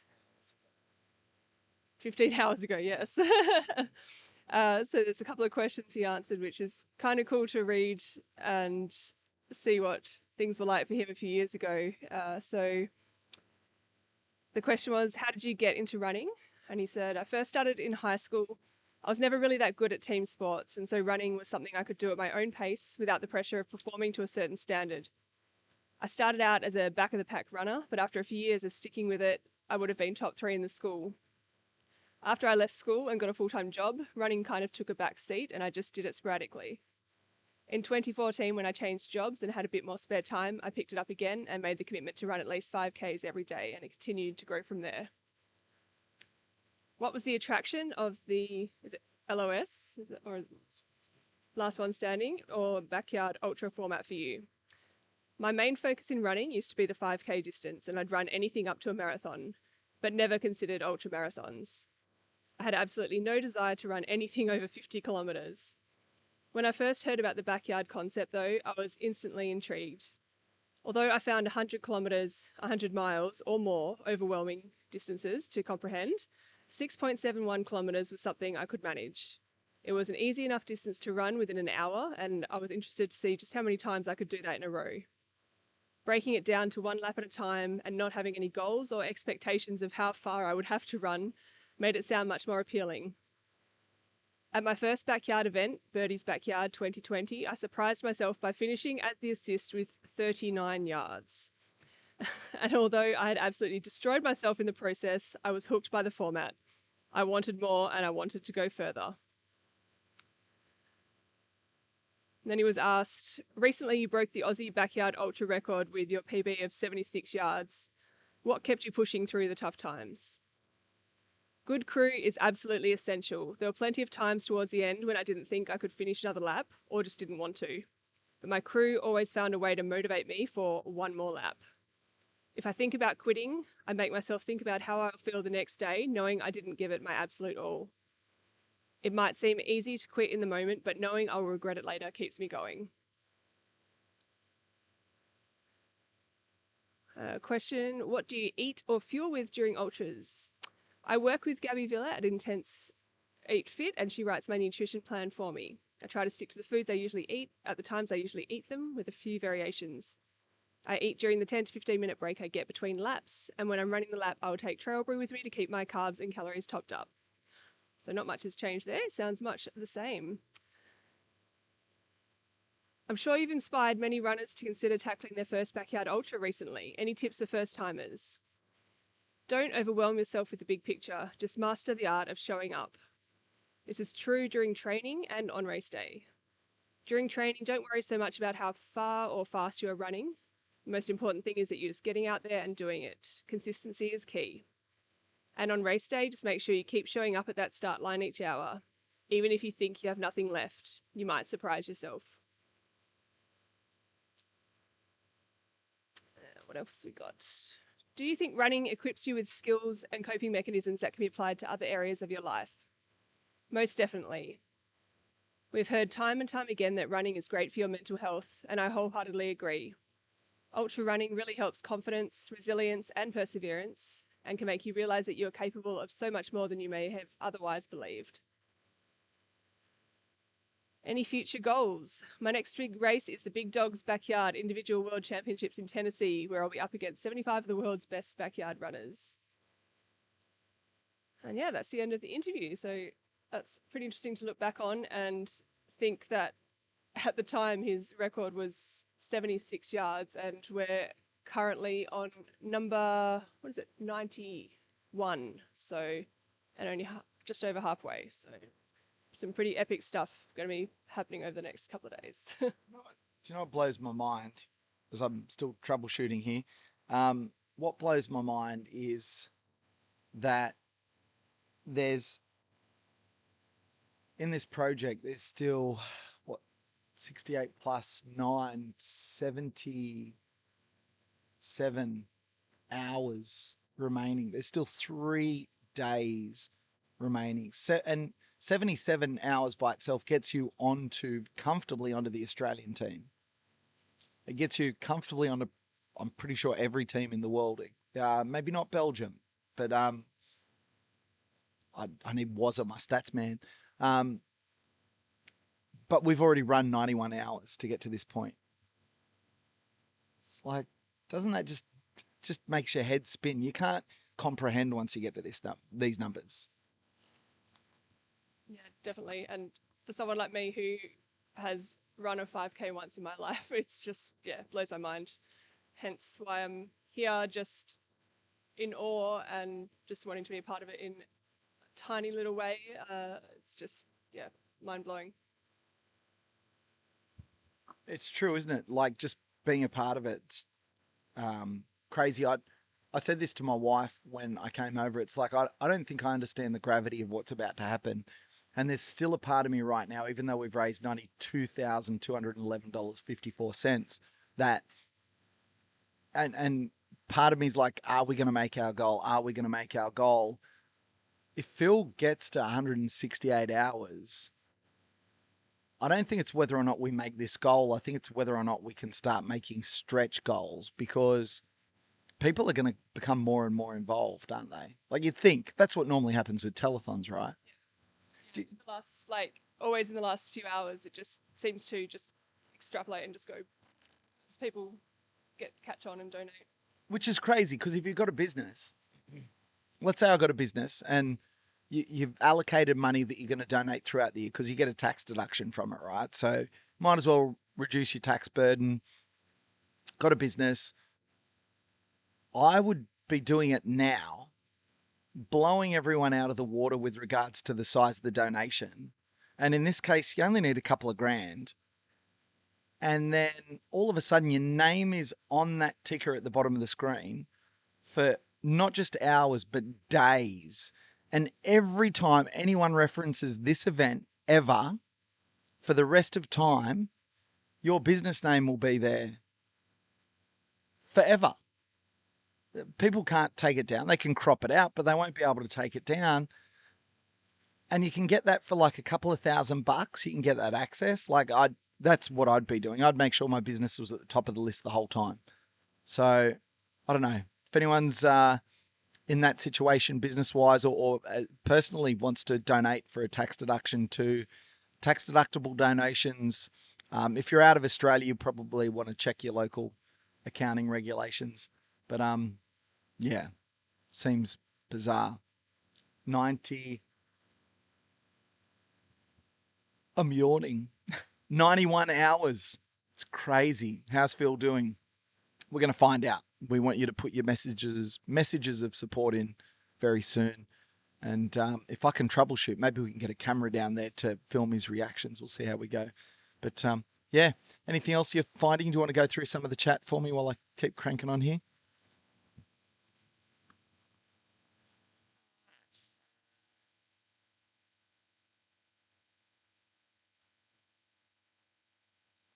Sorry, just trying to work out where we're up to. What have we got?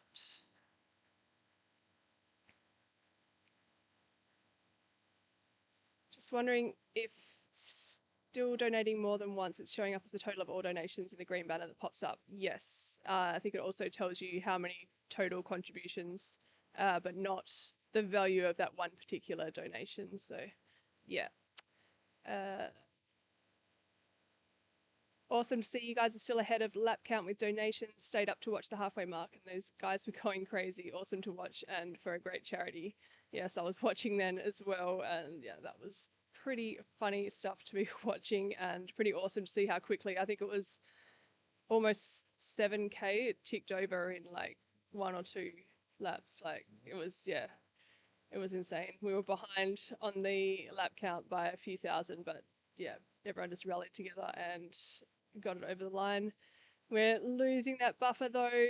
We're on lap 91 right now with a total of 92,000. So it's obviously understandable with the hours being sleep time for most of WA and Australia.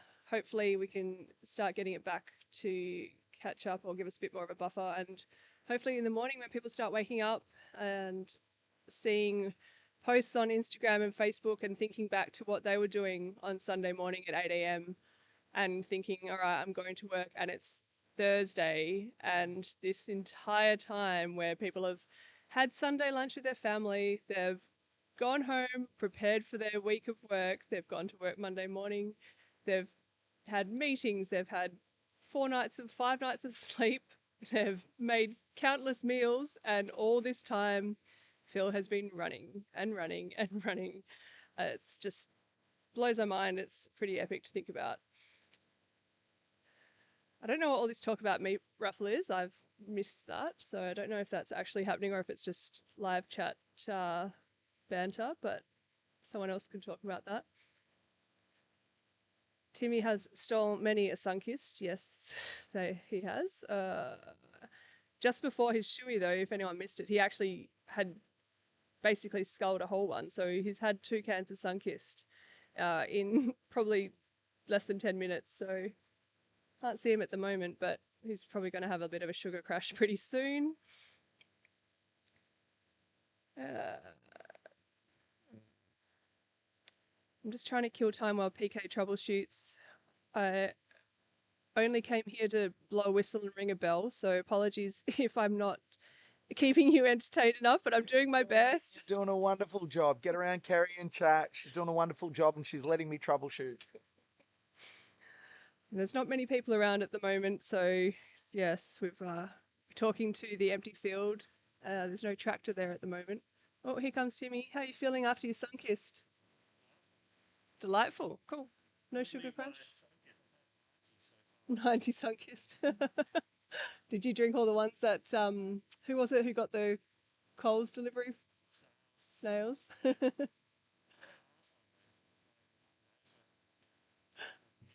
One day's worth because you're getting into them. Yeah. Were they all? They replaced Phil's.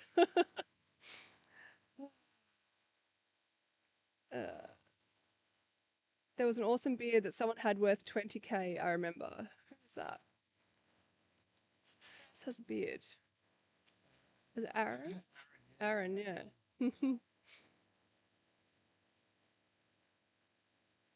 PK, did you have a crew for your 27 yards? Yeah, I did. My wife crewed me. She's awesome. Actually, funny story.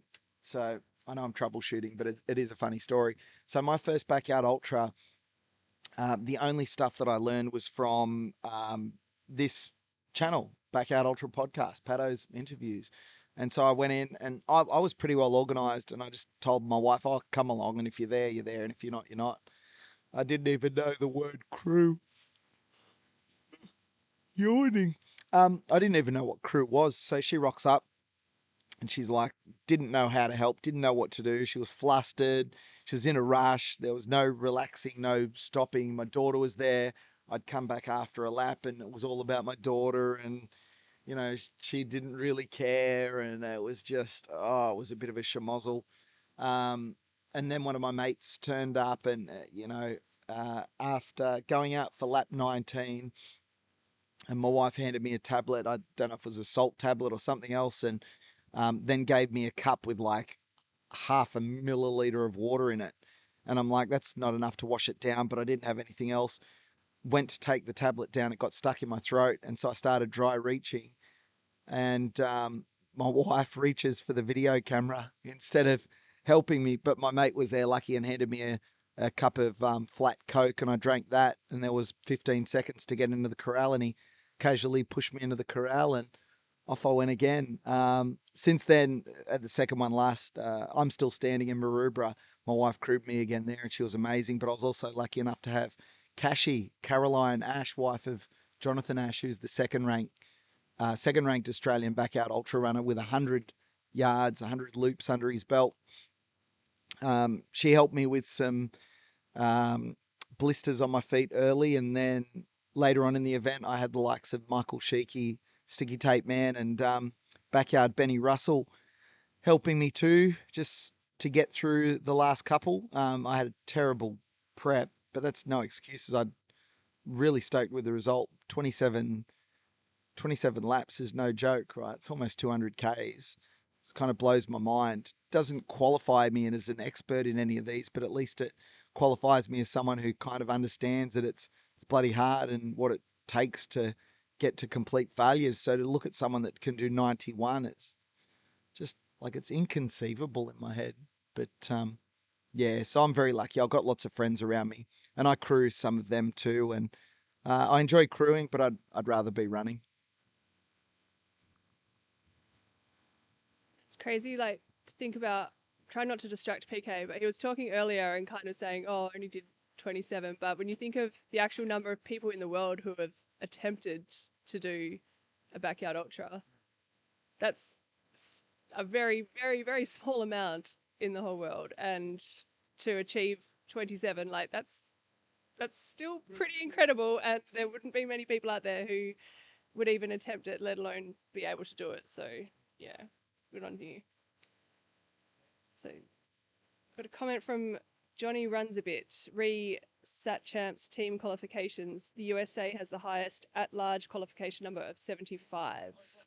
Yes. Wow. Strong team, says PK. Vince says, I only did 26 loops. I can't even imagine 91. That's an unbelievable effort. Yeah. Oh, some love for me from Eleanor. Thank you, Eleanor. And also from Gillian. Thank you. The bell is important. It will be haunting Phil for a long time, even after this event. Yes, I agree. All right, so is it Sel? Is that how you pronounce it? Celine? Yeah. So question for me, how does one become a BYU volunteer? What does it take and what's the hardest part about it? So I've only volunteered for this event. My brother is a firefighter with Phil when they were in the same firefighter school, and I work with Phil because I'm in the communication centre. So I've been following him with interest the last few years. Not a runner myself, do other events, mostly like festivals and stuff, but just have a lot of time on my hands at the moment. And there was an application form, and yeah, basically just filled that out, said what times I was available. Doing midnight till 6 a.m. doesn't bother me. I've been a shift worker for 17 years. So I think there was definitely some need to fill those graveyard shifts. The hardest part about it is probably when it gets to this time in the morning, it's getting pretty chilly and there's not many people around. So it's not like the vibe of the afternoon or the early evening when you've got other people to feed off. So that's when it takes that bit more of a just mental push through. Like for me, it's easy because I enjoy being here and the night shift doesn't bother me. But I know for like PK's got pretty tough job. He doesn't have all the people to feed off around, and not like the boys this afternoon. They had plenty of them around and other people to entertain and yeah, get some instant feedback on what you're presenting rather than just talking to a few screens and a dark sky and in the rain and some red numbers in front of you that just keep ticking over. But yeah, doing our best out here.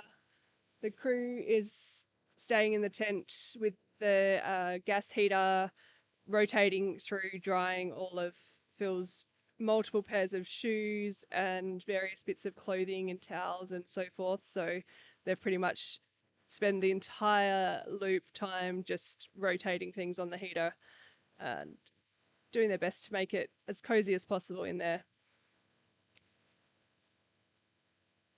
Fire cake running, 400 laps in now, got 600 more. Don't know what's happening there, but... And Johnny Runs a Bit. We've got them covered in October. I'm assuming that's referring to the USA competition. Fire cake running said 400 laps in now, got 600 more. Oh, sorry, one above that. Johnny Runs a Bit said we've got them covered in October. Yes. That's the World Team Championship. So Sat Champs, that'll be for the Aussies. That'll be at Red's backyard, which is near Wollongong, about an hour and a half south of Sydney. And if you subscribe to Backyard Ultra Live, that's my channel. I know you're probably sick of me saying it, but that's where the Aussie Sat Champs broadcast will be. So if you want to see what the Aussies are up to, Backyard Ultra Live, and you'll find them there in about 8 weeks' time. Cool. And I'm not sure what Firecake is doing. 1,000 laps around his car. All right. So he's Hang on, wait, what? What's the update on? No way. Have you really done 400 laps, Firecake? That's epic. Yeah, said it was going to do 1,000 laps around the car, and I'm like, we need evidence. Let's do it. 400 laps in, got 600 more, and it's got to be on Strava as well. This is going to be the most epic thing ever. Everyone get behind Firecake. If you do this, buddy, people are going to have to donate because this is unbelievable. Firecake. If you have Instagram or something you can go live on, please let us know what account we can look for because I'd love to see that. You can set up a little live stream for us and we can have a live stream inception and watch you on our phones while we do our own live stream. Just looking at the map, well, it won't be long until Phil crosses back over. It's currently 2:40 in the morning here in Perth. I did think the rain was going to stop, but it sounds like it's still going. Hopefully be clearing up pretty soon and we can have maybe some clear skies for tomorrow. Hopefully. Just keeping looking around the corner because once Phil pops around, I need to press stop on the timer. A couple of more minutes now, I think. I was going to say also right now, maybe now's the time to start popping in the chat messages of support for Phil because right now it's 2:40 a.m. here in Western Australia at Forestdale Lake. PK here with Kerry. Kerry's one of the volleys helping us out, which is she's doing a wonderful job, but it doesn't happen without the volunteers. But when Phil gets back, we need to help him out. We need to give him a bit of motivation. We need to give him a bit of love, a bit of support. So if you could rally around in the chat right now and maybe say where you're from as well and what your name is, and put a message for Phil in the chat. So he'll be here any minute. They're going to read out some of those messages to him in the gazebo. They think now's probably a good time for that. It won't be a super fast lap because it's a meal lap, not a sleep lap. But yeah, if you could get in the chat now, send your love, hit that like button, send Phil a message, tell him where you're from, where you're watching from, what your name is, and what your message of support is. And I think he'd love that at this point. And also, if you were thinking of donating, it would be a really good time now because he is about to finish lap 91. So that means in 18 minutes, he's going to start lap 92, which is going to bring us even with the total raised. We're sitting at $92,211.54. So it'd be really nice to get that up to 93. And then hopefully in the morning, we get that buffer back again after the night shift lull. All right, get those messages in. Crew's going to read it to Phil while he's eating.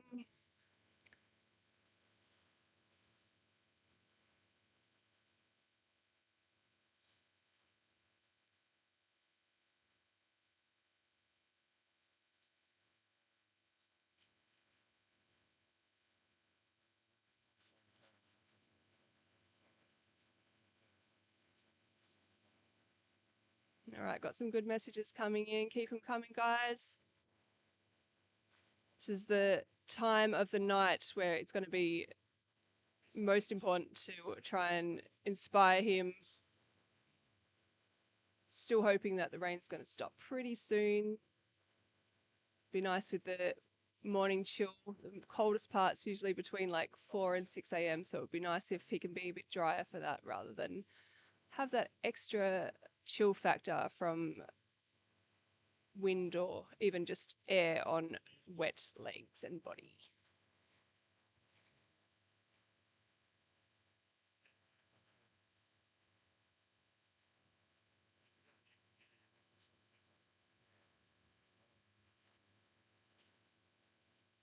All right, not long now till he crosses the line.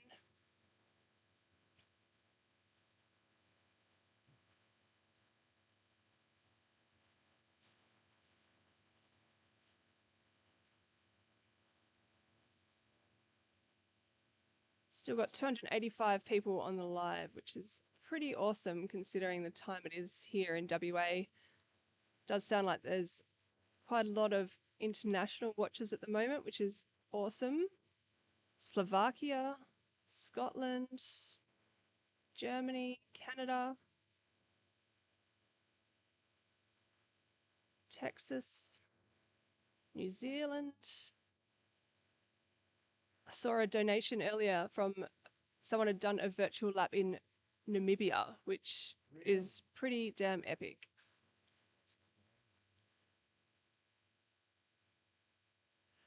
Fire cake. Maybe if you want to do a stream, maybe wait until just after 3, because then we can focus on you and actually watch a little bit of it, because Phil's going to be crossing the line any moment now.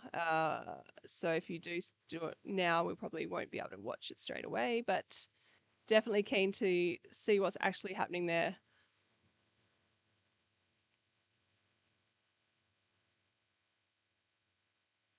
Someone from the UK.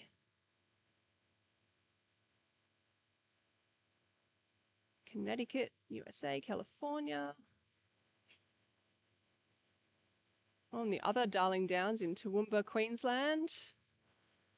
New South Wales.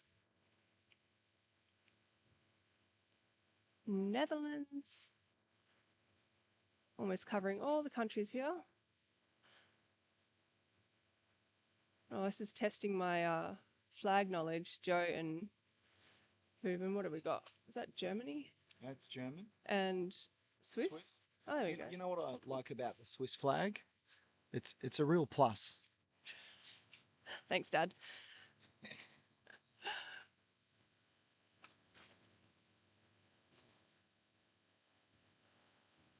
Almost time. They'll be coming around that corner.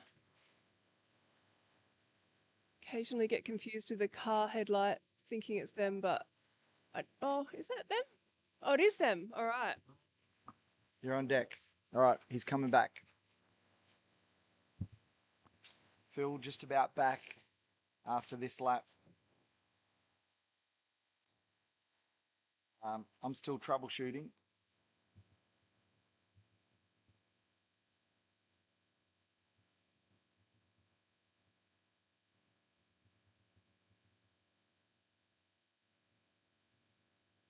We'll get a shot of him here as he comes in.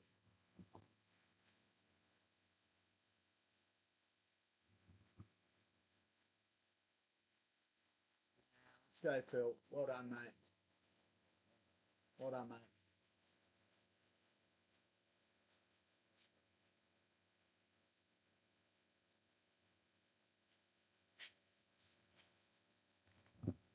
All right, you can see he's in the grind. You can see he's well in the grind. They're all back. 47 minutes, a bit slower. As we troubleshoot here in the booth.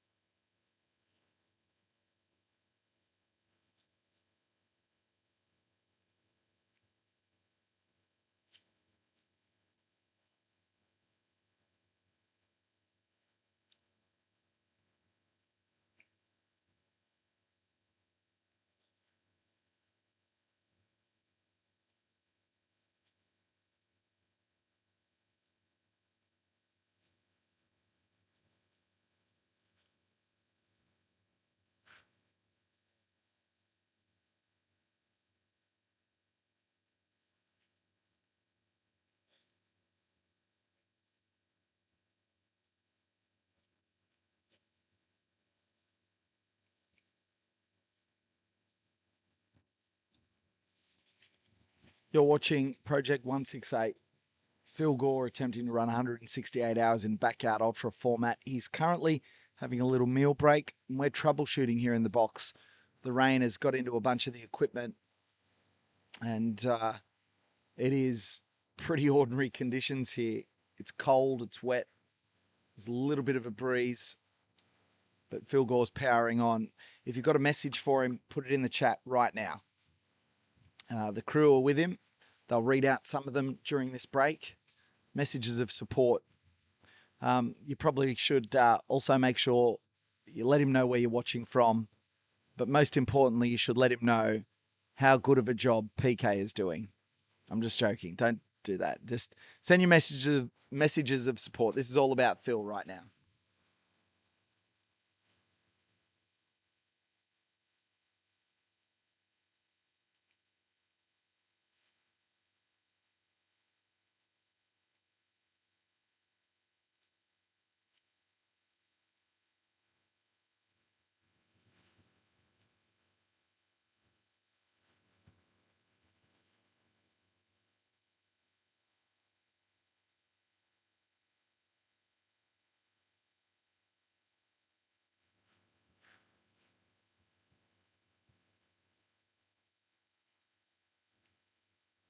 Thank you so much for your donations, everybody. $92,297.38 is so generous.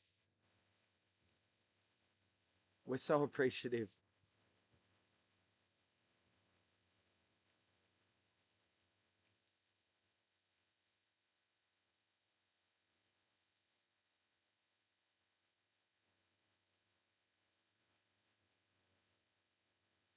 As we sit in the booth here at 3 a.m. and troubleshoot, or 2:50 a.m.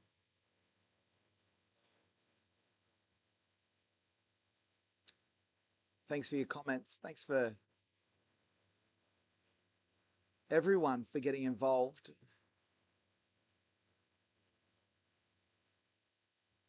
We are so appreciative of your support, being along with us for the ride. What a ride it is.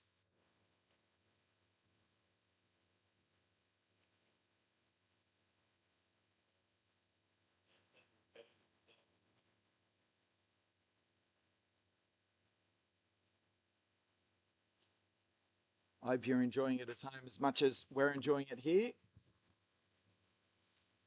But we're definitely in the grind right now.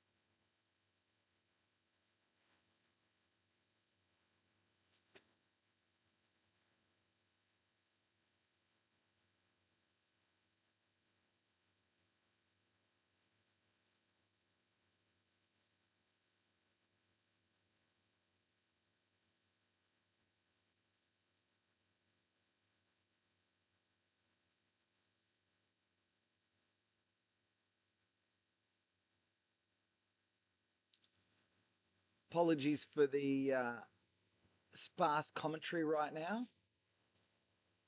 We are troubleshooting. We apologize for the delays.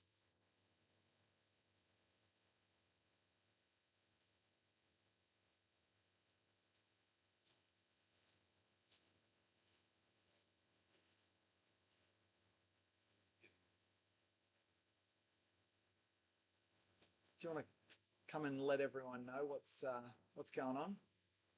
You don't have to be on camera. Well, this is what you need to tell everyone. Everyone at home is interested. We've got the runner that was just out with Phil, and he's saying there's not much to report really, but we're all going, well, we still want to know.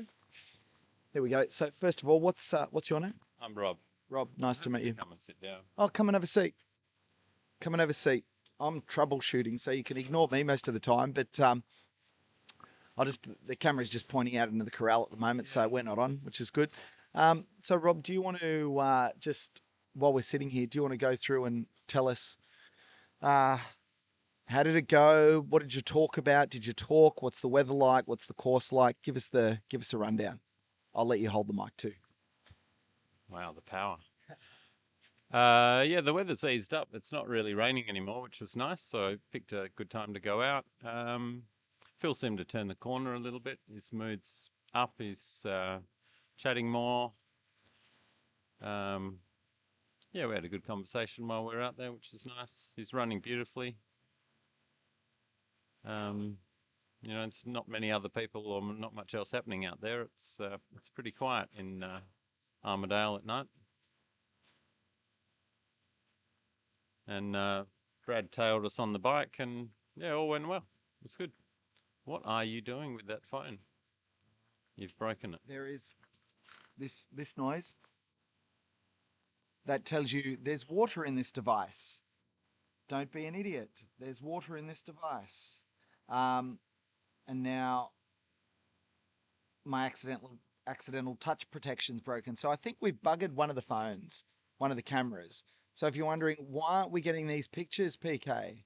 Well, that's because everything is absolutely drenched. But you've come back a little bit wet, but pretty. Mostly It's okay. Mostly good. Okay. So what did you chat about while you were out there, or did you chat much? Did you lock in? Yeah, no, we talked a bit. We obviously we talked a bit of running. You know, we talked about kids. We talked about school. We talked about other events, other people. Yeah, it was really nice. I wasn't expecting Phil would be up to talking much at this stage. I think he'd had a few down laps, and it seemed a nice time to chat.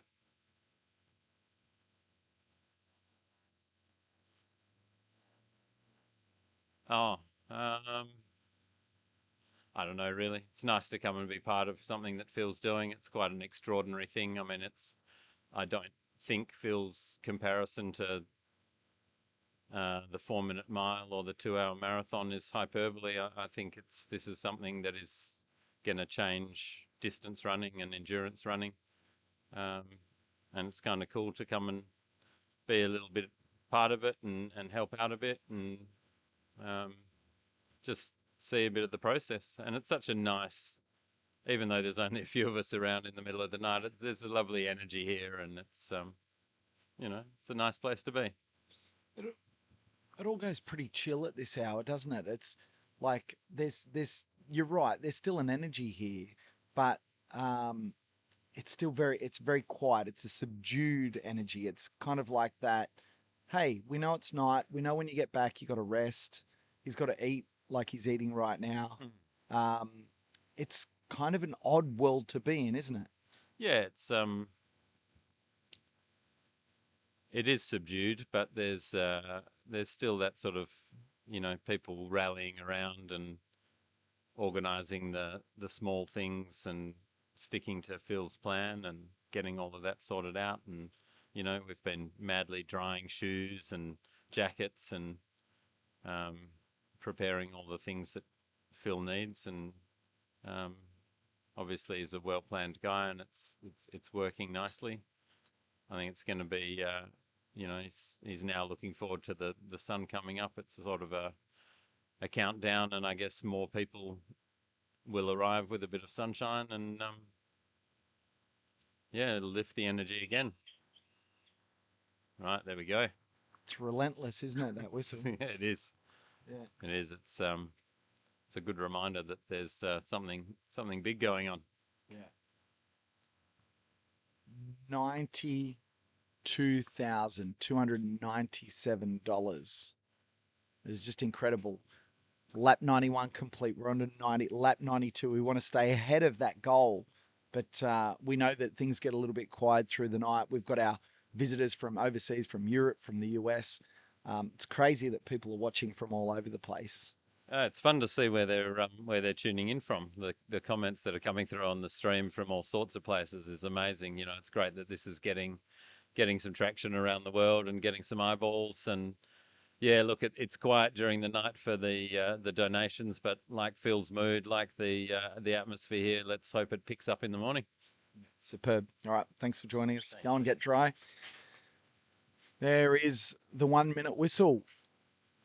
We've got 1 minute until Phil Gore comes back out. We are down to our one little camera here at the moment because If I multicam right now, I can break stuff, and as I've broken stuff through the night, we've got water that's got into the gear.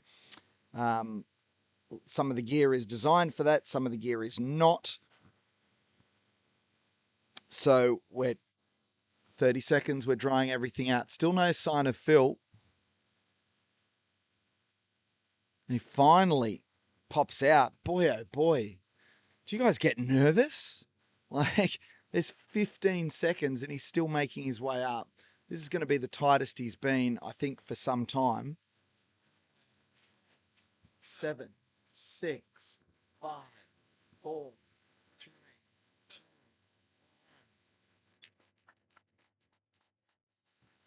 Wow, that's cutting it fine. Off he goes. He walks out. He's trying to get himself moving. And he does. Body starts to move after a few steps. He gets his headlamp on. You can tell the body's starting to certainly tighten up. Certainly starting to tighten up. But off he goes. He's moving well. Lap 92. You're watching Project 168, where West Australian firefighter Phil Gore, current world champion, current world record holder in backyard ultras, is attempting to do something completely different. Using the backyard ultra format, he's attempting to run 168 hours. And incredibly, we only have a handful of people on the stream. We'll get more people on later on. Hopefully we can get some more coverage as it dries up. We've had some wonderful donors help us out, but we still only have a very small crew here working on this project. We've all donated our time and we've all donated our money towards the event. It's an incredible scene here at Forestdale Lake. I mean, I can only hypothesize what it's going to be like in days to come. Right now, we're trying to dry some gear out. We're trying to make sure that we can still bring you some pictures, and I am trying to troubleshoot. And Kerry's been a wonderful help for me this evening, going through comments and having a chat. And if you're happy to do that again, oh man, that's so helpful for me to be able to keep going through this troubleshooting. We'll get there. We'll get everything fired back up, hopefully by morning. We've got Sarah Perry coming in a few hours, so I've got to get sorted for that. Kerry, what's going on in the comments? Look at the comments in a sec, but I just thought, since we've got so many international viewers right now, I just read a little bit about what Telethon is. So we've just got Phil coming back after his little first bit to the other direction, heading out onto the rest of the night course now. So yeah, if you ask any West Australian what Telethon is, they will know. Telethon has been created by and belongs to the community of Western Australia, who over 5 decades have generously donated more than $770 million to ensure a better life for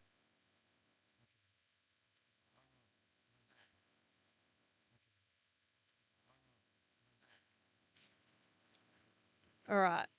Believe I was lost there for a minute. Don't know how much you heard, but I won't repeat myself just yet. I'll say it again soon. Let's have a look back through some of the comments. I know there has been someone asking for feedback on how the messages reached Phil, how they went down. We'll wait till the crew, they're just busy after that last loop, just doing what they need to do. So when they pop their heads out, we'll try and ask them how it all went. It's pretty awesome, these messages from all around the world. Just positive, inspiring messages for Phil and for everyone else, and also for Firecake, who's running now. I don't have Strava, so I can't look it up, but we'll get one of the crew or someone who's got Strava and we can have a look and see all the circles around and around the car. Hopefully you're switching directions so you don't get too dizzy, because that's a pretty small loop to be running, but it is pretty epic. So there should be 500 laps up on Strava from Firecake running right now. MD, who I believe is a mate of PK's, has written a quote: Inspire one, inspire many to go one more yard around the world. You're absolutely smashing it and taking this. I'm not sure what that typo is meant to be, sorry, but you're doing something bigger than yourself.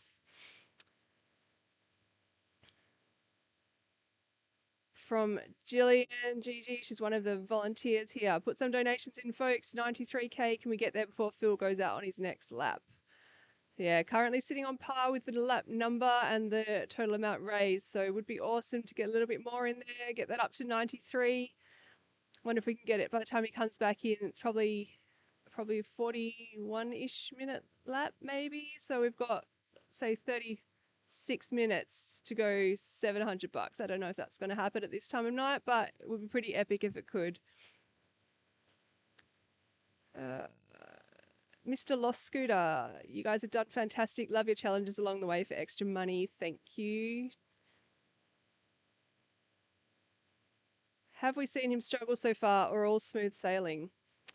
Look, I really don't think there's been much struggle. There's been a couple of little moments where there's been maybe little humps he needs to get over, but all in all, I think it's still, he's doing pretty well. Do you know what? I've got 30 seconds. I'm waiting for something to, a setting here to check. Smooth sailing is just so not a term that I would use. I think it's going according to plan. And according to plan means he's had niggles, he's had hip challenges, he's had a niggle behind his knee, he's had massage, he's had stomach issues. He was throwing up on night 1 and night 2. All the troubles, all the challenges that you expect. He's having low points, he's having good laps. It's a roller coaster. So, you know, and when you see him come out for a lap now, he's not bounding out of his chair and looking fresh. He looks stiff and sore and tired, and sometimes a little bit like, you know, there's some challenges, and you'll get to see that in the documentary. But he's human. It's hard. It's really hard. He's, you know, you think about when you watch someone running, you look into his eyes and you know he's digging deep already. But we knew that that'd be the case. He's in such rare air now. There's so few people that have ever even run this far. He's closing in on the world record. He's closing in on, you know, even if you don't count the Biotropica result as a world record, he's closing in on that mark. That's I guess the unofficial mark. He's closing in on that, but he's still like a day and a half away from that even. A crazy sport, right? Yeah, very crazy. I feel like there's, got Timmy. Do you want to come and have a chat about how the messages went down? People. All right, we've got an update coming from Timmy. I'll hand you over.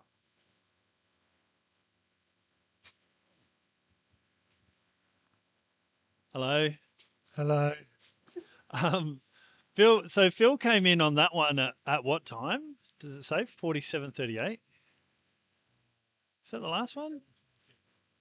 Yeah, so we had a little bet between the crew, just like a guessing game. When he'd come in, I said 51 minutes, Mally said 52, and Tegan said, I'm not playing this stupid game. Because he was on a red lap, and a red lap is a 52 generally. But I thought he'd come in a little faster because of rain, but just a touch under. Coming in 47 minutes is particularly fast, so that caught us unawares. But his mood really turned on that one. So he ran with Rob and had a really good conversation with Rob, had a good chat. And Rob was just telling us he's being very Phil. So we'd given him a gel to have. And Mally said, Phil, make sure you have this by halfway. He got exactly to the halfway point and said, Rob, I have to stop and eat this. Had the gel and then finished the lap and had told Rob, the crew will be really proud of me if I drink half of my trail brew. And he did. He drank half of his trail brew. So, yeah, really good spirits. His mind is fully switched on. Every loop, he's got a little a little container with a salt tablet or no dose or a ginger tablet. And Mally said to Um, uh, saw him bring hash browns yesterday and was like, "What's some hash browns?" What's that? Yeah, I think they do hash browns all day. I think so. If they don't, like there was like a chicken wrap if they do. If they don't, um, uh, uh, hello? Oh, we're connected again. Sorry about that. PK here, just putting in my McDonald's order. Oh, I've got to stop giving him a plug. I might mute the microphone. You can listen to my order in the background because I just decided I think I need to eat.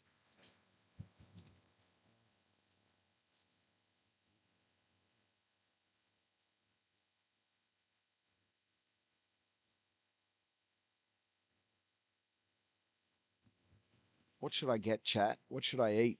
I was thinking hash browns.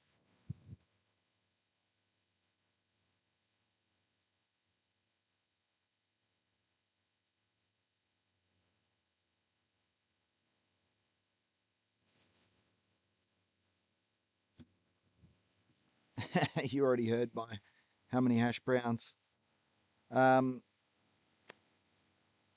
Checking in from South Carolina, USA.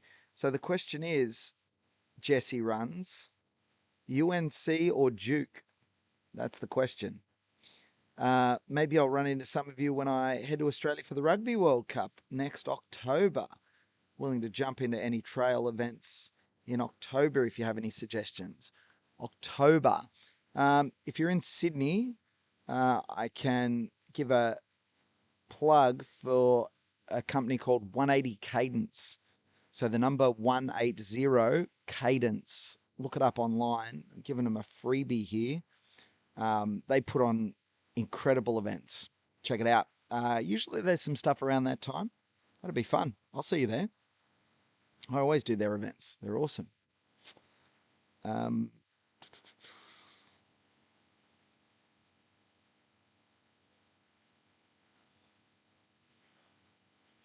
Okay. What do we got? Yeah. So Celine, still need to know if Phil got it to hear our messages. Yeah, we've got to find out. Goodness me. Uh, Jess Run says, oof, Clemson, South Carolina versus North Carolina. My partner is a North Carolina State. There you go. Sel, you never sleep, do you? Sel loves it. Firecake 700 laps in. Funnily enough, it's the longest distance I've ever run. This is so epic. I'll get back to my order here. Oh, so I asked you to help me with my Macca's order, and you haven't even helped me. Goodness me, everyone. Let's go. How about, this is terrible. How about a, if I can get that chicken wrap, I'll do it. Otherwise, we can order here. I know. Now I sound old. I'm giving you my McDonald's order. Now just put it on the app. How do I use this app? What do I click on? What's this? What's this McCrispy? There's a Big Mac and nothing else. Now I sound like a drunk old person. I've got a McSpicy. Yes. I'll have the fillet of fish, but not the one that contains imported seafood. Sorry, Gran. It all contains imported seafood. Well, I don't then. Okay. I'm doing my brekkie order. Probably no way I eat all this. Did we have the wrap yet? No. Or the hash browns? No. I've just okay. All right. I'm into it. I've got this, and then I promise I'll get back into the What am I doing? Troubleshooting. Okay. Oh, yeah. Let's do this. Let's do, uh,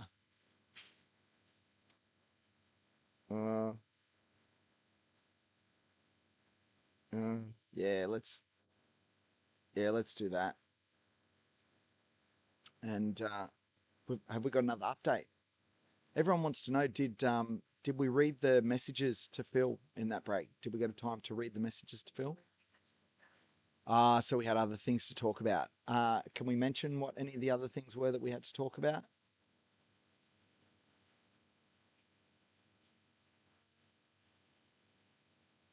We don't know as the... Oh, it was more... Okay, more about admin stuff, charging things, making sure that we remembered stuff. Yep, okay. Fair call. Fair call. That works. Yep. All right. Kerry's got my brekkie order. Well, it's not really brekkie. It's kind of like lunch. I'm just hungry. Eat all the things. Good morning from Sydney. Hey, Peter Hatchek. Good morning. How good's this? Yeah, hash browns. I got a million hash browns. The Australians are asleep. Quick, talk about animals that aren't trying to kill you. Don't they all try and kill you? They all do. So, Firecake, have you got us on in your earplugs or something while you're doing 1,000 laps around your car? Wonderful.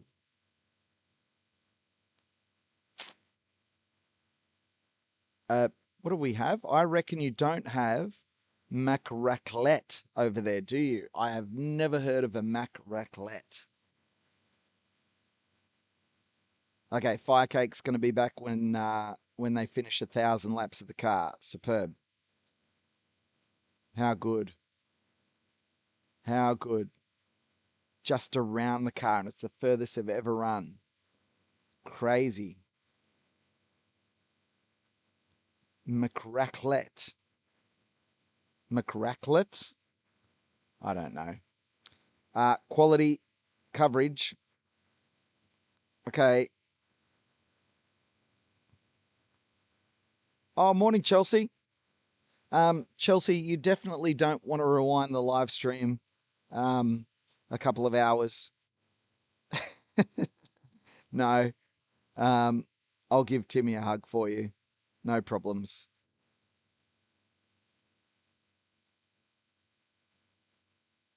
Um,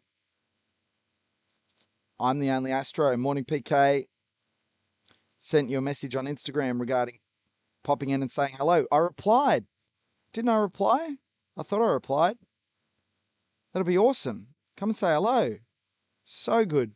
We're troubleshooting though here. We've got Phil's lap times up on the screen. Let me go back to where he's on course. This is a little bit boring, but at least it works for now. Let me go back to troubleshooting, folks. Otherwise, I'll get in the chat. You know what I'm like. I'll just be chatting with everyone. So, okay. What do we got?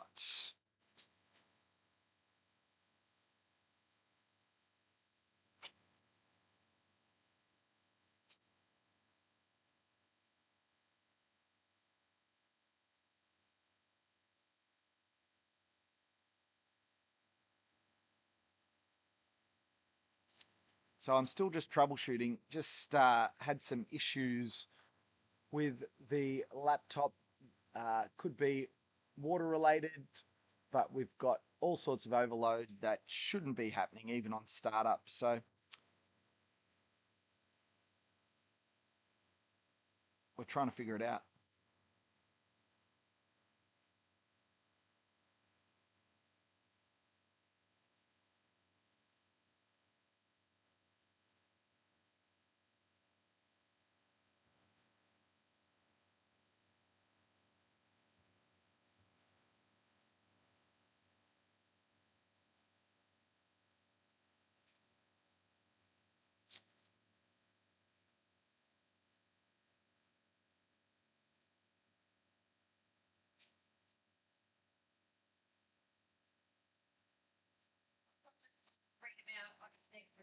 Oh, okay. So we're going to read out Phil's messages on his next recovery, but he's got a couple of sleep laps now, doesn't he? He does. Three more sleep laps. Yep. So this will be a quick one. Yep. Got anything else to report or? Oh, he seems to be perking up. So that's good. It sounds like he did perk up a little bit there, which is, I mean, we're in the witching hours. This kind of sucks this time. So It does. It does. But But- he ate a big chunk of apple pie. yeah, the apple pie looks good. It does look really good, actually. I imagine it'd be like some sort of mushy, just nothingness, but it's this gourmet apple pie in this gourmet box, and he keeps chipping away at it. So, yeah, he eats some funny stuff. We were talking about the jalapeno and cheese meat pie he had today. Yeah, I read that, and I was It's a bold strategy. like, very bold strategy. I wouldn't eat that at the best of times. God, thankfully we've got Portaloos here. So anyway, And he's got plenty of changes of clothes too. yeah, well, I'd need a change of underpants. But anyway, I'm troubleshooting on the laptop, so hopefully I can get that right. We've got Sarah Perry coming in soon, so I've got to get ready for her. I know, I know.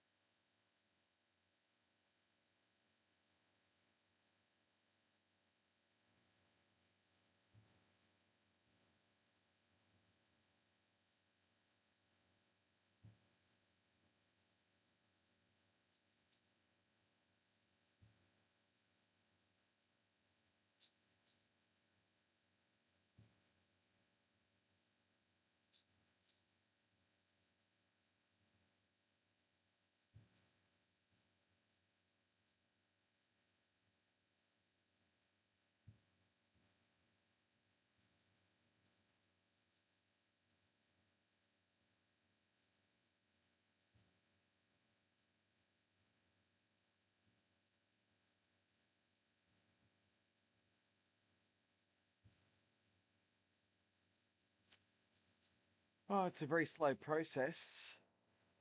I'm sure there's an easier way to do this, but I don't know what it is. So we just chip away and do what we can. Okay. And then just when you think you've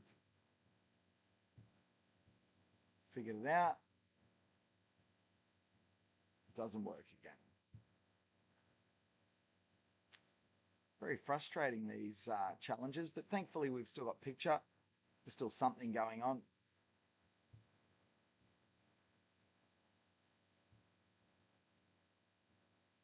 We at least can bring you something.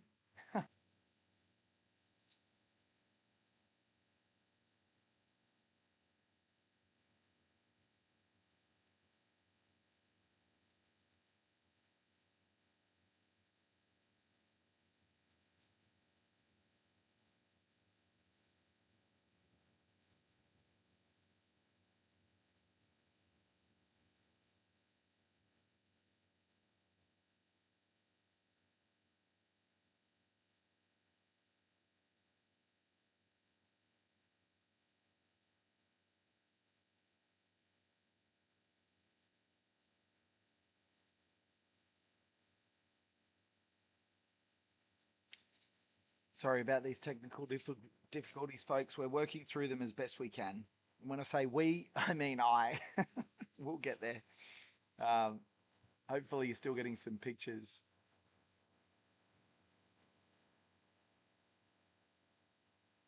Not much happening. Phil's out on course. You can see the GPS marker moving.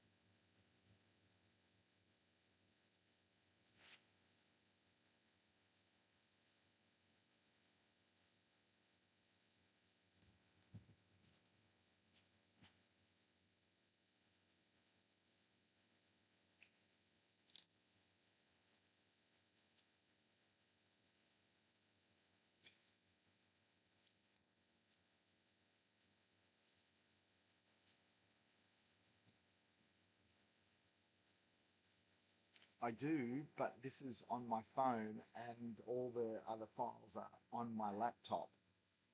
So I'm currently using my phone, but all the other files are on my laptop. What do you want me to do?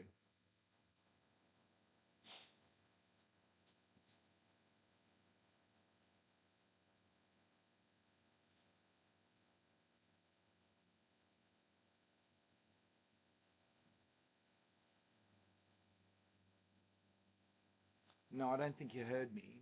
Right now, this is using the app on the phone, so I can't just copy and paste it here because the information is on the laptop. This is a phone. You can't copy information from the laptop and paste it to the phone.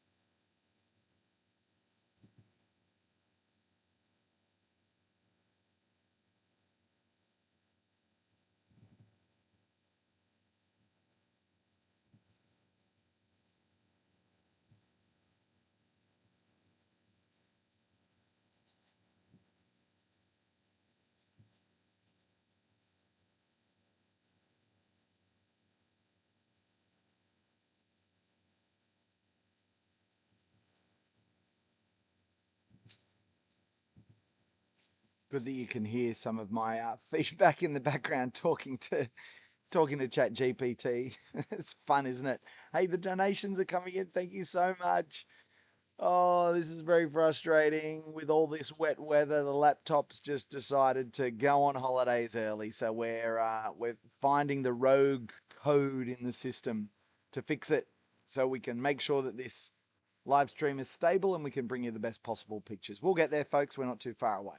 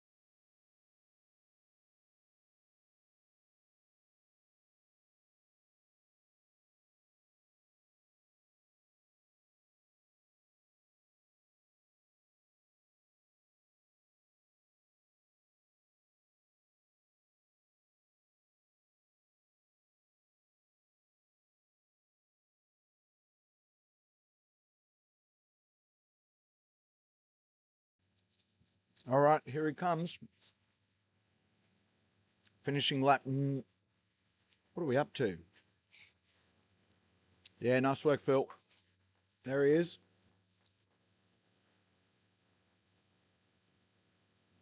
Wow. Lap 92, done. Done. Unbelievable. Phil Gore. Absolutely incredible. Absolutely incredible. 92 laps done on his way to Project 168. My name's PK. We're troubleshooting. We've had a lot of rain here. We've had a lot of moisture into our equipment. We're trying to get everything back up to speed as best we can. I'm chasing my tail here, but I'm doing my absolute best. Thanks for joining us. Phil's going to go and have a sleep after lap 92. And I'll be back very, very soon to let you know what's happening here at Forestdale Lake.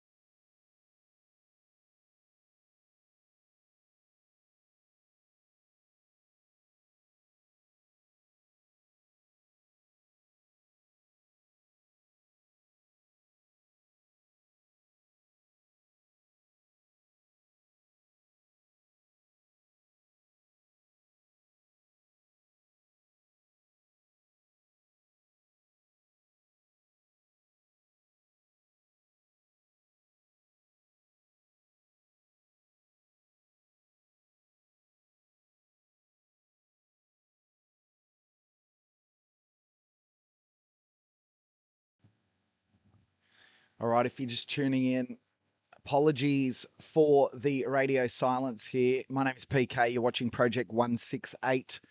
We've got less than a minute. In fact, we've got about 40 seconds until Phil Gore is due to head out on lap 93. There's no sign of him yet. No, I'm trying to build suspense for the viewers. There was signs of him. There he is. He's made it back with 30 seconds. Well, he hasn't made it back. He's come back from his sleep break with 30 seconds remaining. He's getting ready to head out. You can see him there, looking around, packing his shorts, putting his headlamp on. And we'll count him down in just a moment, send him out on lap 93.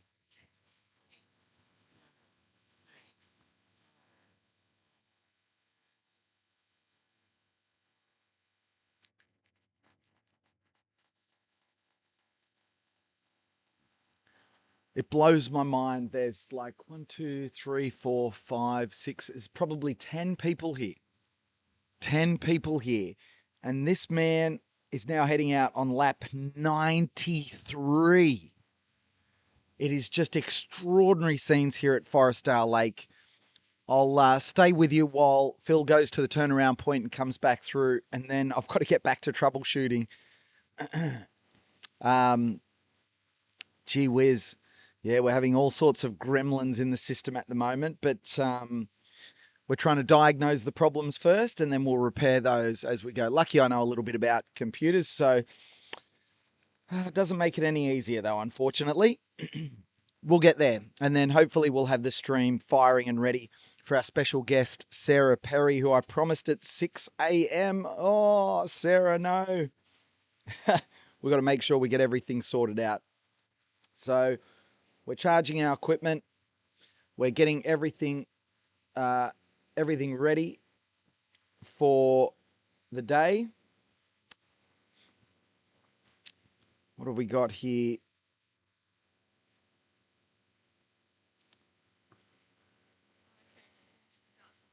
Firecake has finished the 1,000 laps. You're joking. Are you kidding me? What's going on here? Where are we? Firecake just finished 1,000 laps around my car. Video will come at the end of the week. Check out my Strava. Christian Val. I probably butchered your name, Firecake. Stats are not 100% correct, but it was a total of around 12 kilometres and took me more than 2 hours. That is unbelievable. That is incredible. You've got to post that video and tag Phil Gore Ultra Runner. This is one heck of a story. Congratulations, Firecake. That is unreal. I mean, we talk about these ridiculous challenges, and you've gone off your own bat and done that. That's tremendous. So, thanks for helping me out in the comments, folks. Yeah, PK is still going, still here, but we are trying to troubleshoot with some of our equipment right now. Tom says, such a shame that PK doesn't love us enough to stick around anymore. Yeah. Whew. No, love you, Dom. It's a great question, Zach. Have you tried turning it off and on again, PK? I love how when you do that with troubleshooting with those companies online, especially when you get overseas call centers, they call it a power cycle. And it's like, do you mean turning it off and turning it back on? Yes, I have. So that's one of when the times that the stream dropped. I actually did a complete reboot, but for some reason we've got some gremlins in the system that are coming up even during the reboot. So doesn't even have anything to do with the actual live stream itself. So we've got to solve those problems, sort out the setup and get going. Otherwise, worst case scenario, we reload into another system altogether at some stage. But I'm confident we'll be able to get to the bottom of things. It just takes a little bit of time, that's all. So Phil Gore heading out on lap 93. He's been running for 92 hours, 3 minutes, and, well, I'll make it 92 hours and 4 minutes. Let's round it off. What you can see in the picture frame there is a shot of the starting corral, which is here at Armadale Soccer Club. It's just basically under the front awning of the soccer club. You've got the Ultra Series sign, which is the timer that we have. In fact, we're not going off the timer itself, we're going off the time of day because they don't start at the same time. And so we started them a few seconds apart and yada, yada. But my favorite thing on that board is first part is laps, which is the second line down. It says 92 and then runners left. One runner remaining. One runner started. Phil Gore attempting to run 168 laps in the backyard ultra format. We just got a $168 donation. Oh, that's awesome. Let's go. We're up to $92,692.18. We've fallen just behind our rolling target of $1,000 per lap completed. We're just behind that, but that's okay. We made a huge comeback last night during our peak time, when, of course, I was in bed asleep. The plan was to come in here, do the overnight, chat with Sarah Perry. As soon as Pato comes back, bang, go and get some rest, be back for prime time tomorrow. Do you think that's worked out? No, of course not. But that's okay because I'm troubleshooting and you guys are all wonderful watching along, and you know that we're going to have some challenges along the way. We've had all sorts of heavy rain. Phil's still out on the night course for another 2 laps as he's making his way back towards us. I'll see if I can move the camera to a position that might be able to see him coming down. Sorry about the terrible pictures, but there he is. We're looking down past the marquees, and here comes Phil back through. Here he goes. Let's have a look. There he is. You can see a little bit of rain falling again as he heads out. But look, he's still moving well. I mean, that's all you can want at this stage. He's still moving well. He still looks good. This is lap number 93.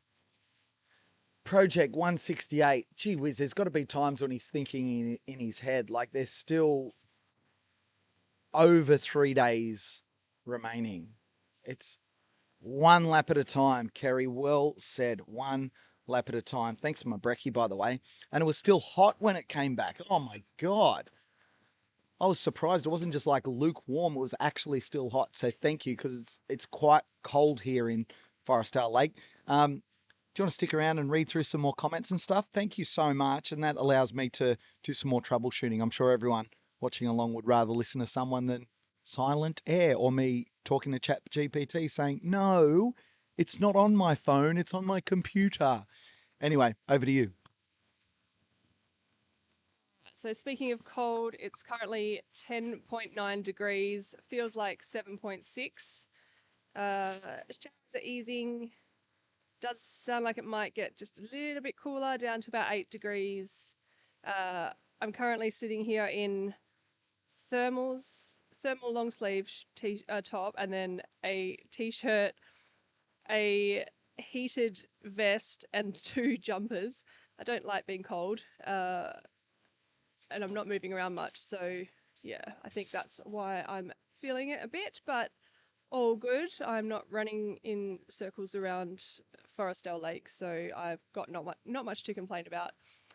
Let's have a look at current total. We've gone up a little bit more, $92,692.18.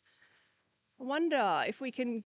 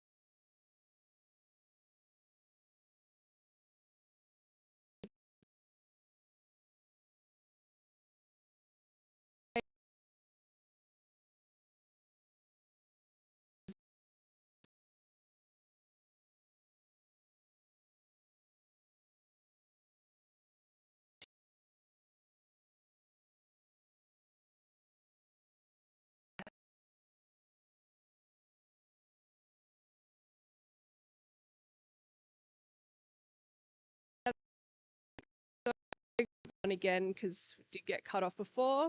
So Telethon has been created by and belongs to the community of Western Australia, who over 5 decades have generously donated more than $770 million to ensure a better life for our children now and in the future. Established in 1968, generations of West Australians have grown up with Telethon and through their generosity have had a major impact on some of the life-threatening diseases that face our children.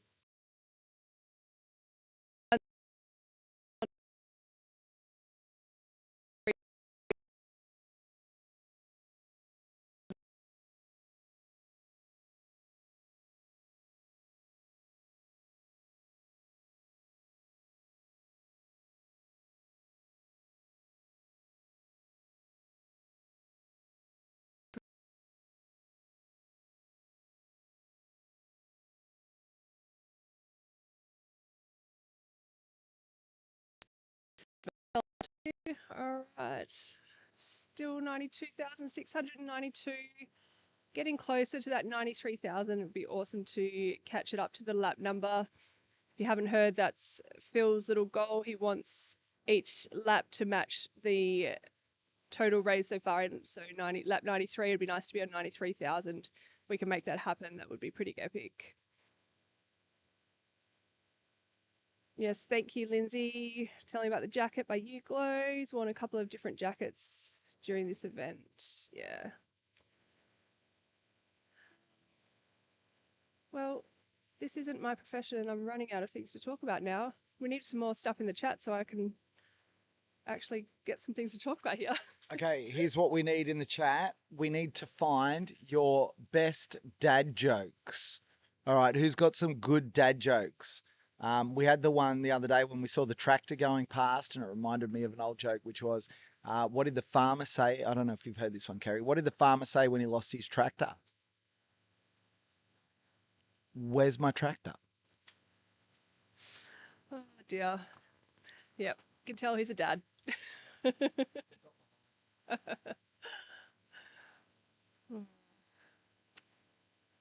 the dad jokes, people. Help me out here. Also, drop in the comments, where are you from? Who have we got in here at the moment? Where are you from? Tell us which city, country. I just want to see who's...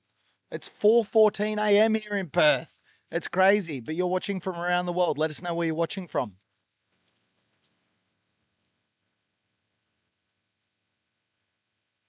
Marlon, we want to see more from the race. We would love to show you more from the race. Unfortunately, we are running on a very shoestring budget because every single cent is going to charity, to Telethon. And we're also facing some challenges with weather infiltrating the technology, but doing the best we can and hoping to have it able to get back to having a couple of cameras and some out on the trail during the daylight hours. So we are definitely working on getting that to you. All right, we've got a couple from Germany, Hamburg, South Africa. Yana's given us a joke. What do sprinters eat before a big race? Nothing. They fast. PK liked that one, yep. Stream's probably going to freeze, folks, just for a little while.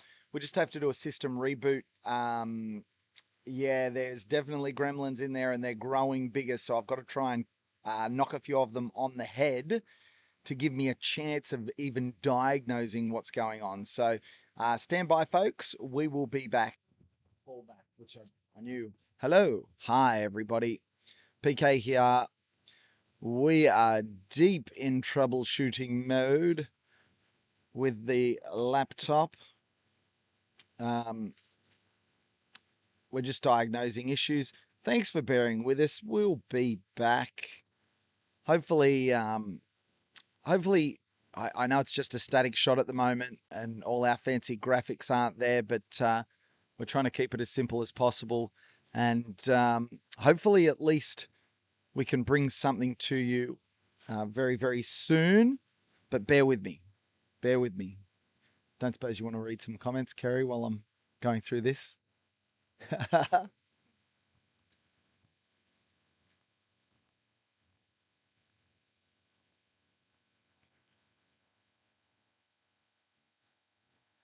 So, Chelsea, can we confirm Terry has not stolen more Sunkist?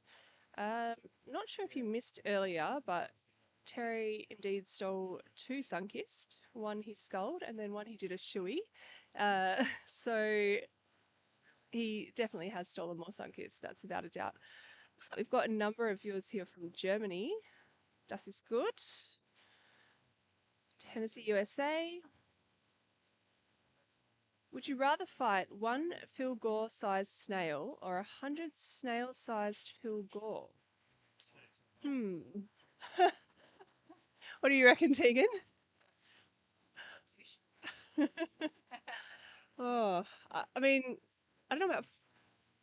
Would we rather fight, or do we want to say, do you want to run against? Oh, because I'd definitely choose the 100 snail sized Phil Gores if we were running against them, but.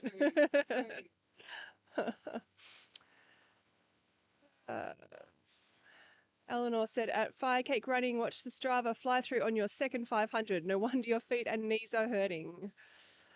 Another one from Germany. Oh, Manu, let's go team. Are you coming back, Manu? Tegan says hello as well. We miss Manu Cam, so yeah, we would love to bring back Manu Cam if we can get it all fixed, up and running, and have you back. Oh, I don't understand the German comments. I'm sorry. Why shouldn't you trust trees? Because they seem shady. Very good, Eleanor, thank you. Firecake Running, I need new running shoes now. The bottom is so used up after the 1,000 laps. Also almost fell on my face at least 5 times. We appreciate your efforts, Firecake. You did a very good job, 1,000 laps running around your car. Wonder if that's ever been done before. Amy Slocum from Jindabyne, New South Wales. Hello. Brian Smith, finally thought of a dance for donation song, Dancing in the Moonlight. Mr. Lost Scooter, Firecake Running, did you go 500 clockwise and 500 anti-clockwise to balance it out? No, I changed clock direction every 50 laps. Sel asked, how big is your car, just for reference? Is it mini or an SUV? Did we get an answer? No, it's a... Oh, I never know how to say this. Peugeot 206. Joanna Hall, good morning all. Mr. Lost Scooter, I feel dizzy just thinking about it. Beast mode. Yes, definitely. Firecake, 1,000 laps still add up to around 12 kilometres if you add the little distance between me and the car. Flying Marvin, another one from Germany. Go Phil. So many from Germany. Holly, incredible work, Phil. I've been tuning in on and off from Colorado and sharing your journey. Carry on. Oh, Eleanor says, don't worry, PK, we're not going anywhere. Still got 233 on the chat, which is pretty epic. Thank you.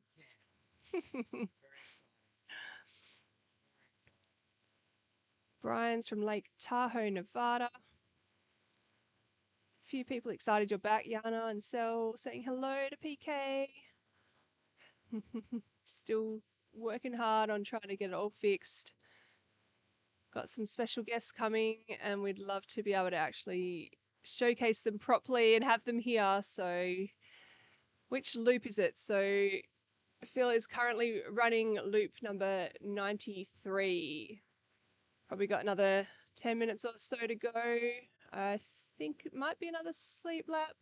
It's only this one and then one more before he goes to the day loop. So I'd imagine he's going to try and get another sleep in. We've got someone from Portland, Oregon. All right, current fundraising total, $92,717.18. It's 4:32 in the morning here, so that means we've got 28 minutes until he starts lap 94. Can we make the 92,717 hit 93,000 before he starts that at 5 a.m.? That's in 28 minutes. If you've been thinking about donating, now would be an amazing time. Please click on that link, scan the QR code. Let's get that number up for Phil. Hopefully the rain starts to ease off because it keeps tricking us. It keeps sprinkling a little bit and then coming back. But just having a look at the radar now. Oh, the big Cell seems to have passed. There might be some remnants, just little sprinkly bits, but I think we may be in luck that it might be clearing. That would be very good news for Phil and also for his crew who have spent most of the last, I don't know, probably 12 hours rotating things over the heater. Clothes, shoes, towels, all sorts of things, trying to dry them out in between laps. Currently 10.9 degrees, feels like 7.6. Showers easing. I want you to all cross your fingers and toes that is actually going to happen.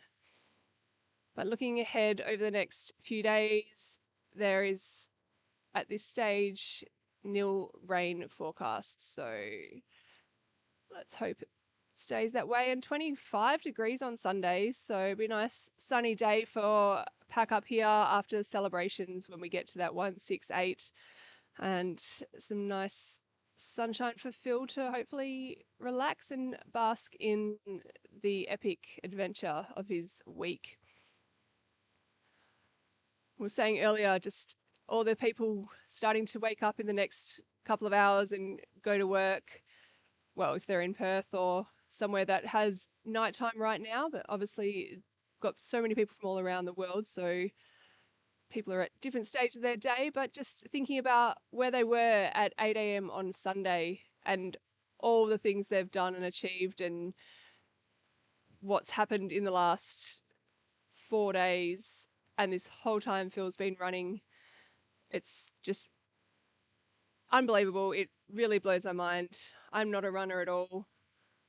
I was proud of myself when I completed a 5K many years ago and I had to walk and just jog and walk and jog and walk to get through it. But I thought that was a pretty good effort for me, and that's 5Ks. That's not even what he's done in 1 hour. So I'm pretty in awe of this incredible man. Firecake running. Good night, everyone. Go Phil, 100 laps soon. Thank you for your entertainment, Firecake. Appreciate all your efforts in running around your car 1,000 times. And have a good sleep. Yeah, Eleanor and Sel saying good night to Firecake. You deserve to go to bed, sleep tight, and don't dream of your 1,000 laps.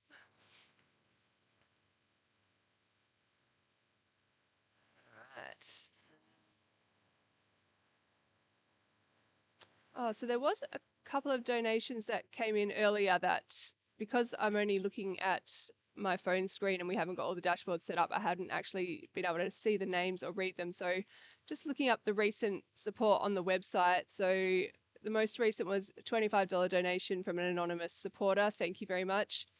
The 168 I did see pop up earlier, but I couldn't see the names. We've got Jack and Brooke from Parabadoo. So Parabadoo is a mining town in the north of Western Australia. It's pretty isolated, but it's near one very cool national park called Karajini National Park.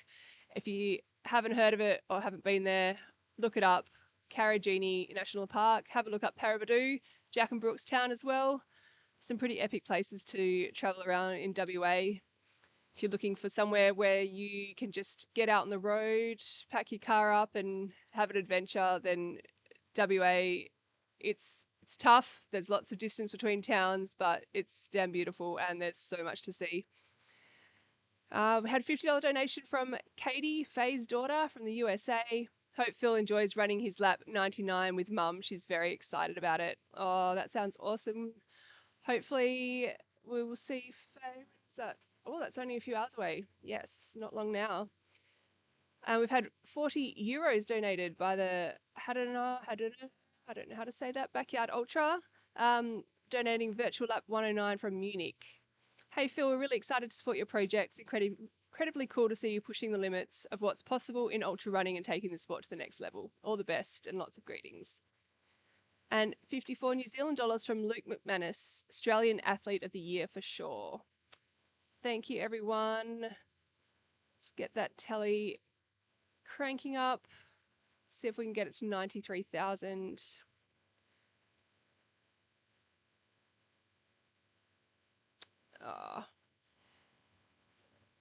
Firecake's going to have nightmares and see Mark Dowdle running next to me at the car. Mike, how epic is this? The live stream is awesome, gremlins and all. Well done. Phil is a beast in absolute amazement of Project 168. Yes, agreed. Eleanor's asked me, if not running, what do I do for fun? Well, I'm a bit of an artist. I like doing random arts and crafts. I don't really have a particular art or craft that I like, but I just do what I feel like at the time. I do enjoy mixed media on canvas, so just finding random bits of things and seeing what goes together. I do enjoy a hike, although 2 months ago I was hiking in Denmark of WA, which is down south, and broke my wrist. So 2 days before my 40th birthday party was supposed to be, so that got cancelled. But yeah, recovering from that and maybe going for a hike soon, but a little bit hesitant, but I'm sure I'll be fine.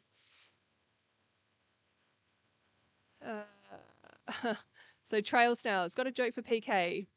The people in Port Hedland don't like Phil Gore, but the people in Paraba do. Pretty good. That's pretty good. Got a laugh out of him. Thanks, Snails.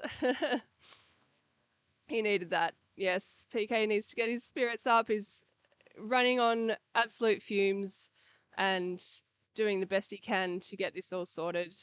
Sitting in the cold. I'm sure he'd much rather be in bed right now, but he's doing it for a good cause. And won't be long until Phil comes back in for another little nap. Hopefully his tent is a bit warmer than it is out here.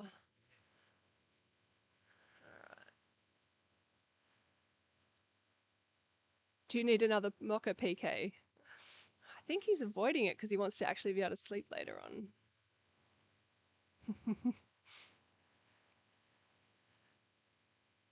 Ingrid, just turned on the live stream as inspiration for doing my core exercises. Good morning, everyone.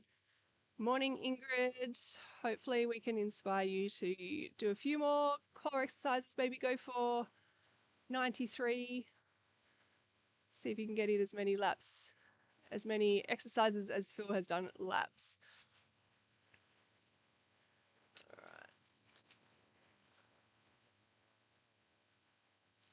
Yes, Sloth Moth Cloth. There is a Denmark in Australia, in Western Australia. And greetings from Denmark, the country.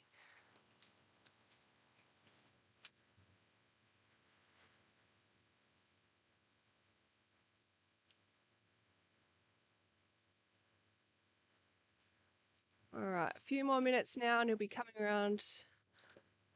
Just look in the distance and we can see his lights when he does pop around the corner.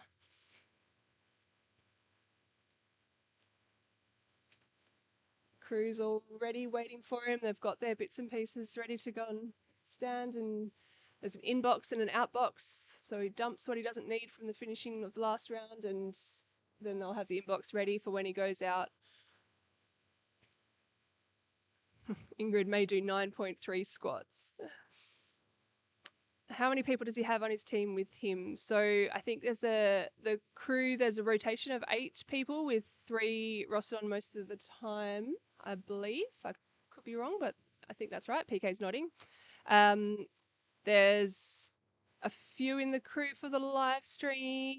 And then there's a whole heap of volleys who rotate through different jobs. Not sure of the exact numbers of those.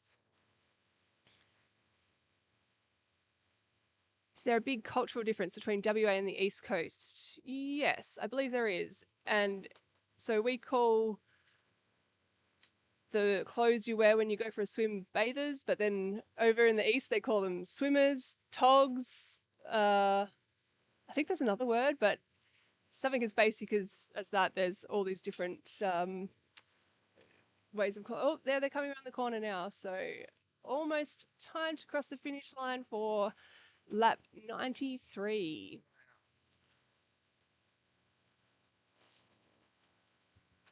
I'll let you do your thing, Kerry. How am I going? I'm still going. Timmy Mofo has just rocked up. We're still with the computer system. The memory's been sucked so bad we can't even get the diagnostic tools to diagnose what's going on. So We're doing our workarounds, but the thing is, we've got to keep the stream going. So,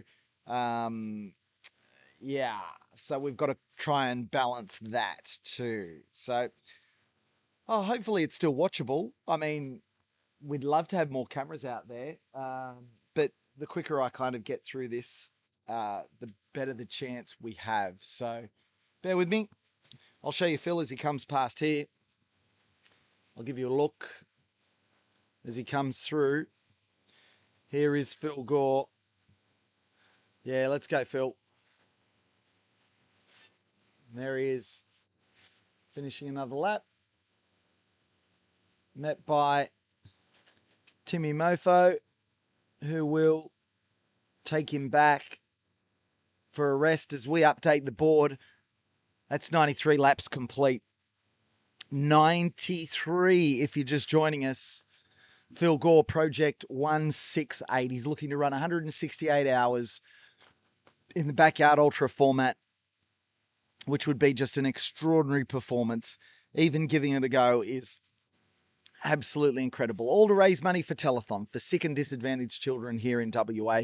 Kerry was talking about it before. If you're just joining us, welcome and good morning to Forestdale Lake, Western Australia, where Phil's surviving the night.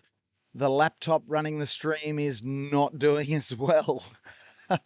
We've had all sorts of rain, we've had all sorts of moisture, we've had the cold, and now we've got some issues, but we've still got a stream, so that's okay. We can't bring you all the exciting stuff that we normally do, but I'll battle through. I'm trying to get it all sorted. I've got Kerry helping me here, going through some comments and having a chat to you guys. I'll keep going, and hopefully we can get it back up very, very soon. We're close. We're close.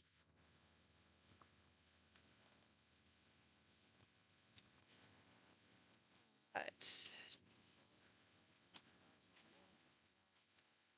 Just tuned back in from Mel. Is that Mel? After a nice 7 hours of kip.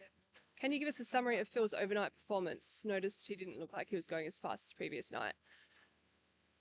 I might get back to that question when PK is able to answer that one, because that's a little bit out of my knowledge to give comment on that.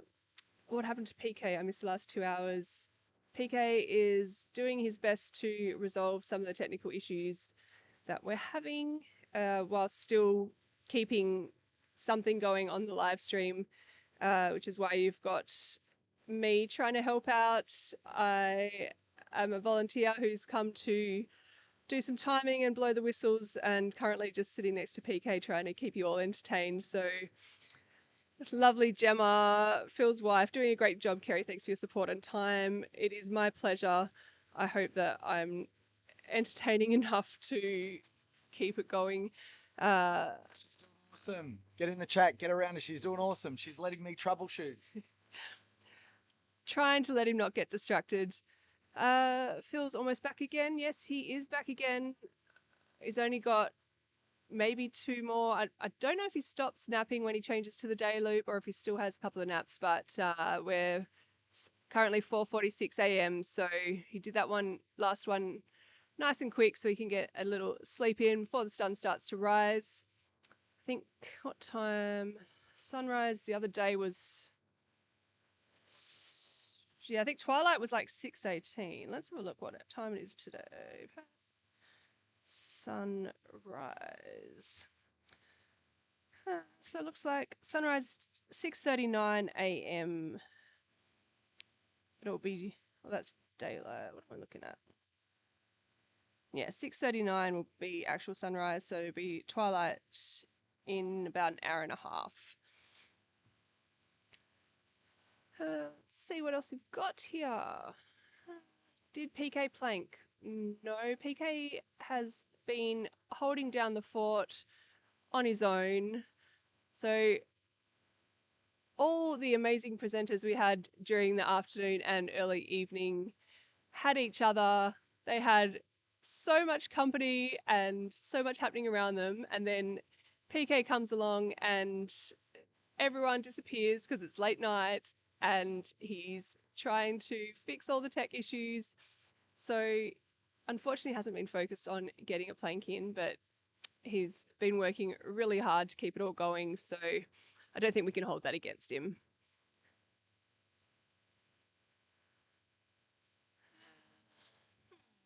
Time stands still when Phil is running.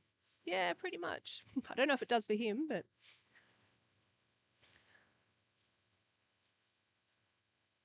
oh, thanks Ingrid, doing a great job, Kerry.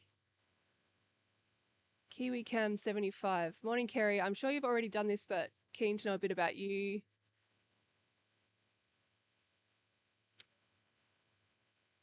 Andrew, doing an amazing job. Kerry, thanks for volunteering. Are you a runner yourself? Have you ever participated in a BYU? I am definitely not a runner. I am here volunteering because I have a lot of my time on my hands at the moment, and I know Phil through my brother's a firefighter, and they're in the same firefighter school. So I've known, we don't know each other super well, but I've followed his journey the last couple of years and pretty amazed with what he's doing. I do a few different volunteering for different events, and this one just seemed to just sound like a pretty epic one to be involved in. Not very often you get a chance to be a tiny part of something that's just so amazing, and really just, I think it's going to make a mark on the world in a pretty big way.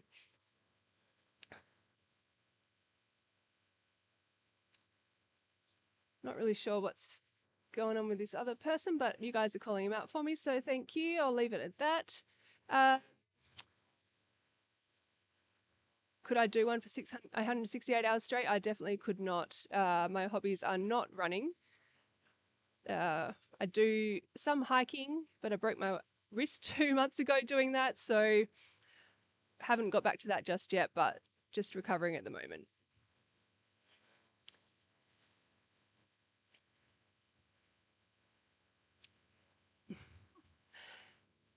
How much activity is there in camp overnight? How many people are around and what roles are they doing? So Ingrid, good question.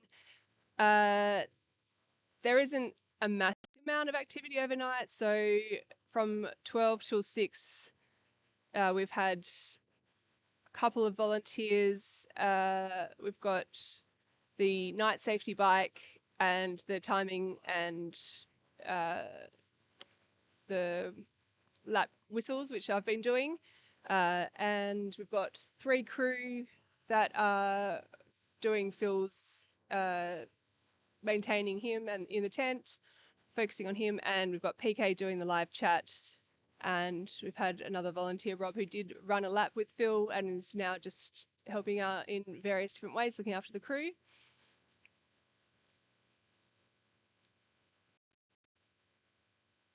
Yeah, when PK has a second, we might get him to block this person, but he's working on that. Yeah, looking back at the total raise so far, still sitting on $92,717.18. Got 9 minutes to go until this sleeping lap 93 is over, and then we're going to start lap 94. Little bit behind on the goal, but I think we're doing a pretty amazing job, and come daylight in Perth, hopefully we'll be able to get that number back up again. Agreed, Eleanor, PK is a legend, and yes, this live stream is definitely happening because of him.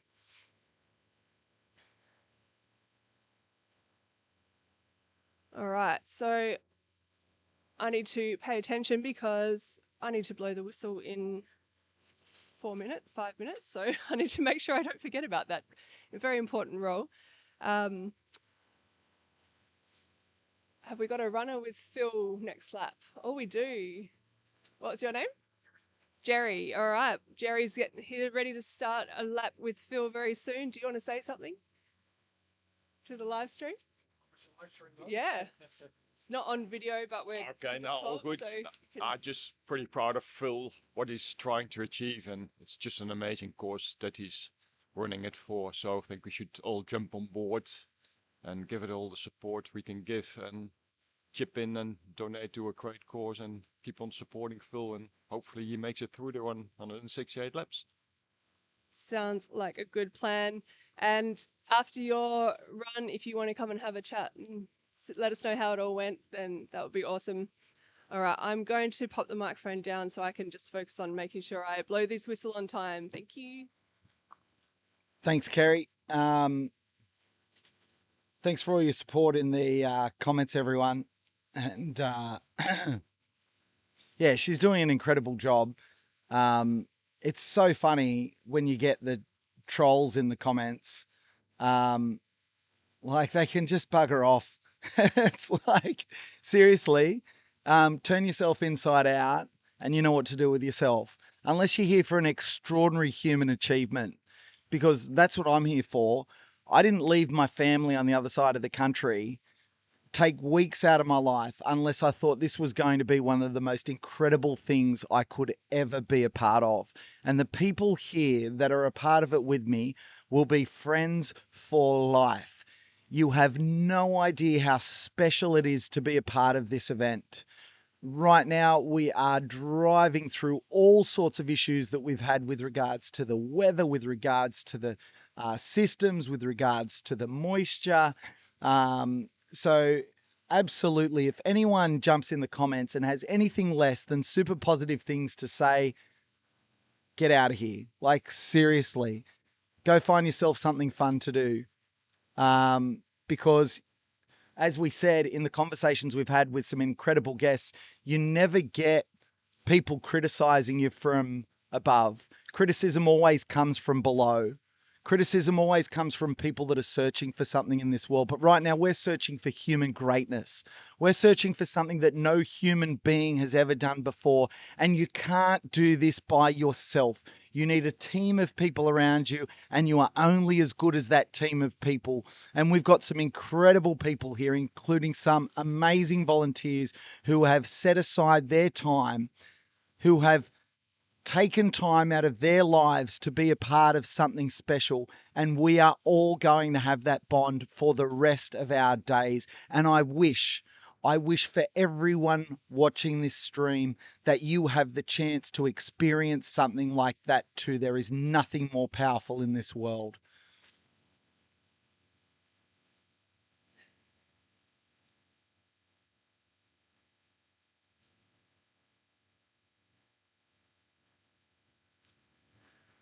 And when I get the computer back up and running, I'll sort out a few more moderators, hey?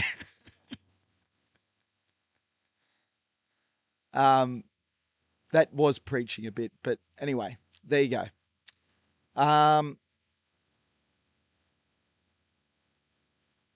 Yeah,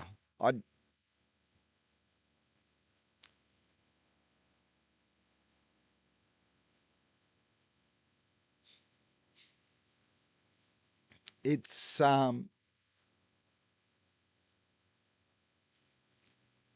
hard to describe how special it is here right now. It's hard to describe. It's 5 a.m. here in Perth, just before 5 a.m. here in Perth. We've got people coming in from all around the world to see something incredible.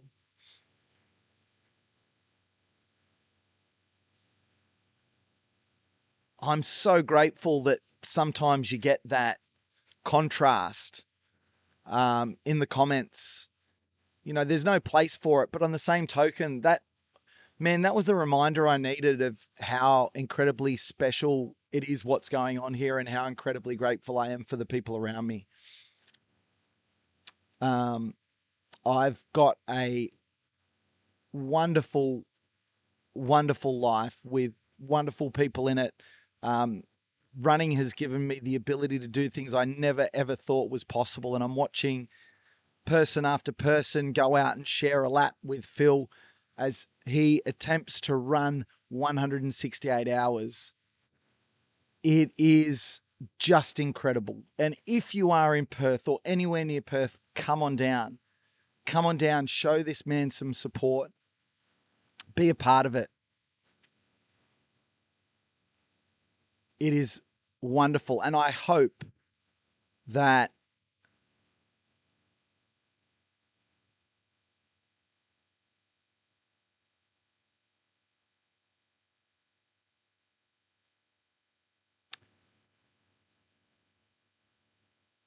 I hope that you all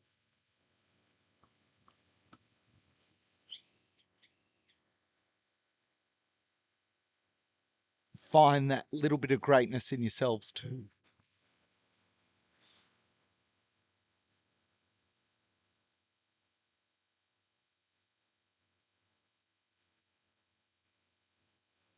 Some people just have to dig a bit harder than others, but it's there. It's there. Okay. Wow. I mean, are we warming up yet? Are we starting to warm up yet? Finn said it well, even being part of this chat feels like a community. I can't begin to describe how what I've experienced doing these overnights with people from Europe and America, and Phil's just wandered out casually. he's got plenty of time up his sleeve. Was that a whistle? That was a 2 out of 10. That's well, Phil's right here. That's one of the worst whistles I have heard.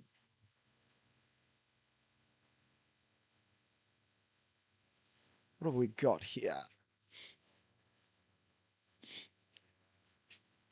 Oh.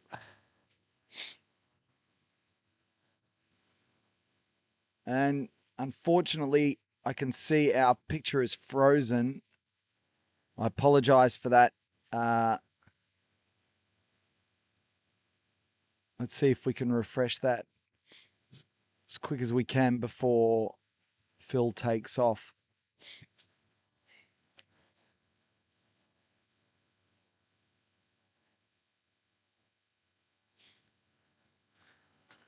And even though that picture has frozen, I can tell you that Phil was out here early and he has headed off on lap 94. So our graphics are working. Our camera is not. Oh, we'll get there, folks. So much going on here. I think I have to just reboot this webcam. I don't know how long it's been frozen like that for. We should have the moving clock. Let me refresh our video capture device. Goodness me, when it rains, it pours, right? But Phil's still running, so that's good. Oh, did it just come back there? Nope. Let's try and load this source again, shall we? Absolutely nothing is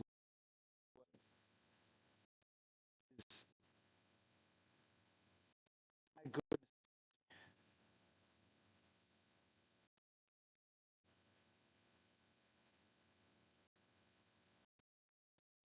Some people about some other events recently. Boundaries of what's available. You know, some things can break. You bend stuff, you can break it. But my comment was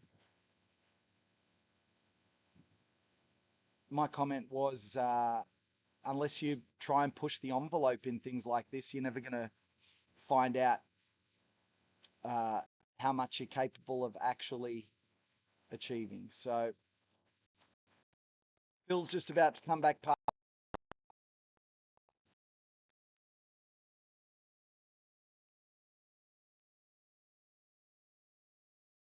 Do you reckon any of that went out? Okay.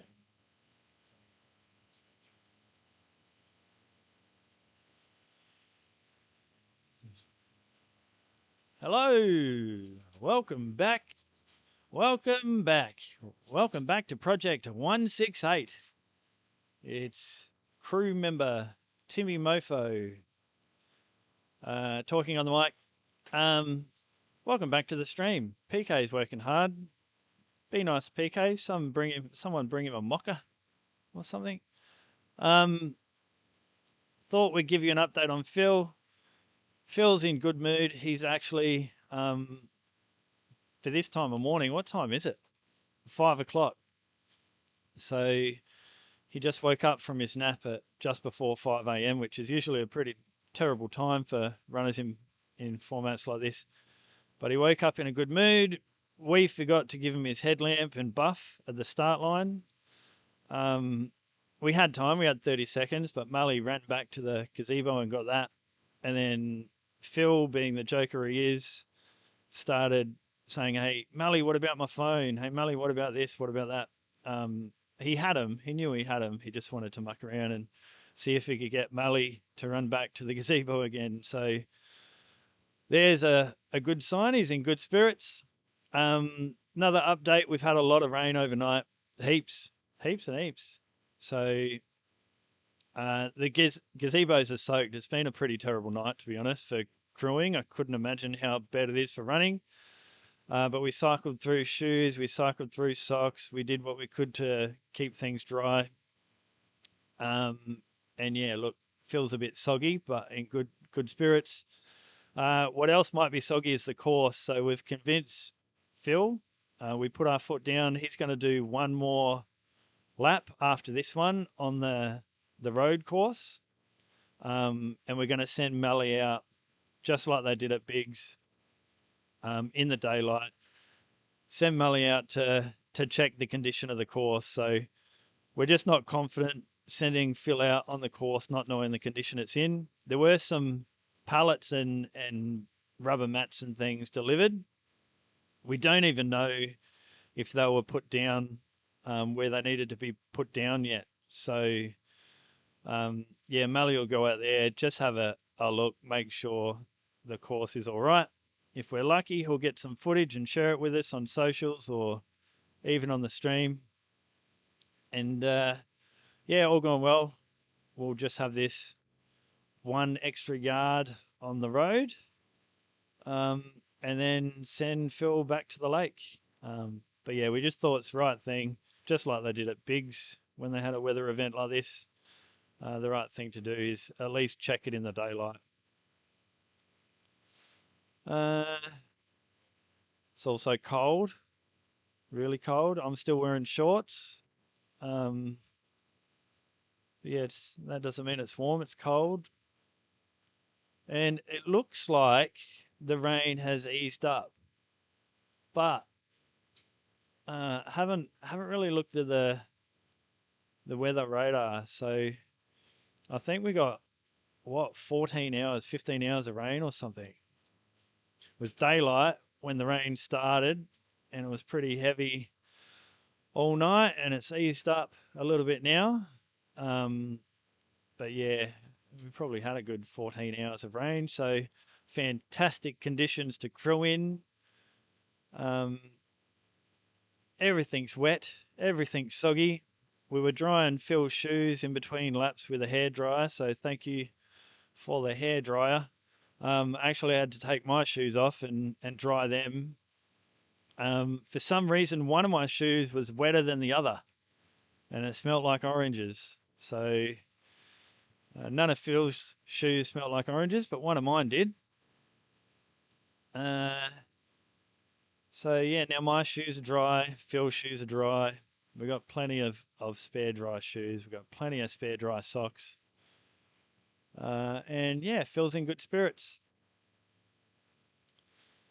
And yeah, it's just after 5, almost coming up to 5:15 a.m.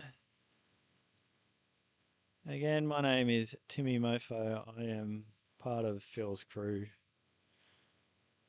And yeah, I'm looking forward to a bit of a break, to be honest. I'm a bit tired now. I'm sure we all are here.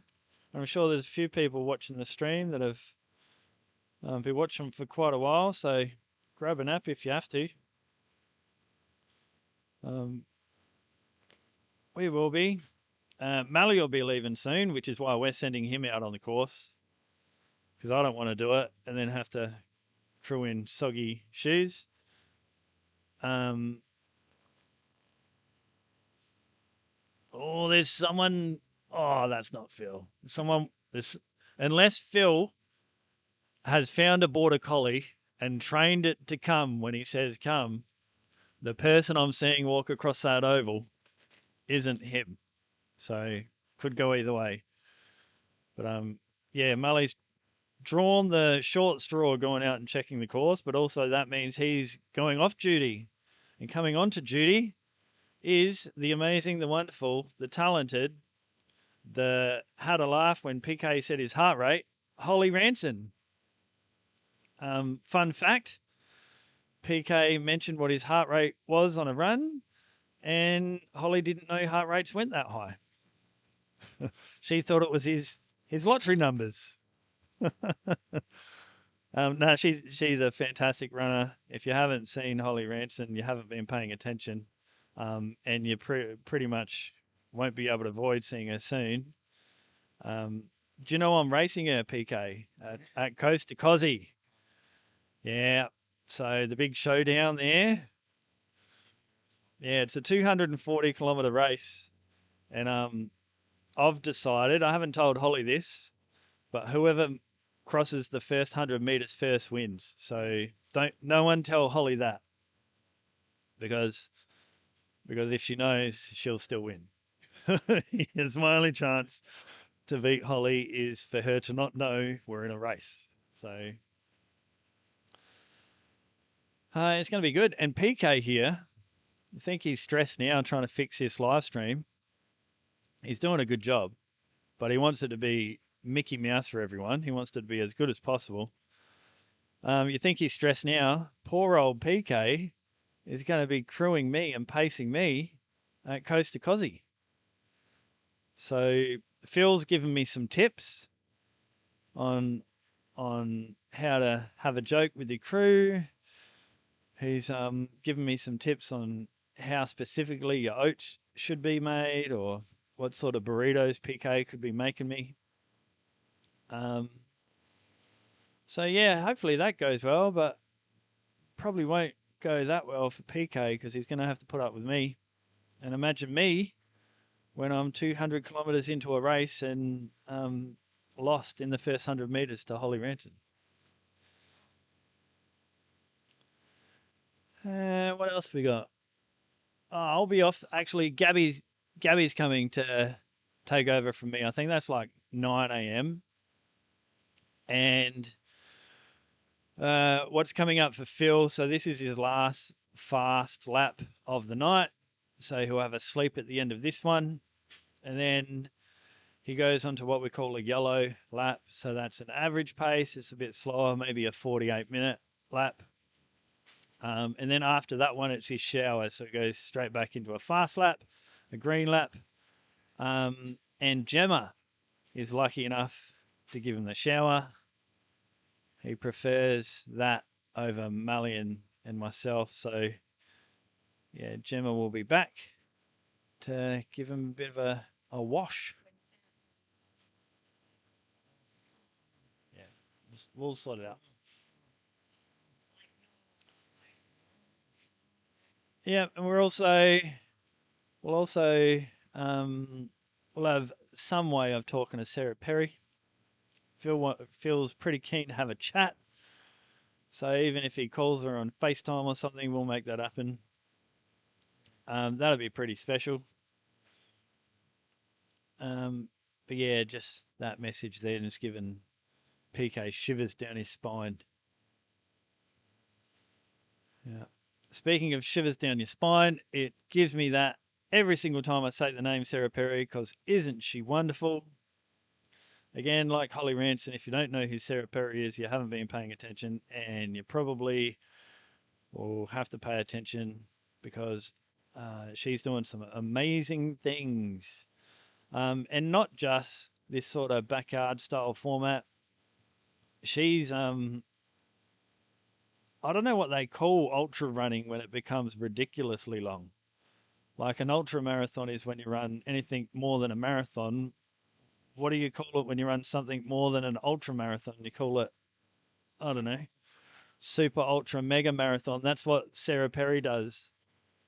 I actually contacted Sarah Perry. I was looking for a nice park run in the UK. I was looking to go for a holiday with the family to the UK. And I asked her, are there any good, 5K park runs we could do as a family? And she sent me back a 240-mile race, unsupported. The course is unmarked. You need multi-day mountaineering camping experience. Little does she know, I got lost at UTA following the pink tape and almost sent Darren Chandler down a mountain cliffside. So, yeah, thanks, Sarah, but I don't think I'll be taking the kids on a 240-mile unsupported run anytime soon. But yeah, that's what she does. She does amazing things, and she conquers them all. She's got a list of wins longer than I dare remember, so I could look it up, but I won't. Yeah, and her personal best result at a backyard was at Biggs. So Biggs last year, where they had a rain event, had that impact the day course, where the trail course, and completely washed that out, and had to do extra laps on the road. And she managed 95 yards there, with a smile on her face the entire time. Well, maybe not the entire time, but a lot of the time. So similar conditions here, Sarah. Where are you? I'm actually pretty surprised this race wasn't more popular. Only one entrant.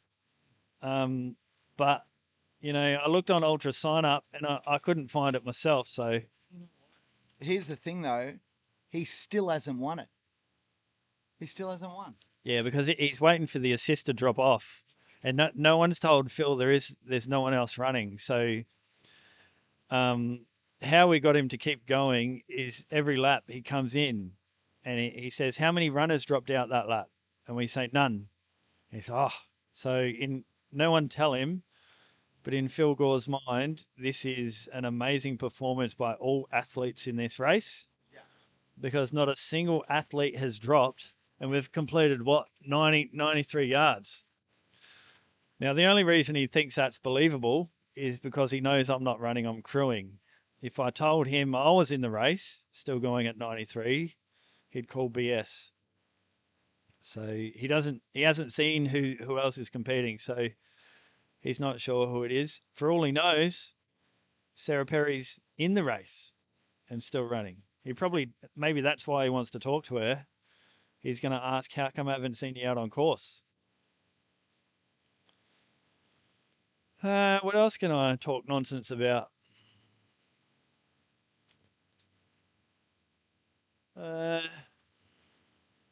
Tarkines are pretty good. I'm wearing the Bandicoots. This isn't an ad. I'm actually wearing them. I bought the white ones, and wore them to UTA Miler and loved them. Fantastic shoes to run in. And actually that course was really good for him because it's a trail run, but there's a lot of stairs, and the stairs are sort of carved into sandstone blocks. So there's a lot of that sort of running. There's actually a little bit of road when you come out of each trail section heading in road section. So these Bandicoots by Tarkine, trademark Tarkine, were really good at sort of being that hybrid trail road shoe. But white was a terrible choice because they're only white for about the first 5K, but they looked fantastic while they were white. So I will buy white again.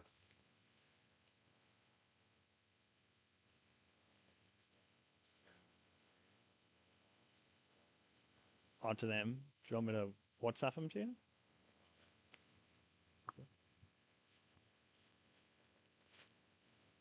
Sorry, Mally's just asking me to WhatsApp him some photos of my feet. If I had $1 every time that happened, I'd still be broke.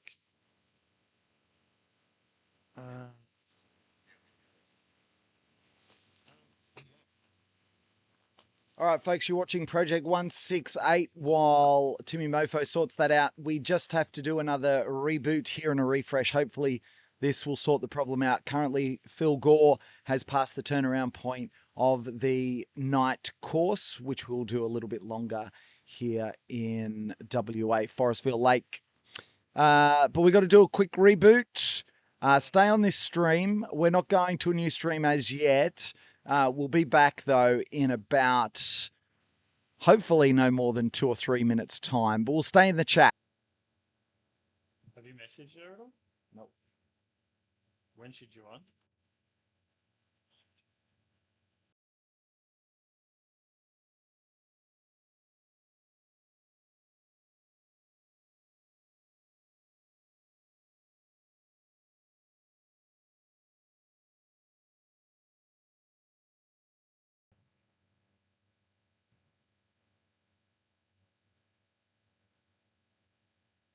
See this motherfucker. That's what it is. It is. It's ExpressVPN. Like it shouldn't even be on the computer. Like I uninstalled it. Oops. I'm live. Sorry. Hello. Hello. Yes. We apologize for that language. That was someone that sounded like PK. Let's just mute the microphone while we swear at the laptop for a moment.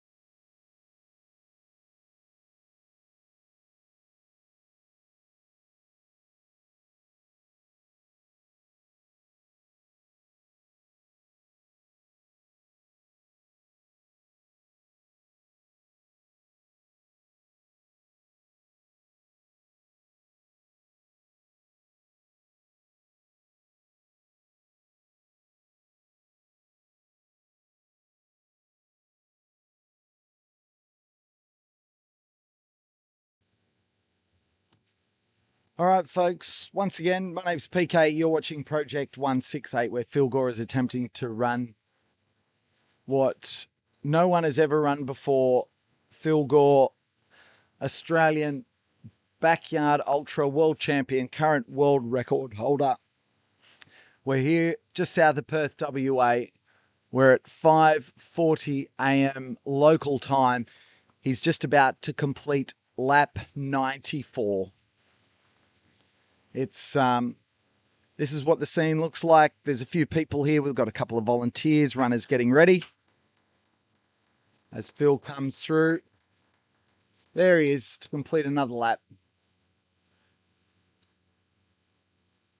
Walks across the line, gives his time to his crew. That'll be updated in his journal. It's updated on the screen. It's updated in the data that you can search on the website at philgore.com.au. And you can see how he's going. Meanwhile, here at Mission Control, we are trying to troubleshoot some issues that we are having. We're hopefully going to get in front. There's a wonderful donation.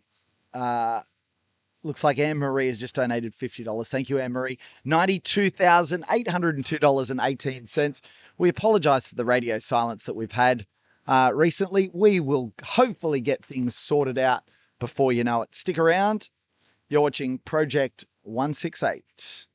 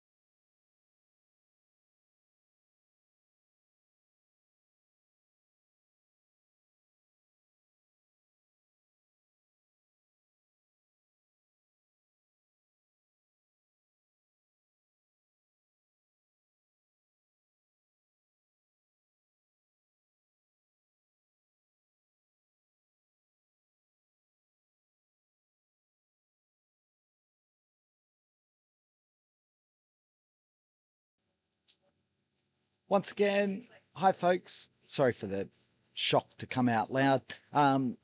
Apologies for the lack of voiceovers this morning. We are troubleshooting some issues, and it's probably better for me to try and get those solved than to just sit here and ignore them for a while. I just want to make sure that everything's okay and everything's working. You're watching Project 168, where West Australian firefighter, world champion and current world record holder in the Backyard Ultra, Phil Gore, is attempting to run 6.71 kilometres or 4.167 miles every hour on the hour, as long as he possibly can. In this case, up to 168 hours. It's following the guidelines, the rules of a Backyard Ultra without being a Backyard Ultra. So this will not count as a Backyard Ultra world record. It will be a world record of sorts, but certainly not in the Backyard Ultra world, because for a Backyard Ultra, you need at least 2 people. And the way that you win is when the second last person falls or drops out and the last person completes 1 additional lap. They are declared the winner. But given this event only started with 1 person, well, that kind of breaks that rule.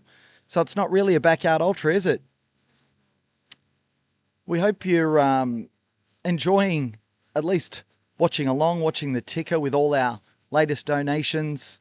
Our total raised $92,970.18. That's gone up even though we've had some issues with the stream. So thank you so much for your generosity. Everyone in the chat, well, almost everyone in the chat has been wonderful. We've made some wonderful friends. We've had a good time. The people, it's afternoon in the US, it's evening over in Europe, or late night. We're hoping to have a guest for you soon. But I'm just looking to get some tests sorted to see if that's going to be possible. So while I check a few things out, I'll just put the microphone on mute. You know something's happening because there's always something moving in the background. But Phil Gore has finished 94 laps so far on the way to Project 168.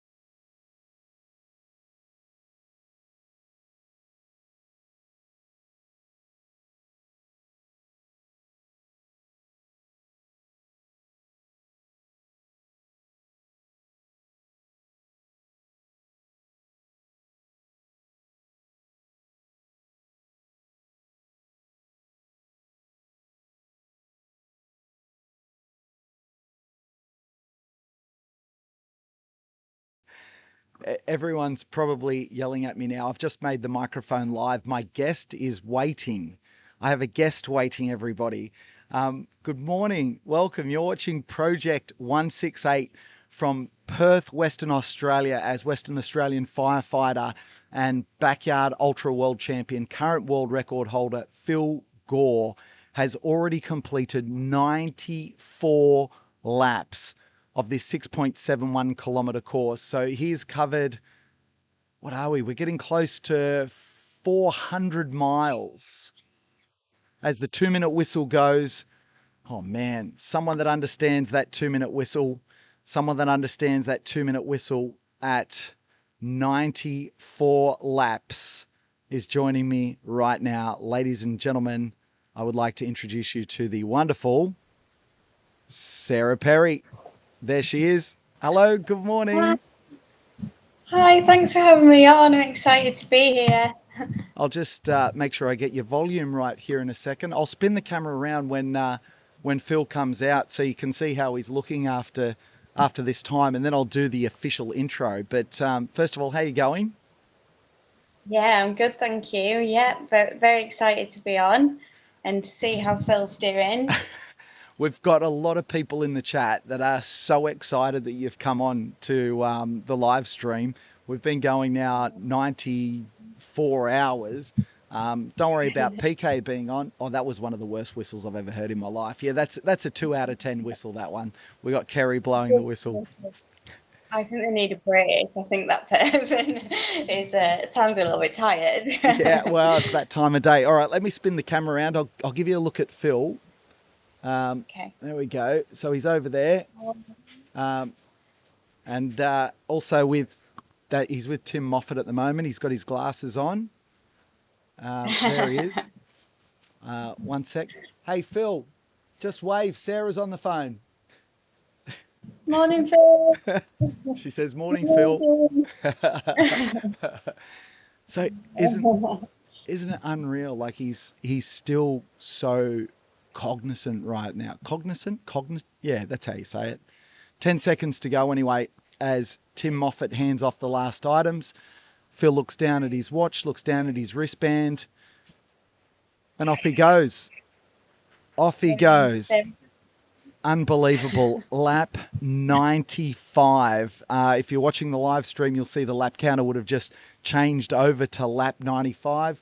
I've got Holly Ranson just kind of looking over my shoulder there, seeing what's going on in the background with a big smile on her face. So she's just checking out who my guest is. I'll spin the camera back around. Oh, here we go. What a start to the morning we've had. For those people that have been watching, we've had all sorts of computer problems, and then Timmy Moffat's just ducking his head in as well. I want to give you, Sarah, I want to give you a proper introduction now, courtesy of ChatGPT. Do you want to hear what AI thinks of you? Oh dear. All right. This is what AI thinks of my next guest. Ladies and gentlemen, our next guest is a serious force in the world of ultra running. Sarah Perry has built a reputation for going ridiculously long, pushing deep into the hurt locker and finding out just how far the human body and mind can go. She's taken on some truly enormous endurance challenges, and she knows exactly what it means to keep moving when everything is telling you to stop. Perfectly qualified then to talk to about the madness unfolding right here at Project 168. Please welcome to the live stream, ultra runner Sarah Perry. Oh, thank you. How you doing? Well done, AI. Yeah, well done, AI. I know, right? Have you ever looked yourself, Googled yourself, or done an AI search on yourself? Yeah, I guess I haven't. It's always quite amusing because there is an author with the same name as me. So it's always good to see how she's doing with her books. So I wonder who's the more famous? Who gets the top billing? Does Sarah Perry Ultra Runner or Sarah Perry Author get top billing? Definitely the author. Yeah, she's doing really well. Well, there you go. There's not so many other Pete Quists in the world, so I usually get top billing with my name search. I feel sorry. There's like two dudes in Sweden with the same name as me. I feel very sorry for them because I'm just much better at internet-based stuff than they are. So never AI'd myself though. I'm gonna have to write my own intro. Yeah, that's what you need to do on your next break. Give yourself, you know. I know. Now, tell everybody, whereabouts are you right now? So I'm actually in France, so I'm on holiday. So I'm on week 3 of my holiday. So I've been here, a little while now. Yeah, and in danger of turning into a croissant. I mean, that many of them. There's Phil going past. Sorry, that was some very dodgy camera work from me. Sorry, sorry about that. You thought you were coming on something high quality. I think it's better this way, you know. It's still so grassroots, right? We always kind of laugh about it, but this is a charity event. We've got everyone here is volunteering their time, raising money for Telethon here in WA. $92,995.18. It's crazy, isn't it? Incredible. And actually, you know, it's so special what Phil is doing because he, you know, he's using his talent for good. And I think like that aspect of it is so inspiring, actually. It's crazy. Yeah. And you. Yeah. So. Yeah, go on. Sorry. No, it's just really cool. It's like it's such a cool project, such a cool challenge. And yeah, I know what that 95 feels like for me. So when I did my 95, I was like a leaning tower of Sarah. But Phil, you know, this is Phil's thing, and he's not a leaning tower. The reports were saying that you know, it was your back that was giving you problems at Biggs when you got to 95. But if it wasn't for your back, everything else you were doing just fine. You were getting rest. You were fueling well. Tell us what happened there. Yeah, so I think the year last year, so it was a year ago. Yeah, last year when we did Biggs, there was a lot of rain on the second night, and we spent more time than usual on the road because of that. We did like an extra. Sorry, my brain's a bit mashed. I'm just trying to, not that I've kind of used that as an excuse from filtering in this far. But yeah, so we did an extra block of road basically because the trail had a lot of standing water on it after all the rain. And I think it was just all of that pounding on the like compact surface that had like an impact on my back. I think it was like just a little muscle like strain or something. But it came on suddenly and I just went downhill like quite rapidly to the point where like I just knew that I wouldn't get through a day lap because I was just so kind of leaned forward. But yeah, I had it in my head and my legs and but it's just one of those, this is backyard running, isn't it? It's like you feel good and then suddenly you don't. What do they say? It's easy until it's not, right? Yeah, exactly that. Yeah, exactly that. And just to give you a quick update and to give everyone watching an update who's tuning in, because it's 6 a.m. here in Perth, which makes it 8 a.m. in the eastern states of Australia, Sydney, Melbourne and Brisbane. And a lot of people getting out of bed wondering what's going on or at least getting ready to go to work. And Phil is still out on the night course. So usually 6 p.m. till 6 a.m. he'd do the night course, which is basically along a cycle path and a road. So it's flat, it's straight, it's a solid surface. And then the day course is a little bit more tricky. It goes around a lake and it's kind of a bit of a like a fire access trail. And then you've also got there's sections that are a little bit sandy and a little bit rocky as well. So it's not the easiest course in the world, but we're going to have one of our team head out onto the day course now and check out what it's like because we've had some really heavy rain. I think we've had about 18 hours or 16 hours of non-stop rain. It's been relentless, which is why we've had so many challenges with the gear as well. So Phil's going to stay on the night course for a little bit longer. So similar sort of situation as to what happened at Biggs. Yeah. How do you think mentally Phil would be coping with that sort of stuff going on? Yeah, it's just such a. I mean, that is why he's so good at the backyard, because he's just so like dialed in and zoned in, and you know, I think he does a good job of making it seem like it doesn't affect him. But I think when you are all you're doing is running and eating, and I think those little things like gear that is just constantly wet, and shoes that you can't fully dry, and those little things are so tough. It's really hard, isn't it, to shift your mindset so you're not thinking about those little things. But when all you're doing is running, it's really hard not to. Yeah, huge, extra additional challenge there. And we've just clocked over, Sarah, $93,000. So Telethon, by the way, because even in Australia, people that don't live in Western Australia aren't familiar with the charity.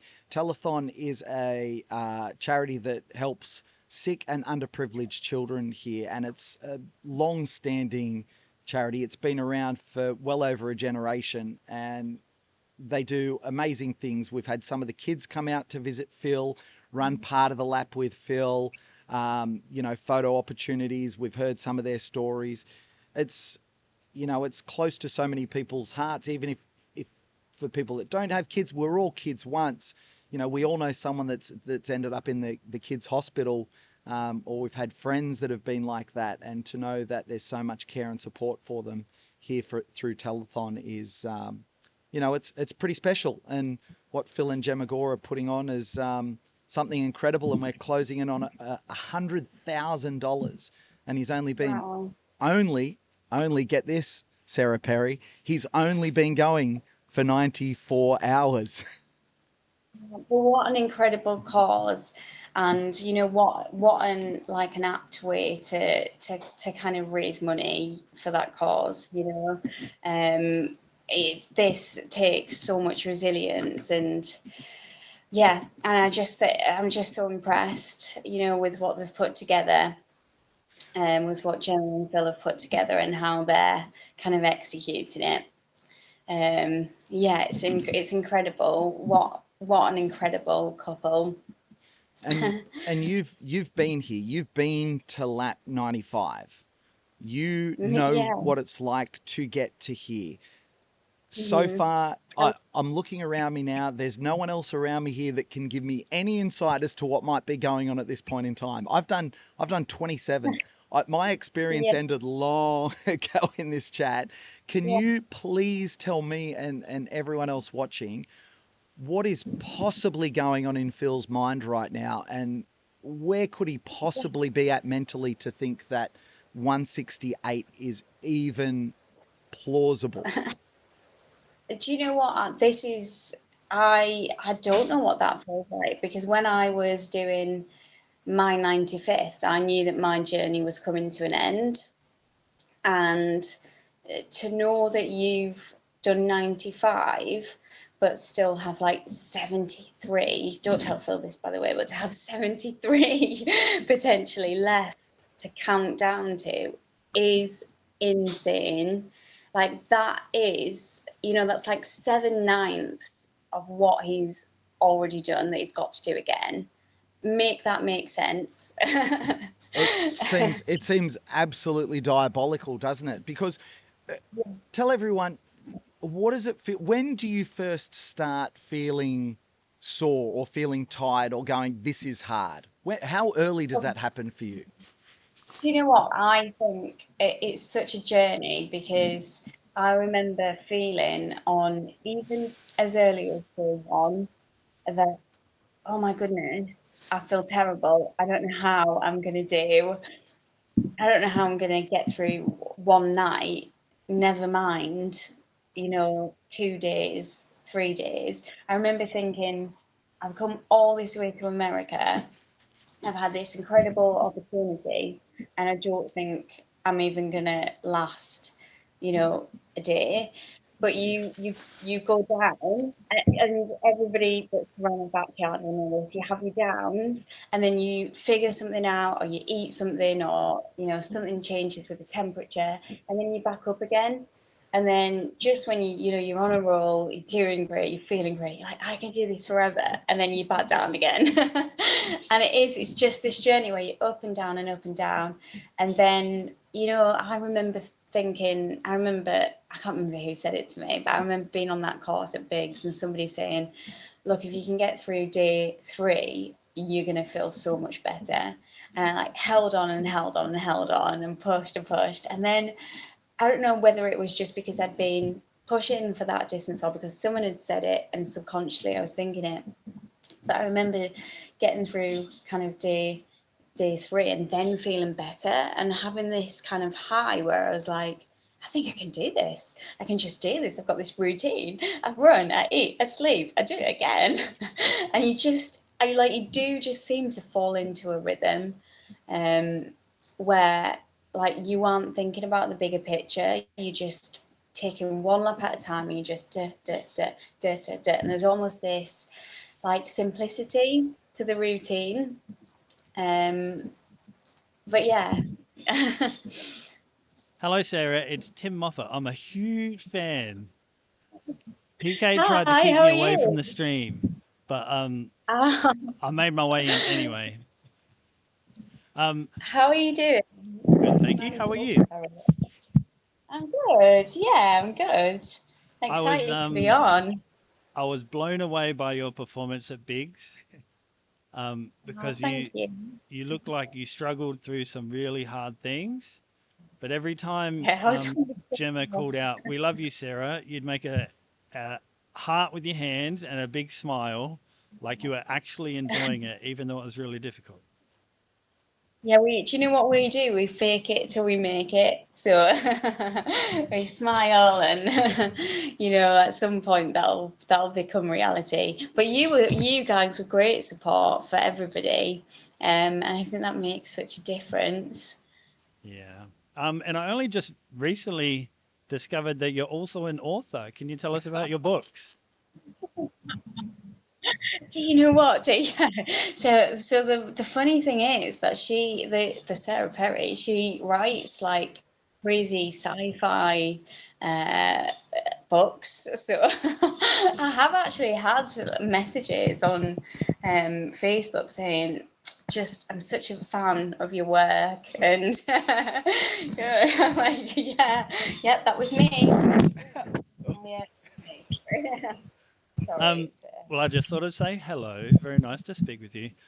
I'm gonna get Phil set up here so he can talk to you while we crew him in the next break, if that's cool. Oh wow, that'd be so cool. But also, yeah, if that's, I won't ask him any difficult questions.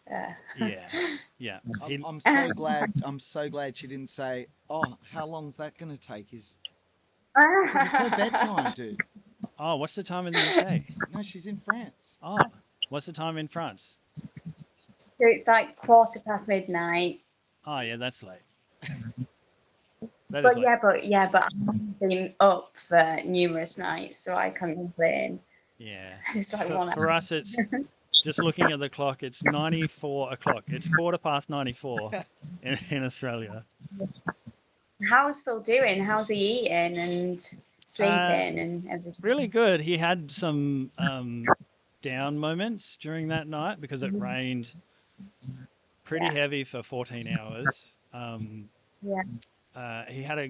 He's had some runners jumping in with him to run laps, which is awesome. And he had a couple of really good conversations that helped him out. Good. But yeah, he's turned the corner now. He started making jokes and teasing us.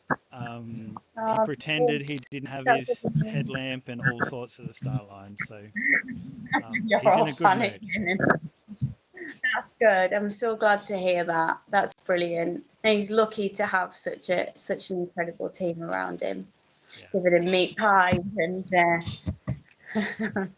I think he's had 3 meat pies.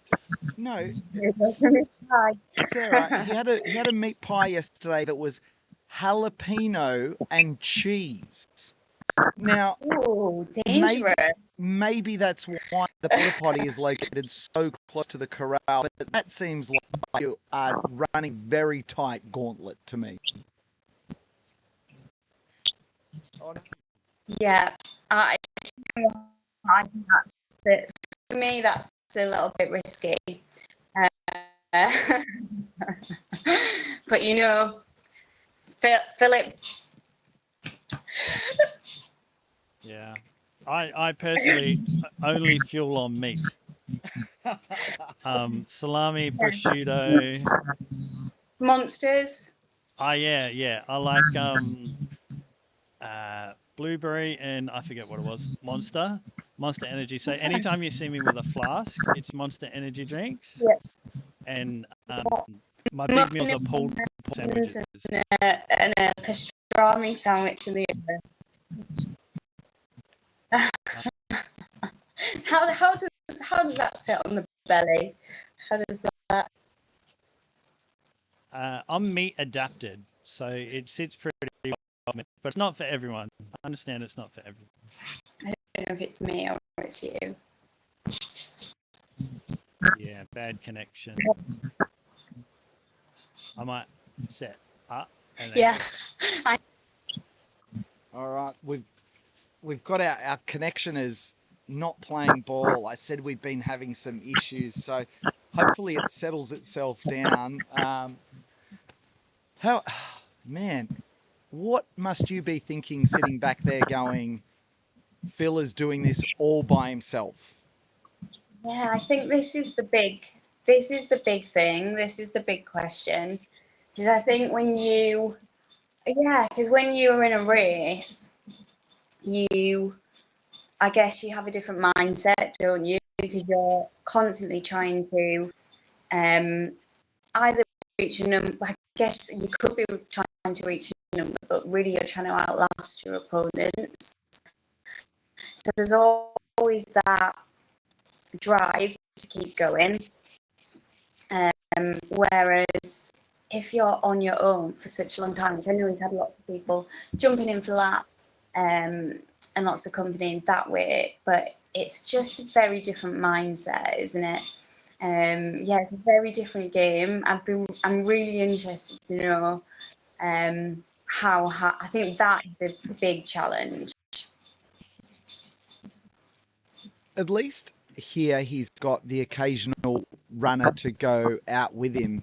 Some players have a huge advantage because he's got some sort of companionship, but there's also the fact that it's a mental load that he's got to carry as well, because he's also representing himself for the charity, for Telethon. So do you think it makes it harder that he's got people joining him for some of these laps? Yeah, and I guess also, you know, when Phil races, he it's just a little bit. Can you hear me? Or we're dropping in and out, but I think I've got you okay now. Okay, so I was just going to say, I think I got what you said, what you just said, but I was also going to say that when Phil races, he actually runs a lot on his own, doesn't he? Like he seems to be the type of person that likes a bit of headspace. So actually, yeah, it's like an extra little job, isn't it? Having to entertain people and jump in the live stream occasionally, and yeah, it's quite a lot. Yeah, I certainly have no comprehension of what's going on, but I've thoroughly enjoyed, though, every now and then I've been able to grab the gimbal and the Steadicam and go out and chase him around, at least at the start of a lap. I've even done a full lap with him, doing a bit of an interview as we go. So that's been a bit of fun. It's got me out from behind the desk. But I tell you what, he also sets a pretty cracking pace when he's out doing laps. Yeah, he goes for it, doesn't he? So what? So have you been on the live stream for the whole for the whole 95 hours? Was that? I've had a solid 10 hours sleep since 3 a.m. on Sunday. So I'm flying, Sarah. Don't worry about me. Oh, and are you going to be on for until the end? Yes. Or are you planning on having a little break? No, I'll duck out. I'll have a little break. I think at some stages I'm definitely going to have to get sleep. We were trying to calculate how much sleep Phil was getting, and in his night schedule he's running 3 fast laps and then 1 recovery lap, and he's doing that 3 times through the night. So he's getting 9 sleep laps. Apparently he's been sleeping pretty well, coming in on those laps averaging about 40 or 41 minutes. So by the time he actually gets down and gets to sleep, and given they get him up 2 minutes before the bell, he's been getting a good 10 to 15 minutes sleep in each block. So it's possible. That's a time, isn't it? Yeah. Because how do you like sleep? I know that there's a big story about coming about you weren't necessarily a good sleeper leading into bigs, but it's something that you picked up. Oh,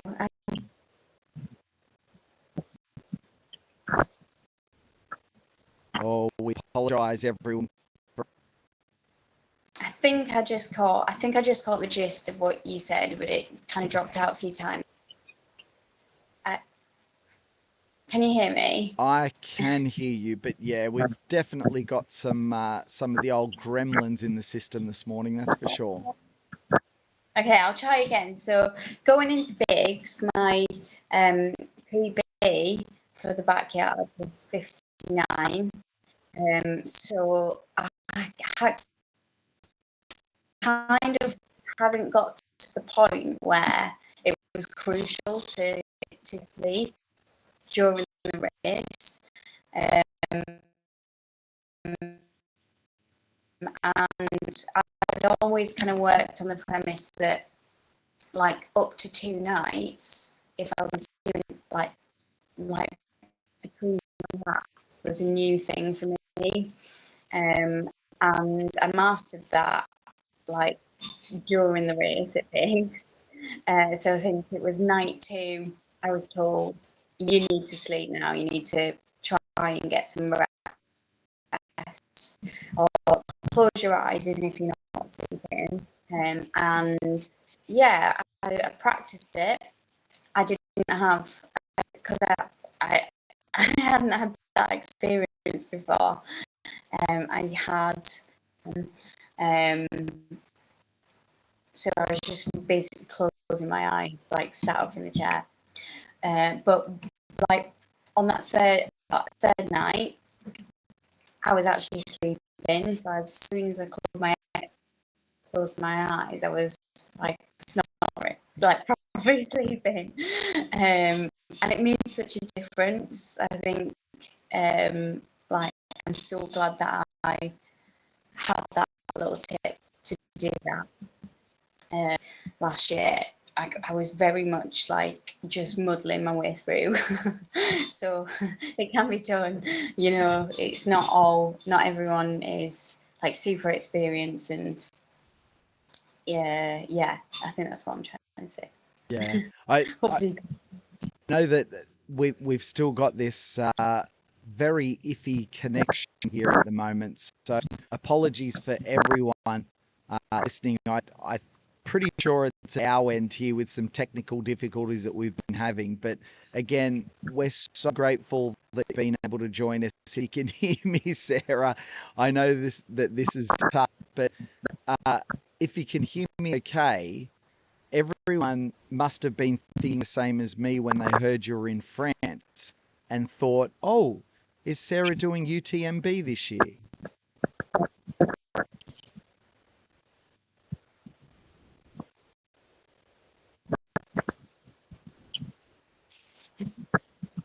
Oh, we apologise, everyone, for our technical difficulties here.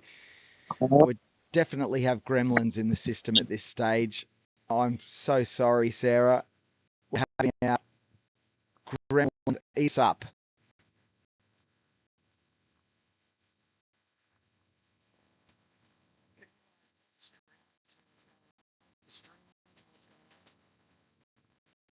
We're checking it out. We're checking it out at our end. Sorry, so sorry. We're trying to figure out what's going on. We can still hear some things.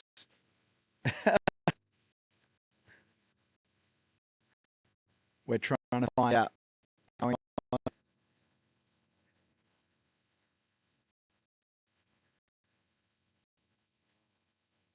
It looks like we've lost Sarah at this stage though. Yeah. Apologies everybody. It looks like we've lost Sarah. We're going to have to try and get her back. Sarah, no.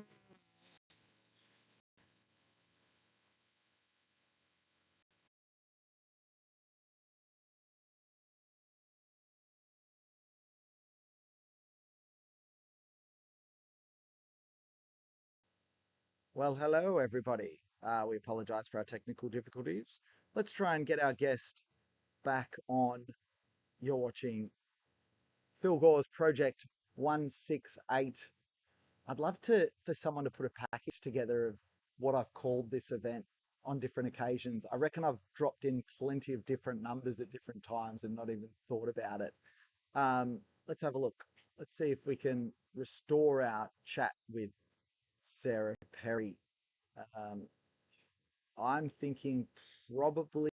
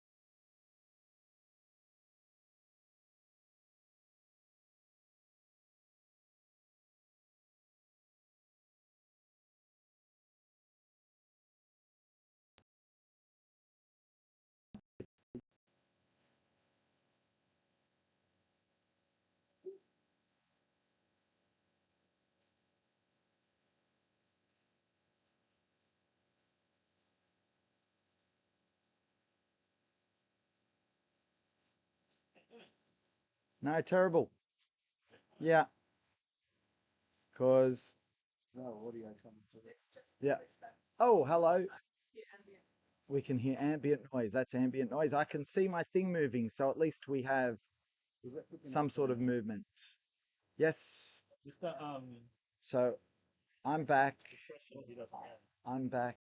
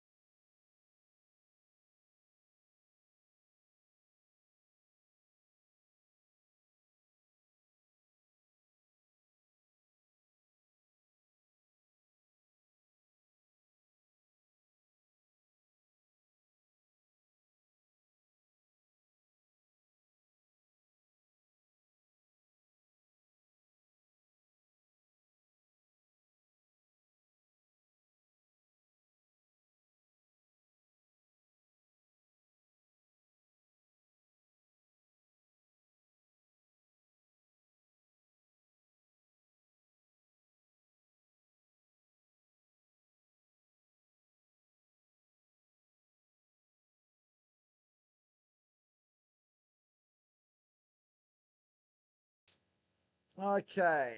Hello, everybody. At least it looks like we've got a picture resumed again. My name's PK. You're watching. What are you watching? You're watching Project 168. We've at least got a picture back. We've lost our guest, unfortunately, Sarah Perry, because of technical difficulties and because we are walking a very thin tightrope at the moment. We're probably just going to keep the stream active like this because we know you want to watch Terry Muffins in shorts when it's like -9 and snowing outside.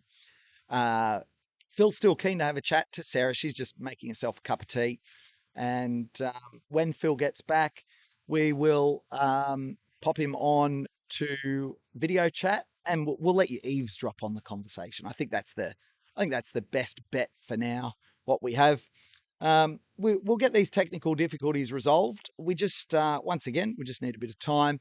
When Pato returns, we'll engage our backup plan to stream, which will just be a very basic stream just for a little while whilst we resolve the issues. I'm pretty sure we've got to the bottom of the problem. It'd be extremely helpful if there was a very handy techie person here, but alas, we've got me. I think I've done all right. I think I've figured out what's going on. And before you put it in the comments, yes, I have tried to turn it off and turn it on. And I've pressed the any key. What's the Homer Simpson one that he? Yeah, that's the any key. It says press the any key. Press it. Where's any key? That's right. Very good. Well, Sarah's happy to come on and have a chat to Phil. She's just going to make a cuppa. It's very late where she is in France. I was just asking her before she went. I don't need the headphones in anymore. I was just asking her. what was she up to in France? Because I thought as soon as she said that, oh, it's like UTMB week. She must be racing UTMB. No, she's not racing UTMB. She's on holidays. Good for her. It's been a big year. We were laughing about the fact that Sarah Perry, the author, also comes up when she gets Googled. Actually, I don't know if you're still watching, Sarah, but let's do the AI intro. Phil's coming. Yep. I'm going to dial Sarah Perry back in on my phone. You can chat on my phone and we can be a fly on the wall in the conversation. So, Sarah, let me dial you back in on my phone. See if you're around and say hi.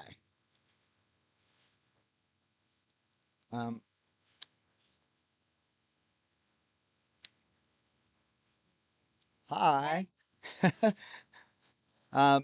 Let's just, do you want to grab, yep, can you grab the little camera there for us?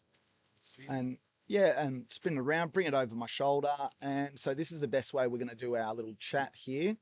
It's on a short lead. That's the longest lead we've got. Phil's coming back. There we go. Here he is. He's crossing the line. I'm going to give you over to Phil in just a sec. There we go, so that people can watch your chat.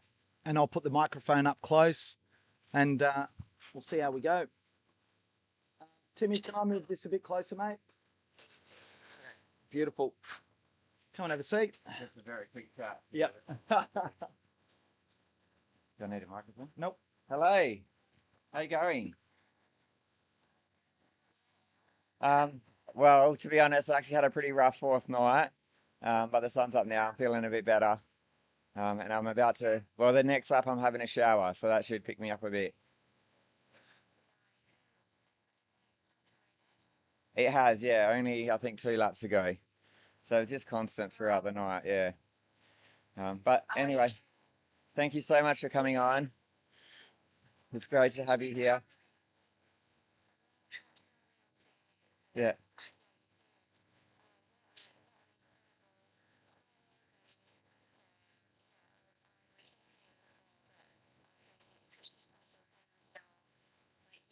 Talent. You and Gemma were just incredible people. And Timmy as well. He- yeah. Okay. I'm going to go, but yeah, thank you so much. It's great to see you. And I'll see you in Melbourne. Okay. Thank you. Thank you. Thanks, Phil. Oh, that's cool. Is that is that weird? Oh no, keep the camera here. I'll chat to Sarah for a minute, but maybe I'll spin around so that everyone at home can see it too. We've kind of gone for our little backup plan for our Sarah Perry chat. Was that a bit weird? Can you imagine when you did 95? Can you imagine taking a call and just having a chat like that? Absolutely not, because you just thinking about, like I was saying earlier, you're running, you're eating, you're sleeping. You are not thinking about dropping in and saying hi on the live stream. And actually, those little things take so much energy. But it just shows, how invested he is in this project, but also just he's just a gent, isn't he? He is just incredible. And he was absolutely determined to say hi as well. So even before on the way out, he's like, "All right, so I'm gonna have a chat with Sarah next. Okay, cool. I'll come straight in and I'll cross the line. I'll come up and I'll have a chat." And now I thought he was going to do his transition just here, but he's gone back to the gazebo to have something to eat and to get ready for the next yard. Yeah, it's incredible. It is, and I think if I ever get to 95 plus again, which I really hope I do, I will be thinking of this and I'll be channeling like a little bit of this energy and thinking, do you know what? If he will do that, then I can, But if I'm just running for myself, I can do one more lap and smile, and yeah, I'll be channeling that energy. What's possible? What's next for Sarah Perry in backyards? We're going to see you at Melbourne's Front Yard Ultra next year. Have you got anything in between, or what's the plan? Backyards in between. I have got a backyard in between. So obviously we've got the team champs in October, and I am the only female on the UK team. So I think it's really important that I take up my spot and represent.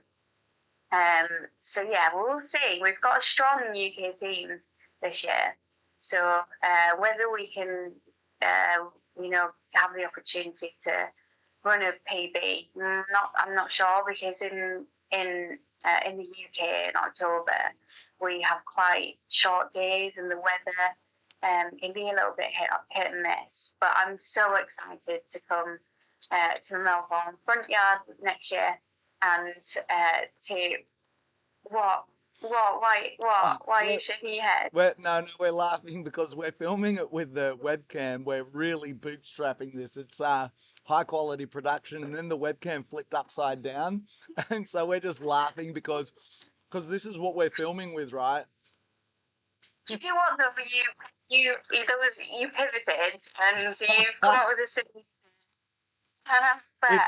Look, this is called the MacGyver setup, and I'm looking at it through the through my monitor, and I'm going, actually, this doesn't look too bad. You'd never know, but it's an absolute schmozzle behind the scenes right here. The rain's still falling. We've been dealing with this all night. Sarah Perry's called, and the next thing you know, we've got a webcam shooting shots, and oh man, it's all the fun. But this is part of the sport, right? You troubleshoot. You constantly troubleshoot. Yes, absolutely. And actually, you've still got a live stream going. You've still got, you're still giving people something to watch. And I think that's the important bit. You're doing great. You're doing really great. Right. See, this is why people love you, Sarah Perry. Honestly, I'm impressed with the whole project. Like, it takes such a team, doesn't it, to put something like this on. Yeah, and I was saying just about an hour or an hour and a half ago, I was saying to everyone watching, it's like my wish for everyone. I might not be able to run 168 laps, but when you get the opportunity to be a part of something special like this, there's something that really bonds everyone that's involved, from all the volunteers, from the runners, from the donors, certainly the crew. We're going to be friends for life as a result of, this crazy venture that Phil and Gemma, put together in their minds. And, I've flown across the entire way across the country, and that's not like kind of across the country in Europe. That's, it's a 5-hour flight, 5.5-hour flight. It's a long way to go.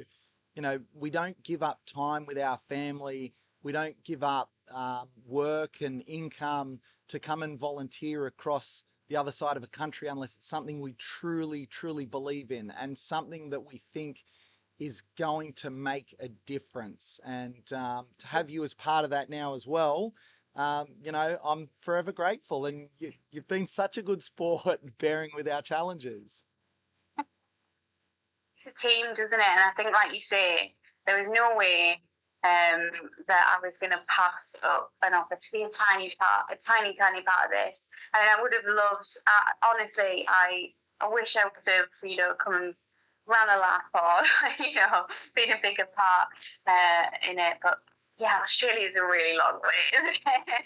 It is, but we will see you for Melbourne Front Yard. I haven't yet got a ticket, but I tell you what, my arm's getting really twisted. Yourself, Meg Eckert, obviously you got Phil and Lukash. I mean, it's going to be a party. See, you've got to come. And Timmy Moffat's line, whoever has the most fun wins, right? I think it's just, is it, isn't it? That's all you need to do. Keep smiling, keep moving. keep suffering. And there's Sarah Perry fans as well that are wondering, you know, have you got other events on the horizon? What's next in your world? I've got a different event at the start of September. So I'm doing a 6-day race in Hungary. It's one of these crazy little half a mile loops. You've got 6 days to do what you want. And I'm not sure. I haven't decided yet whether it's going to be easier than a backyard or harder than a backyard. Because obviously you can sleep whenever you want. Because I'm not a fast runner, so I never have that much time between loops. So my sleeping time and admin time and eating time is pretty limited. So I guess with the 6-day, if I can sleep a little bit more, maybe I can run a bit more. I don't know. Or maybe I don't want to run anymore. Maybe I'll get to day 2 and I'm like, do you know what? This is not for me. I'm going to try it and I'm going to see, and I might go there. You never know. What's Sarah Perry's superpower? What makes you so good? Oh, I don't know. I've got a superpower position. I think that's really important to say because, like, I am just a normal person that, like, this, anyone can do this. And I think it is really important to know, you know, there's nothing special about me. You just turn up and you have a go and you see, you know, what happens. But I think the important thing that I would be like, you know, if you want to go long in a backyard, I think it's not so much like how you train your body, it's how you train your mind.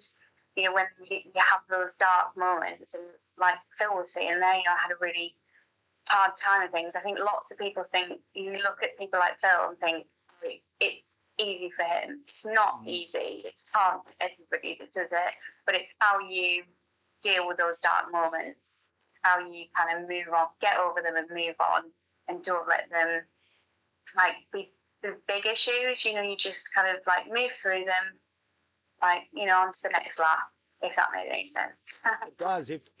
What about if I could wave a magic wand and give you one different element to your running ability, to your running career? What would you take? I guess, and you know, this isn't a fixed thing, this is work. But if I could be that little bit faster, I think I'd have that little bit more of an edge in the backyard format. Yeah, I think I'd just have that little bit of extra time to sleep and do the admin. Like when I have those hard times in the backyard, often I've got that little window of time to work with. So yeah, if you could put a wand, please. And I've got a question for you. In a lot of your social videos, you run with your dog, which is superb, which must be fun. Which I'll try and. Can you? Oh. Can you see? See, it's like, what are you doing, Mum? I'm sleeping. Yeah, that was the he's not making me for that, is he? Chucking him out. How far does he run with you when he goes on some of the runs? So he is 9 now, so he is getting a little bit older. I wouldn't say he's slower, but he is like I'm much more careful about how far he runs, and I'm much more conscious that he probably needs more rest days. But honestly, he's a little athlete. He just goes and goes. And he's like, I would love to know what his VO2 max is because I'm running up hills. He humbles me. He sprints past me, and then he'll make sure that he waits at the top, looks round, and gives me that look like, Mum, what's taking so long? And he obviously loves it as well. You can tell he has fun in the videos that you take. I mean, honestly, like, what is better than running with a dog? They run with such joy, such a gift. And there's a big question in the backyard world that remains unanswered. Have you run with Michi Mizuno? the Japanese runner. You would have run with him at Bigs. Okay, so the big question, don't answer it yet. I'll pose the question first because I have a follow-up question. The question is, what's in Mitchie's bag? Now, before you answer it, because we've got this thing going now whereby if you know the answer, you never ever tell. Because apparently if you ask Mitchie when you run with him, he'll happily tell you what's in his bag. But unless you run with Mitchie, I said to Mitchie, don't tell anyone outside of your secret when you run with them. So my follow-up question though is, what's in Sarah Perry's pack? I swear you carry a beanbag sometimes. What is going on? So, tell everybody what's in Mitchie's pack. So I'll answer that question. I won't tell you. But what I will tell you about Mitchie is that he is one of the nicest guys on the backyard scene. So my first encounter with Mitchie, and I don't think I spoke to him at Bigs until like into the late 80s, 90s. And he was just the loveliest. He was like, the main thing I'm here for is like to get to know everybody. And he was so kind. There was just little bits that you'd see of him where he'd like offer people food from his bag, or be like, "Hey, I've got this." I'm breaking the secret now, but I'm going to tell you. Hey, I've got this like cooling mist. Would you like to? But actually, those little acts of kindness, when you're going through like the third night and you're just in this monotonous like loop. Those little acts of kindness are huge and they make such a difference. But Mitchie is, he's a special guy. And the other question, what's in my bag? So I have this thing, because this links to what we were saying before. So because I'm not super fast and I maybe don't have a lot of time between loops, I want to have everything that I might need in my bag. So I'll have like a couple of gels. I might have some like a sports drink. Hang on just a sec. Pause there, because come and say goodbye to Phil while he goes out.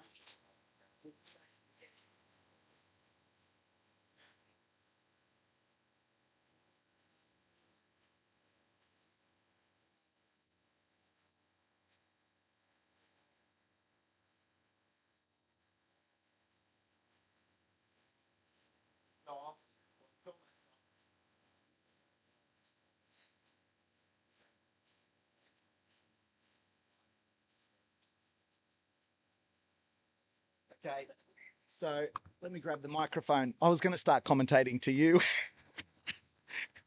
I've still got Sarah. We'll get her back in a second, but I was going to start commentating to Sarah. I won't just commentate to Sarah, Phil. You can see there in the shot though. Actually, I'll pan you around as well. He's shivering a little bit because he wants to get moving because it's cold out. The countdown's on 3, 2, 1.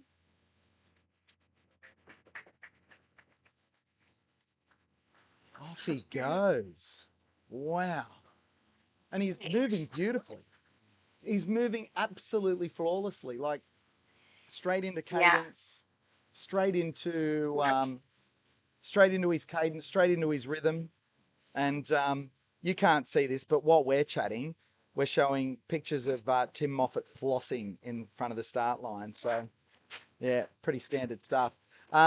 Hey, so sorry, finish up in your bag. So you take all the gels with you. What else do you take there? Got some water.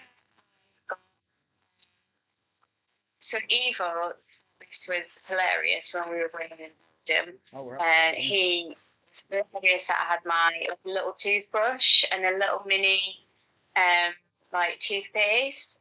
Do you know what? When you need to brush your teeth, you need to brush your teeth, and the little boost that you get from doing that is incredible. So I highly recommend having a little travel-sized toothbrush. Take a toothbrush with you. Yeah. Cool. Like I said, I thought there was a beanbag in there. There's not a beanbag. There's a toothbrush. All right. Do you want to say? Do you want to say goodbye to Timmy Mofo, because I think he's a bit disappointed in you, to be honest, and I think he wants to scold you before you go. Call Phil. But if you do it now and the stream can see you do it, I will donate $100. Okay, well, do you know what? I hope that Philip Seymour Gore, it does, you know, he keeps doing incredibly well. We're all so proud of him. There he goes as well. There goes Philip Seymour Gore on his way past. We'll say bye, Sarah Perry. It's been an absolute honour having you on. You look after yourself. I'll see you in Melbourne, and maybe I'll get to share a yard with you if I come down and run. Be so good, and thank you so much for having me on. I really enjoyed it. Oh, And you smashed it, smashing it. Thank you. All right, go get some sleep. Thank you. Bye. Bye. Bye. Bye. How good? How good is that?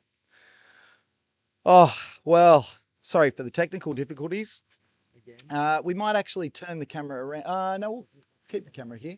Yep. Let's assume that none of these other cameras are doing anything right now. We're kind of in that situation, but we still have this one. Oh, and now I can't straighten it up. No. There is one thing that went right through the night, and that is I had some food brought to me during the night, and it was hot food brought to me during the night. It was hash browns. And you know how when someone goes and picks you up hash browns, and they're usually soggy and cold, they were crisp and hot. And it was, see, Kerry's over there smiling because she was the one that sorted it out. I didn't realise she was there. Was it Macca's or something? I want to jump into the comments and see what's going on. Was there a lot of action in the comments while Sarah was on? Lots of love for Sarah. How can there not be? She's just so sweet. She's just unbelievable. Like, you can just tell. And I was pre-warned that she was, you know, just a wonderful human, and she didn't disappoint. So, thanks, Sarah Perry, for coming on to the live stream. Yeah. All right. What do we got? Sarah Perry the author needs to write a book about Sarah Perry, the ultra runner. That would be meta. You are right, Hans Peepers. Jalapeno pie. Yeah, you heard that right, Peter Hatchek. He had a jalapeno and cheese pie yesterday. Yeah, I know. What do we got? Trail Snails and Winnie Reds. No, he didn't have any Winnie Reds. What else have we got here? Terry Muffins. How good. Souls and salami. Yeah, looking forward to watching Sarah and Team UK in October. That'll be wonderful. They'll go well. Terry forgot to mention he's a winner at Hurdy's. Oh, you got a question? Is there any other females that have made, like, is there a female on the Aussie team or any of the other national teams? No, so no female on the Aussie team. There are females on other international teams. If he's in the chat, will be able to help us with that. There's quite a few, I believe, but on the Aussie team, no. What's the Aussie record? Aussie record was just broken. Yuko set it at 65. Again in the chat, I think everyone will help us out. How close is that to 65 is very close to making the team. 68 with an assist got onto the team. This year. Jaden and Sam at Dead Cow at Clint Eastwood just the other week. They double assisted, called it at 68, and that put them both on the team. There's two, Ryan and Michael, I believe, that are not running, that have qualified.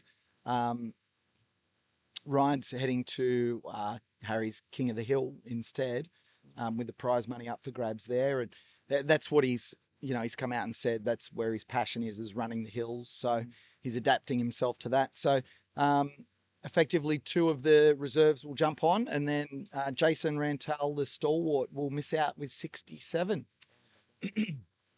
Imagine that. Whew. Okay, what else have we got? Yeah, little green gremlins in the live stream system.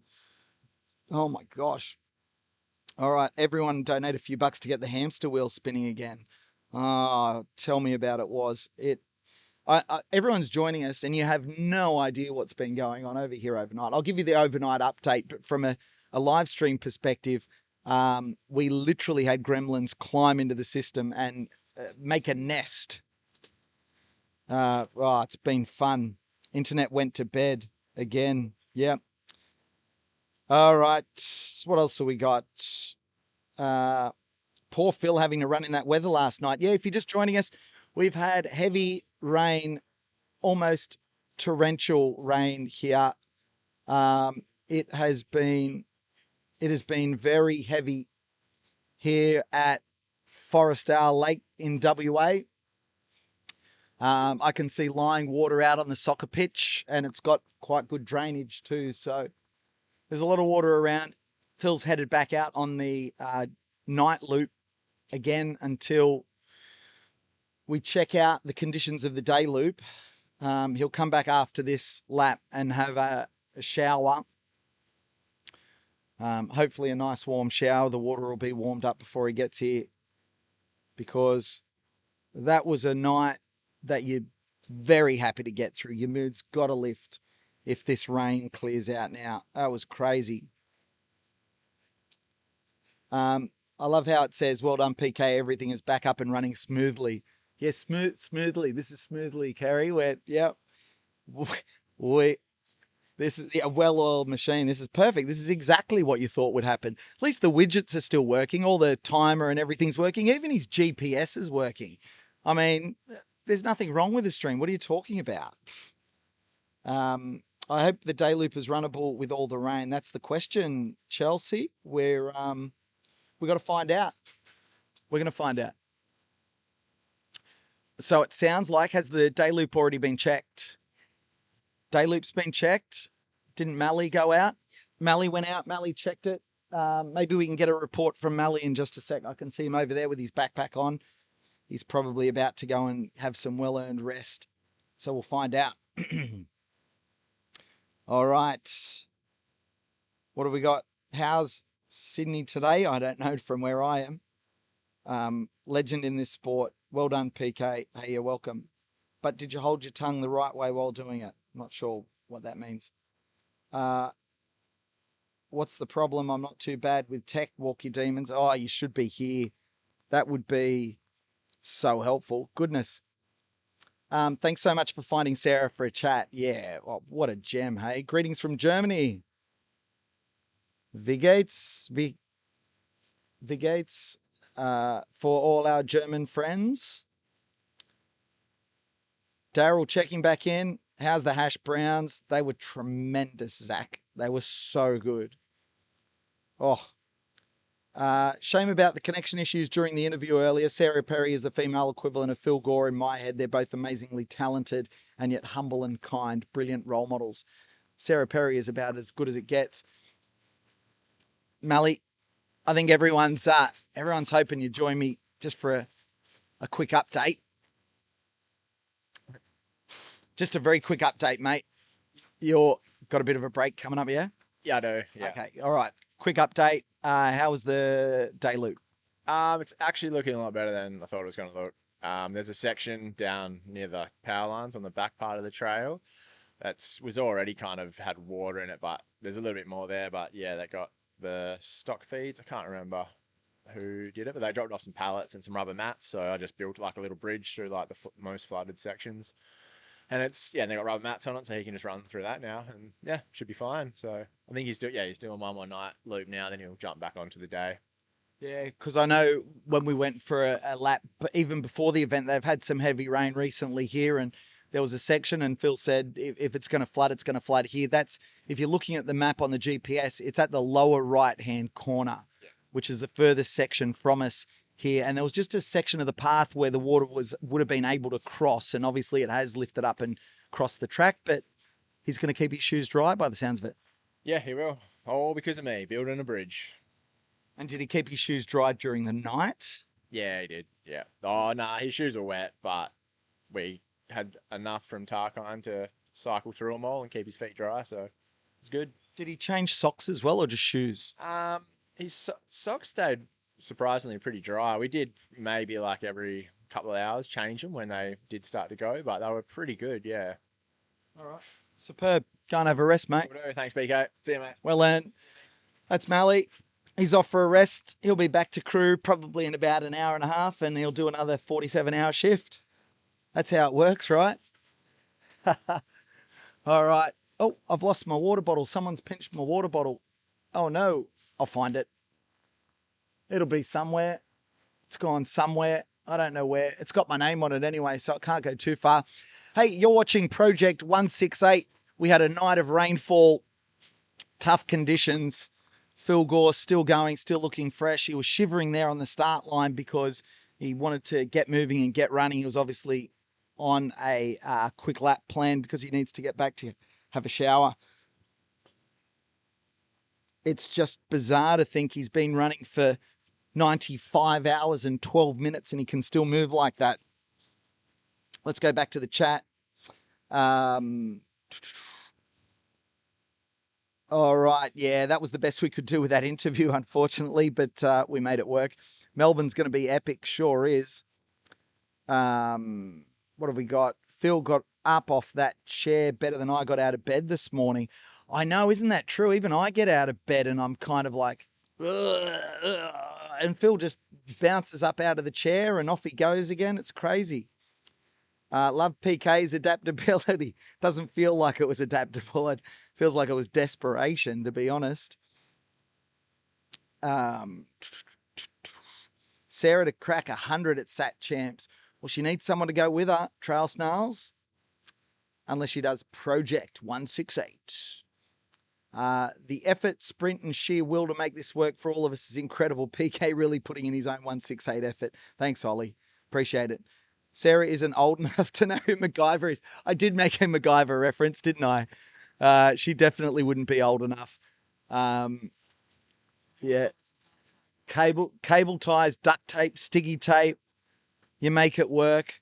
Do you need your evening wrap up? I've kind of been filling in. I've had a rundown because we.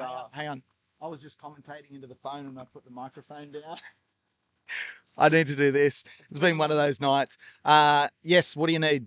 Oh no, I just got a rundown on Phil overnight. I was just going to get a rundown of your overnight. Oh no, terrible here.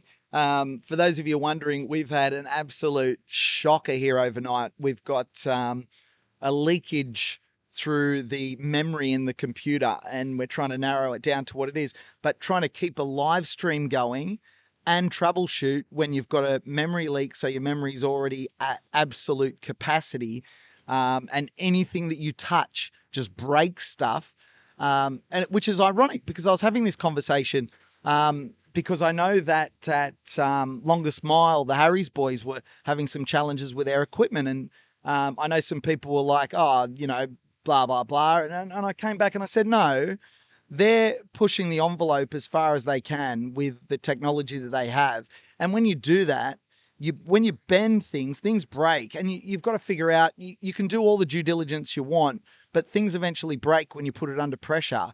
But then it's being able to adapt from that situation. And so we've done the same here. Like we've come here with gear that, you know, it would blow your mind how low tech what we've actually turned up with for the pictures that we're able to bring you. But right now what's happened is effectively piece by piece, things are being taken out piece by piece until now we're at the point where effectively this image that I'm giving you from the webcam with the GPS is about the bare minimum. And, you know, I half expect some of these pieces to fall apart. We were fortunate enough to get the start of that conversation with Sarah Perry on the laptop, which I was really grateful for. But I don't think it was terrible when she had a chat to Phil. We made it work. So that's my night. How was yours? Did you get some sleep?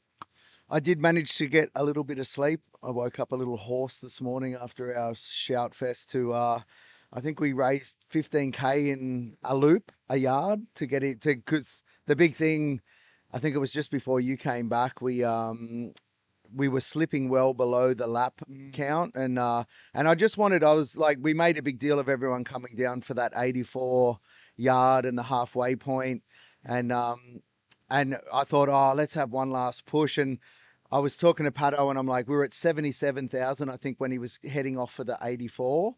And I'm like, look, we're not going to hit 84, but let's try to push it to 80.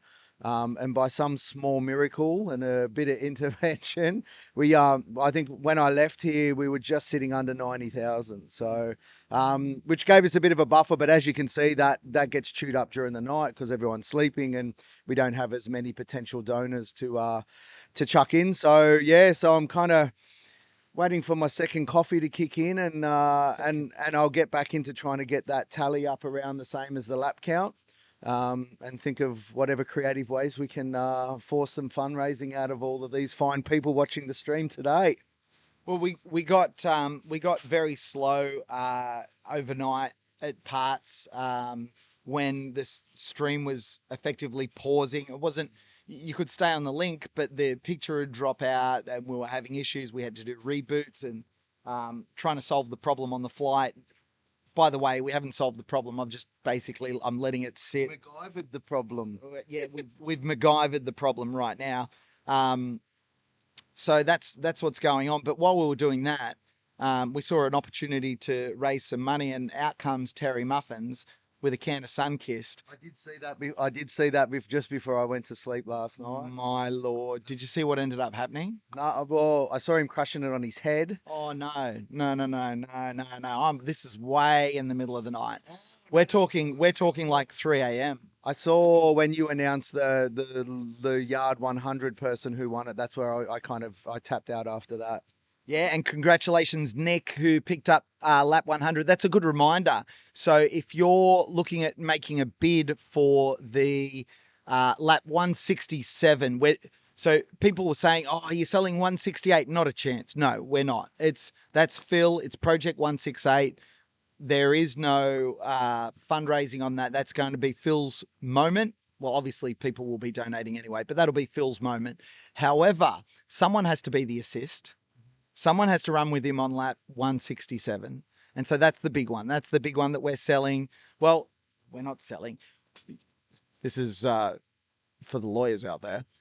We're technically, it sounds like the microwave's gone off, but it's the timing board. I was thinking noodles. Yeah. Someone's made some 2-minute noodles. So what... I can't even remember what I was saying. Oh, lap 167. So it's basically a silent auction. That's the easiest way to describe it. You're saying this is what I would be willing to donate. And hey, as a byproduct, it just so happens that if that person donates that amount, then if you want, you can take up an option to come around and run lap 167, no matter what's going on. Yep, be the assist. So we've already had some good interest, some really solid interest. But if you have some interest as well, I've mentioned a guide previously, but I don't want to mention a guide this time. I just want to see where people are at for the silent auction. Put your best foot forward.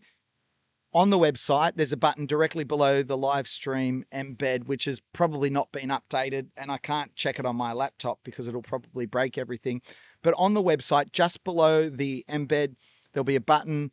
It says lap 100 and lap 167 still. Again, I'm not editing it because I'm going to break stuff.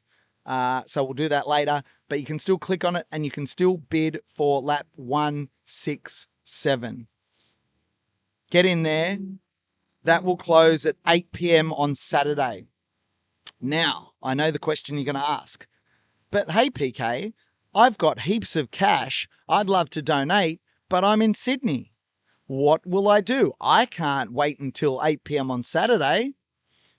Well, Macca, have I got a solution for you?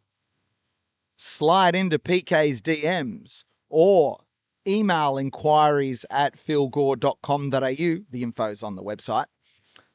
And tell us, what is a number which is an offer that we can't refuse, so you can start booking your flights.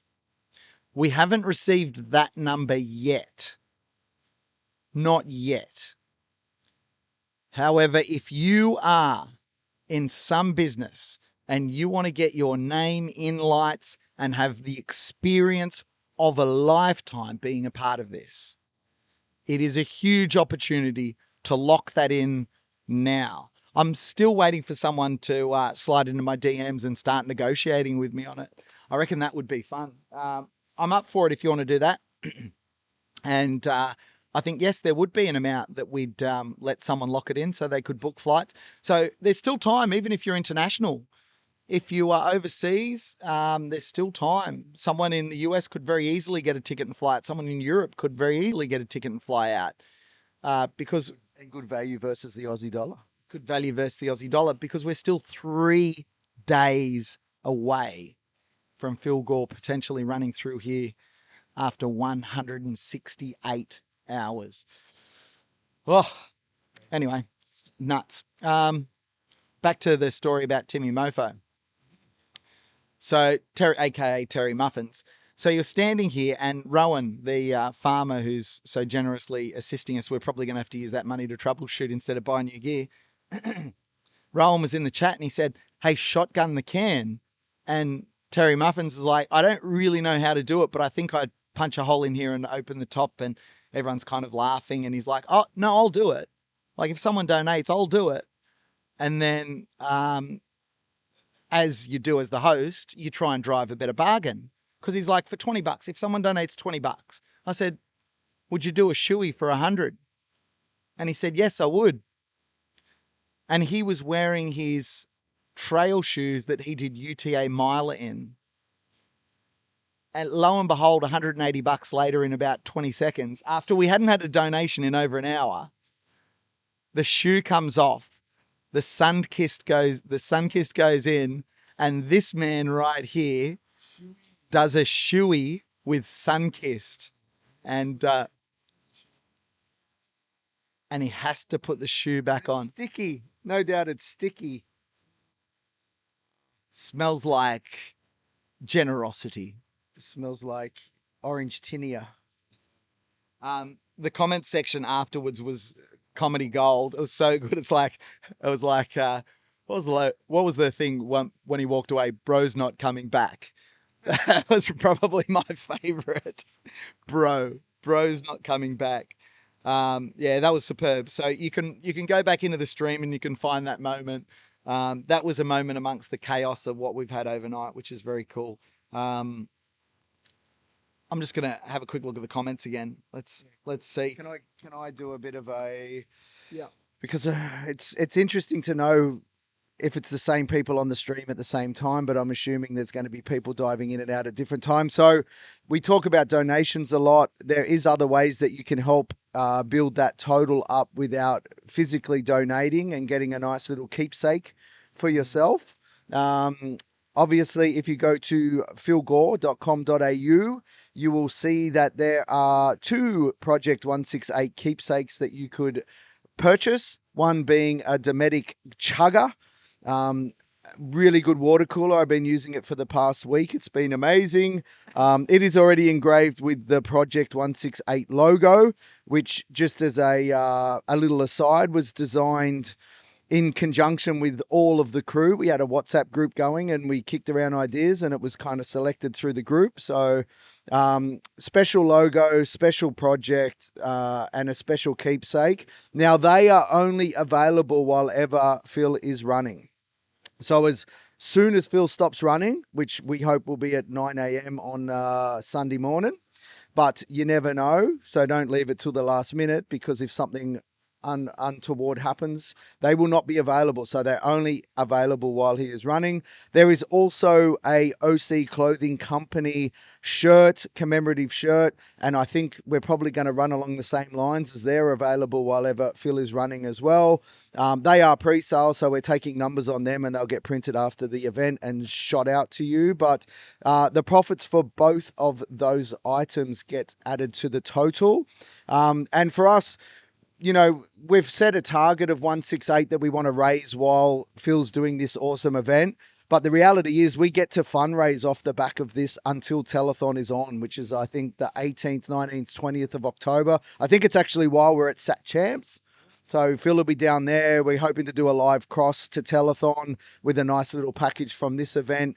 And Phil will have a total that he's donating to the Children's Hospital, which I expect is going to go well in excess of $168,000. But the goal at hand and the reason that Phil is doing this is to raise 168,000. So definitely go on the website, have a look at the chuggers, have a look at the shirts. There are other companies that are also getting involved. Send2.com.au is a gifting platform, online gifting platform for things like flowers and wine and gift baskets.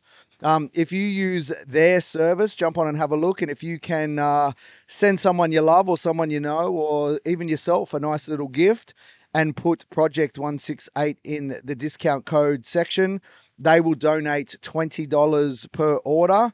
And this is over and above the $1,500 that they donated as a company already. And then there's bullfeds like me. We have, my background is we have a TV show. We are documenting this for a nice polished documentary, but we are going to turn around a nice little, let's call it a little mini doco behind the scenes of what's happened that you wouldn't have seen in the live stream. Lots of interviews with the crew, lots of interviews with a whole lot of relevant people. Shots from out on the course that we can't potentially get cameras to with the stream. And yeah, and it's access to Phil after the event as well, which you will not, the stream will be closed.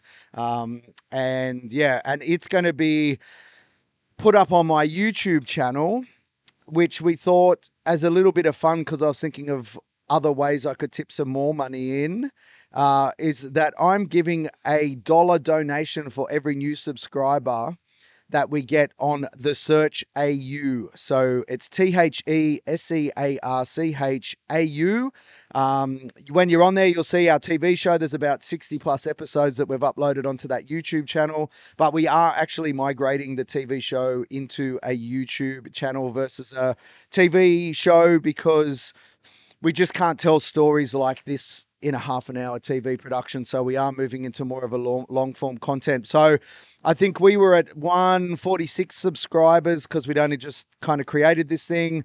And yeah, so for every new subscriber we picked up through you guys in the stream, I am donating $1. And I am happy if we get to 10,000, 50,000, mate, if we get to 100,000 subs, I'll work out a way to mortgage my house and get this money into Telethon.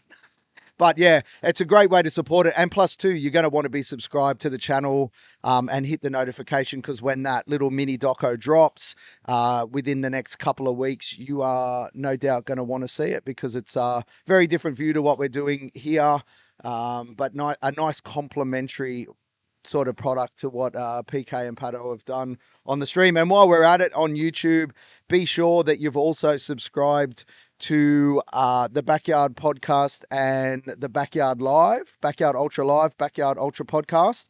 That's PK and Pato's channels. And you want to also hit the bell on those ones too, because you never know where PK is going to turn up and where he's going to have his little mobile trestle table and where he's going to share some awesome events that are happening and streaming them live. And we hope to be sitting beside him on occasion as well, and turning that event into more of a polished doco, a bit more of an edited production. But we think the two things go well together. It's nice having that stream and having that kind of in real life, in real time, fly on the wall, look at what's happening when someone is doing something epic like this. But it's also nice to have that polished little bit of production at the end of it too, that you can reflect back on it. Yeah.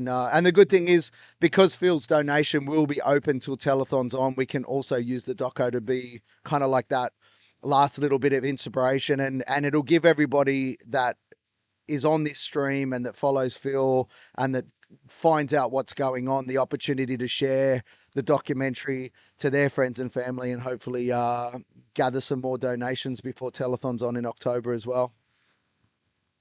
Hey, I want to say something as well on the documentary side of things. So this is just a general comment. It's also going to plug the documentary, so it's kind of nice little dovetail. But um, the reason the documentary is so important is because we're only providing one angle of the story, one aspect of the story, one perspective of the story. A documentary is going to be able to provide multiple perspectives, including a lot of perspectives that you can't see. I remember I watched a presenter one day.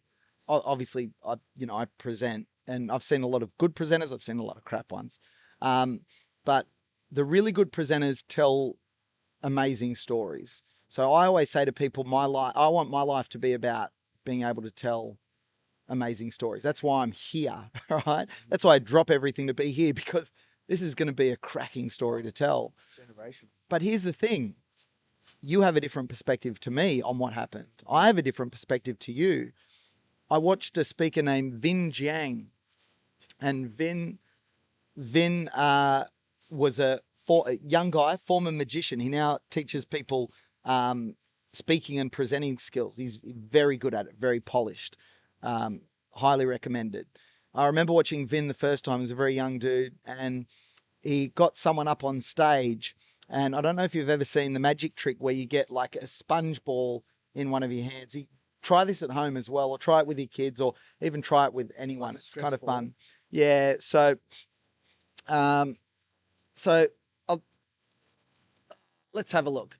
I'm not going to do magic here on the stream, but so this isn't exactly the same thing, right? But bear with me. Yeah. Okay. I need to fold it up. All right. So everyone at home. Okay. Everyone at home, I want you to watch. This is called Crap Magic with PK. Hopefully someone thinks this is worth a donation. Crap Magic with PK. I can't find anything better to do it with than this. You're going to see what happens in this trick, and you're going to say it's crap. But it's much better if you do this with like a nice little like softball or whatever. Yeah. So, okay, we've got this little scrunched up bit of paper, okay? Yep. Now I'm going to be really careful and put it into one of my hands. Yeah? You're watching? Mm-hmm. Okay, really slowly. Can you see? Mm-hmm. Can you see? Mm-hmm. Can you see? Mm-hmm. Can you see? Yes. Yeah? Okay.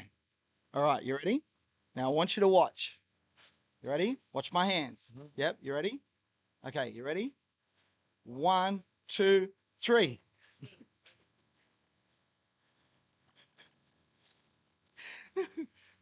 Which hand is it in? Which hand is it in? Well, I think it was in that hand, but I heard it land behind me. That's why it works better with a sponge ball, right? So now the funny thing is I watched Vin do that on stage with someone that sat right in front of him. Okay. So everyone in the audience is sitting out there, and he's sitting on stage and does that. And he did it like 5 times in a row. And there's like 5 soft balls just sitting behind this person, because you don't see it happen, right? The only reason you knew that is because you hear it land behind you. But 5 soft balls are literally lying on the stage behind her. And his comment was, yeah, but the funny thing is, everyone else in the audience knows exactly what's happened here, but you're sitting in that chair, you're here, you're the closest to it, and you have absolutely no idea what's going on. And that's what I think about the documentary. You get to see a totally different perspective. We've got a couple of webcams, we've got a few cameras that we go out with.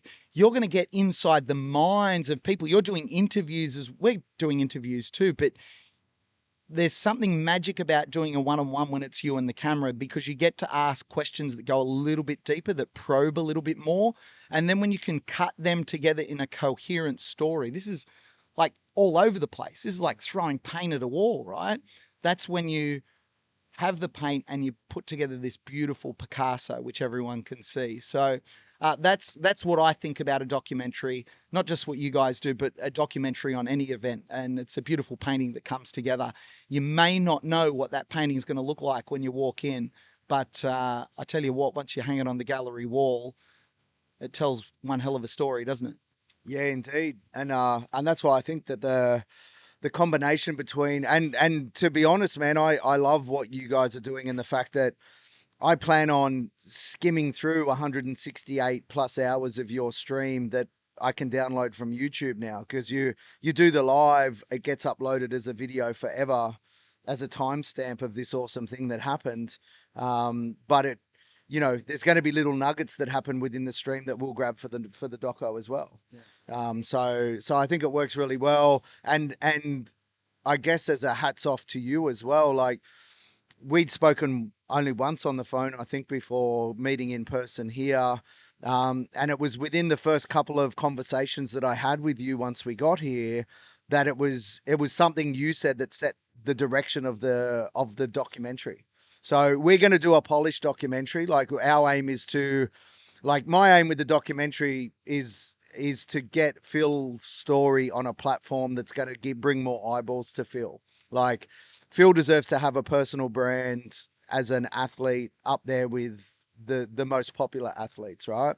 Hard to do in Australia compared to, say, a Mark Dowdle in the US where there's a lot of eyeballs on him, there's a lot of media attention, and someone can go from being a relatively unknown to now being talked about here, there, and everywhere quite quickly, in Australia, and then also then in WA, where you're the most remote city on earth geographically. Oh, here we go. Phil's coming back in.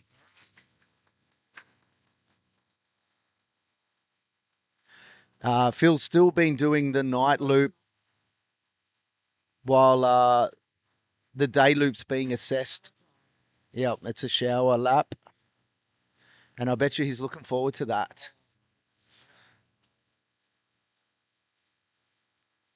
Like, how good would a shower feel at this point? Well, lucky for the viewers, we're going to go inside and have a look. No, wait. This cable, I'm stuck. I can't go. Oh, if only the budget allowed for a 200-meter cable, we'd be in there.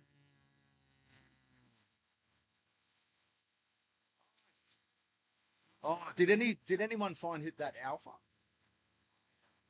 Not us. Yeah. Oh, cool. Oh. Can we move? I've just got to put a bin. I've got to roll a bin into where. Okay. We've got poor Brad. He's just finished and now he's got to go and move his car. He was the night bike loop man.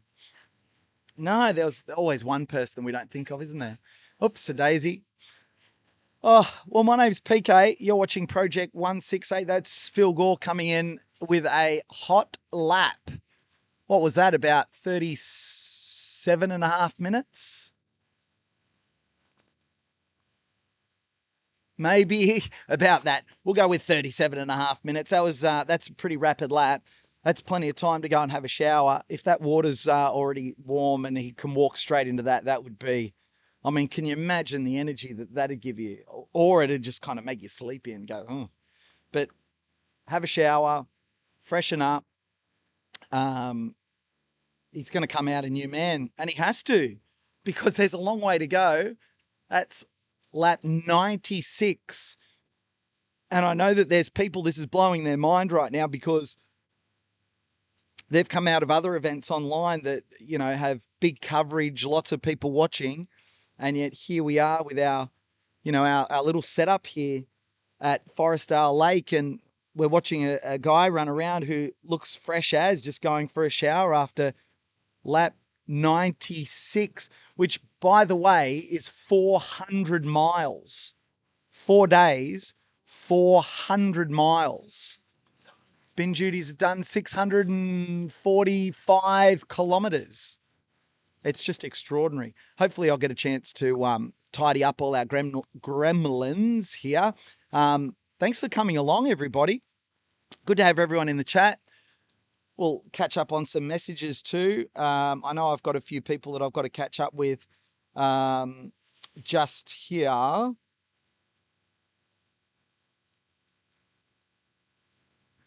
And we got Brad just finished, all done. Do you want to quickly? I'll jump up so people don't have to see you again. He's looks like a drowned rat over here, mate. It's you've copped. You're dry now. You copped all the rain overnight. Yeah, definitely got a bit wet overnight. Yeah. How's Phil on that last loop? That was a bit of a hot lap. Yeah, he's been moving pretty well all night. He reckoned that last night was a bit tough with some of the conditions, but I thought he was looking pretty strong all night. There's a couple of segments where he slowed down a bit, but he'd pull a rabbit out of the hat and he'd take off on me. So yeah, just incredible to be part of it and help out. Did he sing anymore, or was he done after he did the? What was it? Was it like Eurythmics or something? What was he singing out there? Yeah, there was some Eurythmics in there, but no, he was a bit quieter after that point. Yeah. Yeah, we'll have to get him onto like Bon Jovi or something tonight. I don't know. We'll make something up. As Pato's in the house, we've got Pato back, mate. I'll let you go and have a shower as well and warm up. All good, mate. Thank you. Thank you very much. There we go. Joined by Pato. Take a seat, mate. There you go. And there's Pato. The problem's yours. The house is burning down. I'm going home. Hey, did you get my message before PK? I'll just press mute on here, so... Oh, no. Oh. Because you might break something. That's how good we're going. Stand by, folks. We'll be back.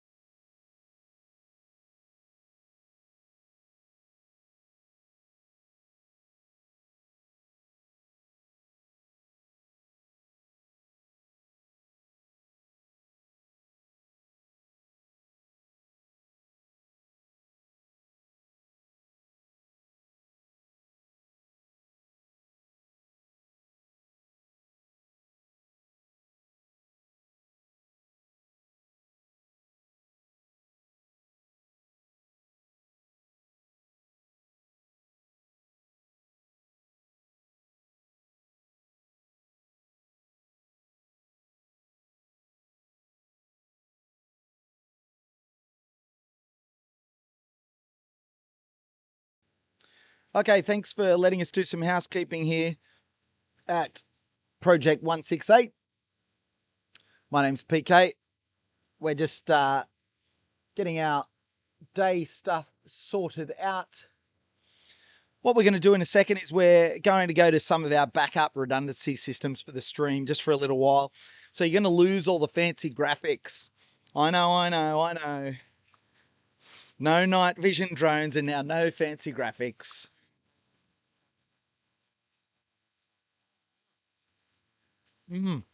So you've still got the tracker, the lap info on the website, philgore.com.au.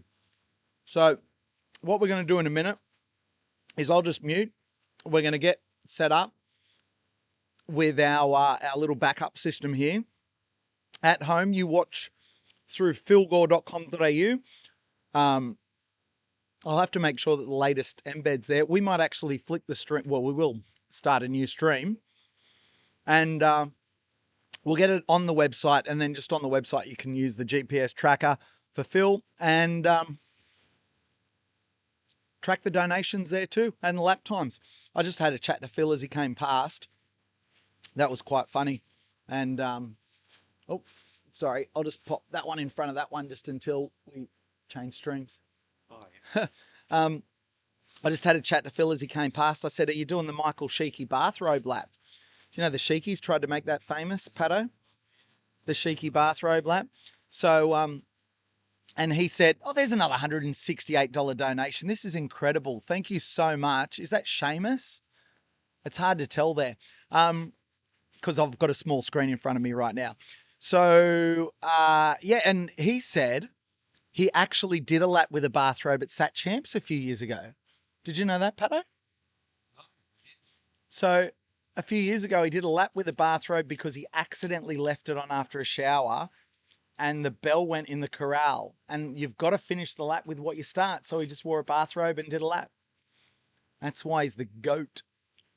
All right. Oh, so what we're setting up. Yep. So I'll just go radio silent for a second and we'll be back before we change the stream over.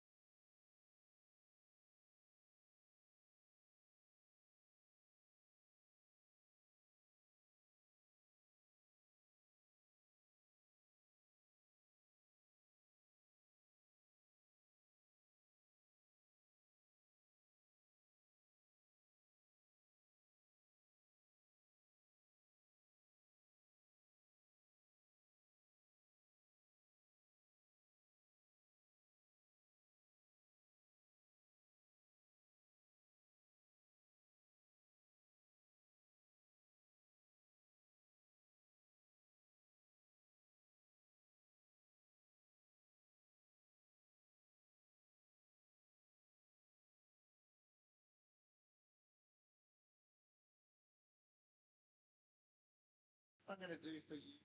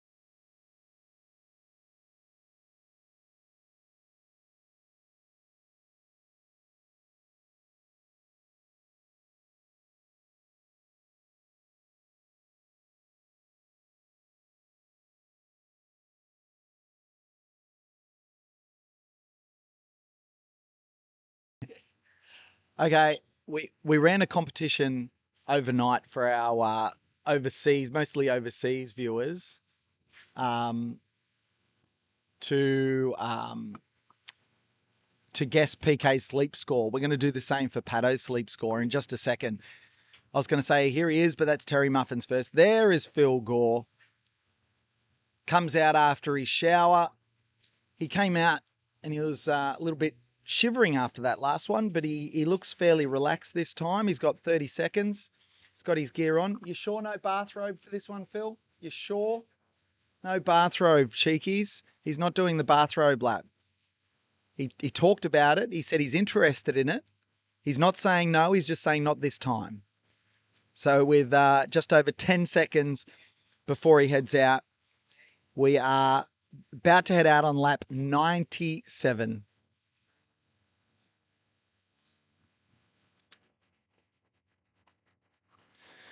There he goes, fresh out of the shower. It's a new day. The sun's up. He's moving beautifully.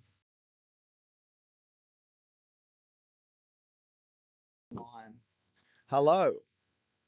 Hi. We're back. Thank you for sticking around. We're live. This is unbelievable scenes here. Pato, you've just seen in real time how ridiculous computers and troubleshooting and all sorts of problems are. We've literally been working on a problem since, I don't know, I'll have to go back and look at the stream, crashed out, all sorts of issues. And now all of a sudden, we actually have to change the stream over anyway, which is kind of funny. So while we're getting people here, subscribe to the channel. We're going to change over to a new stream. Bear with us. It'll start in about 1 minute.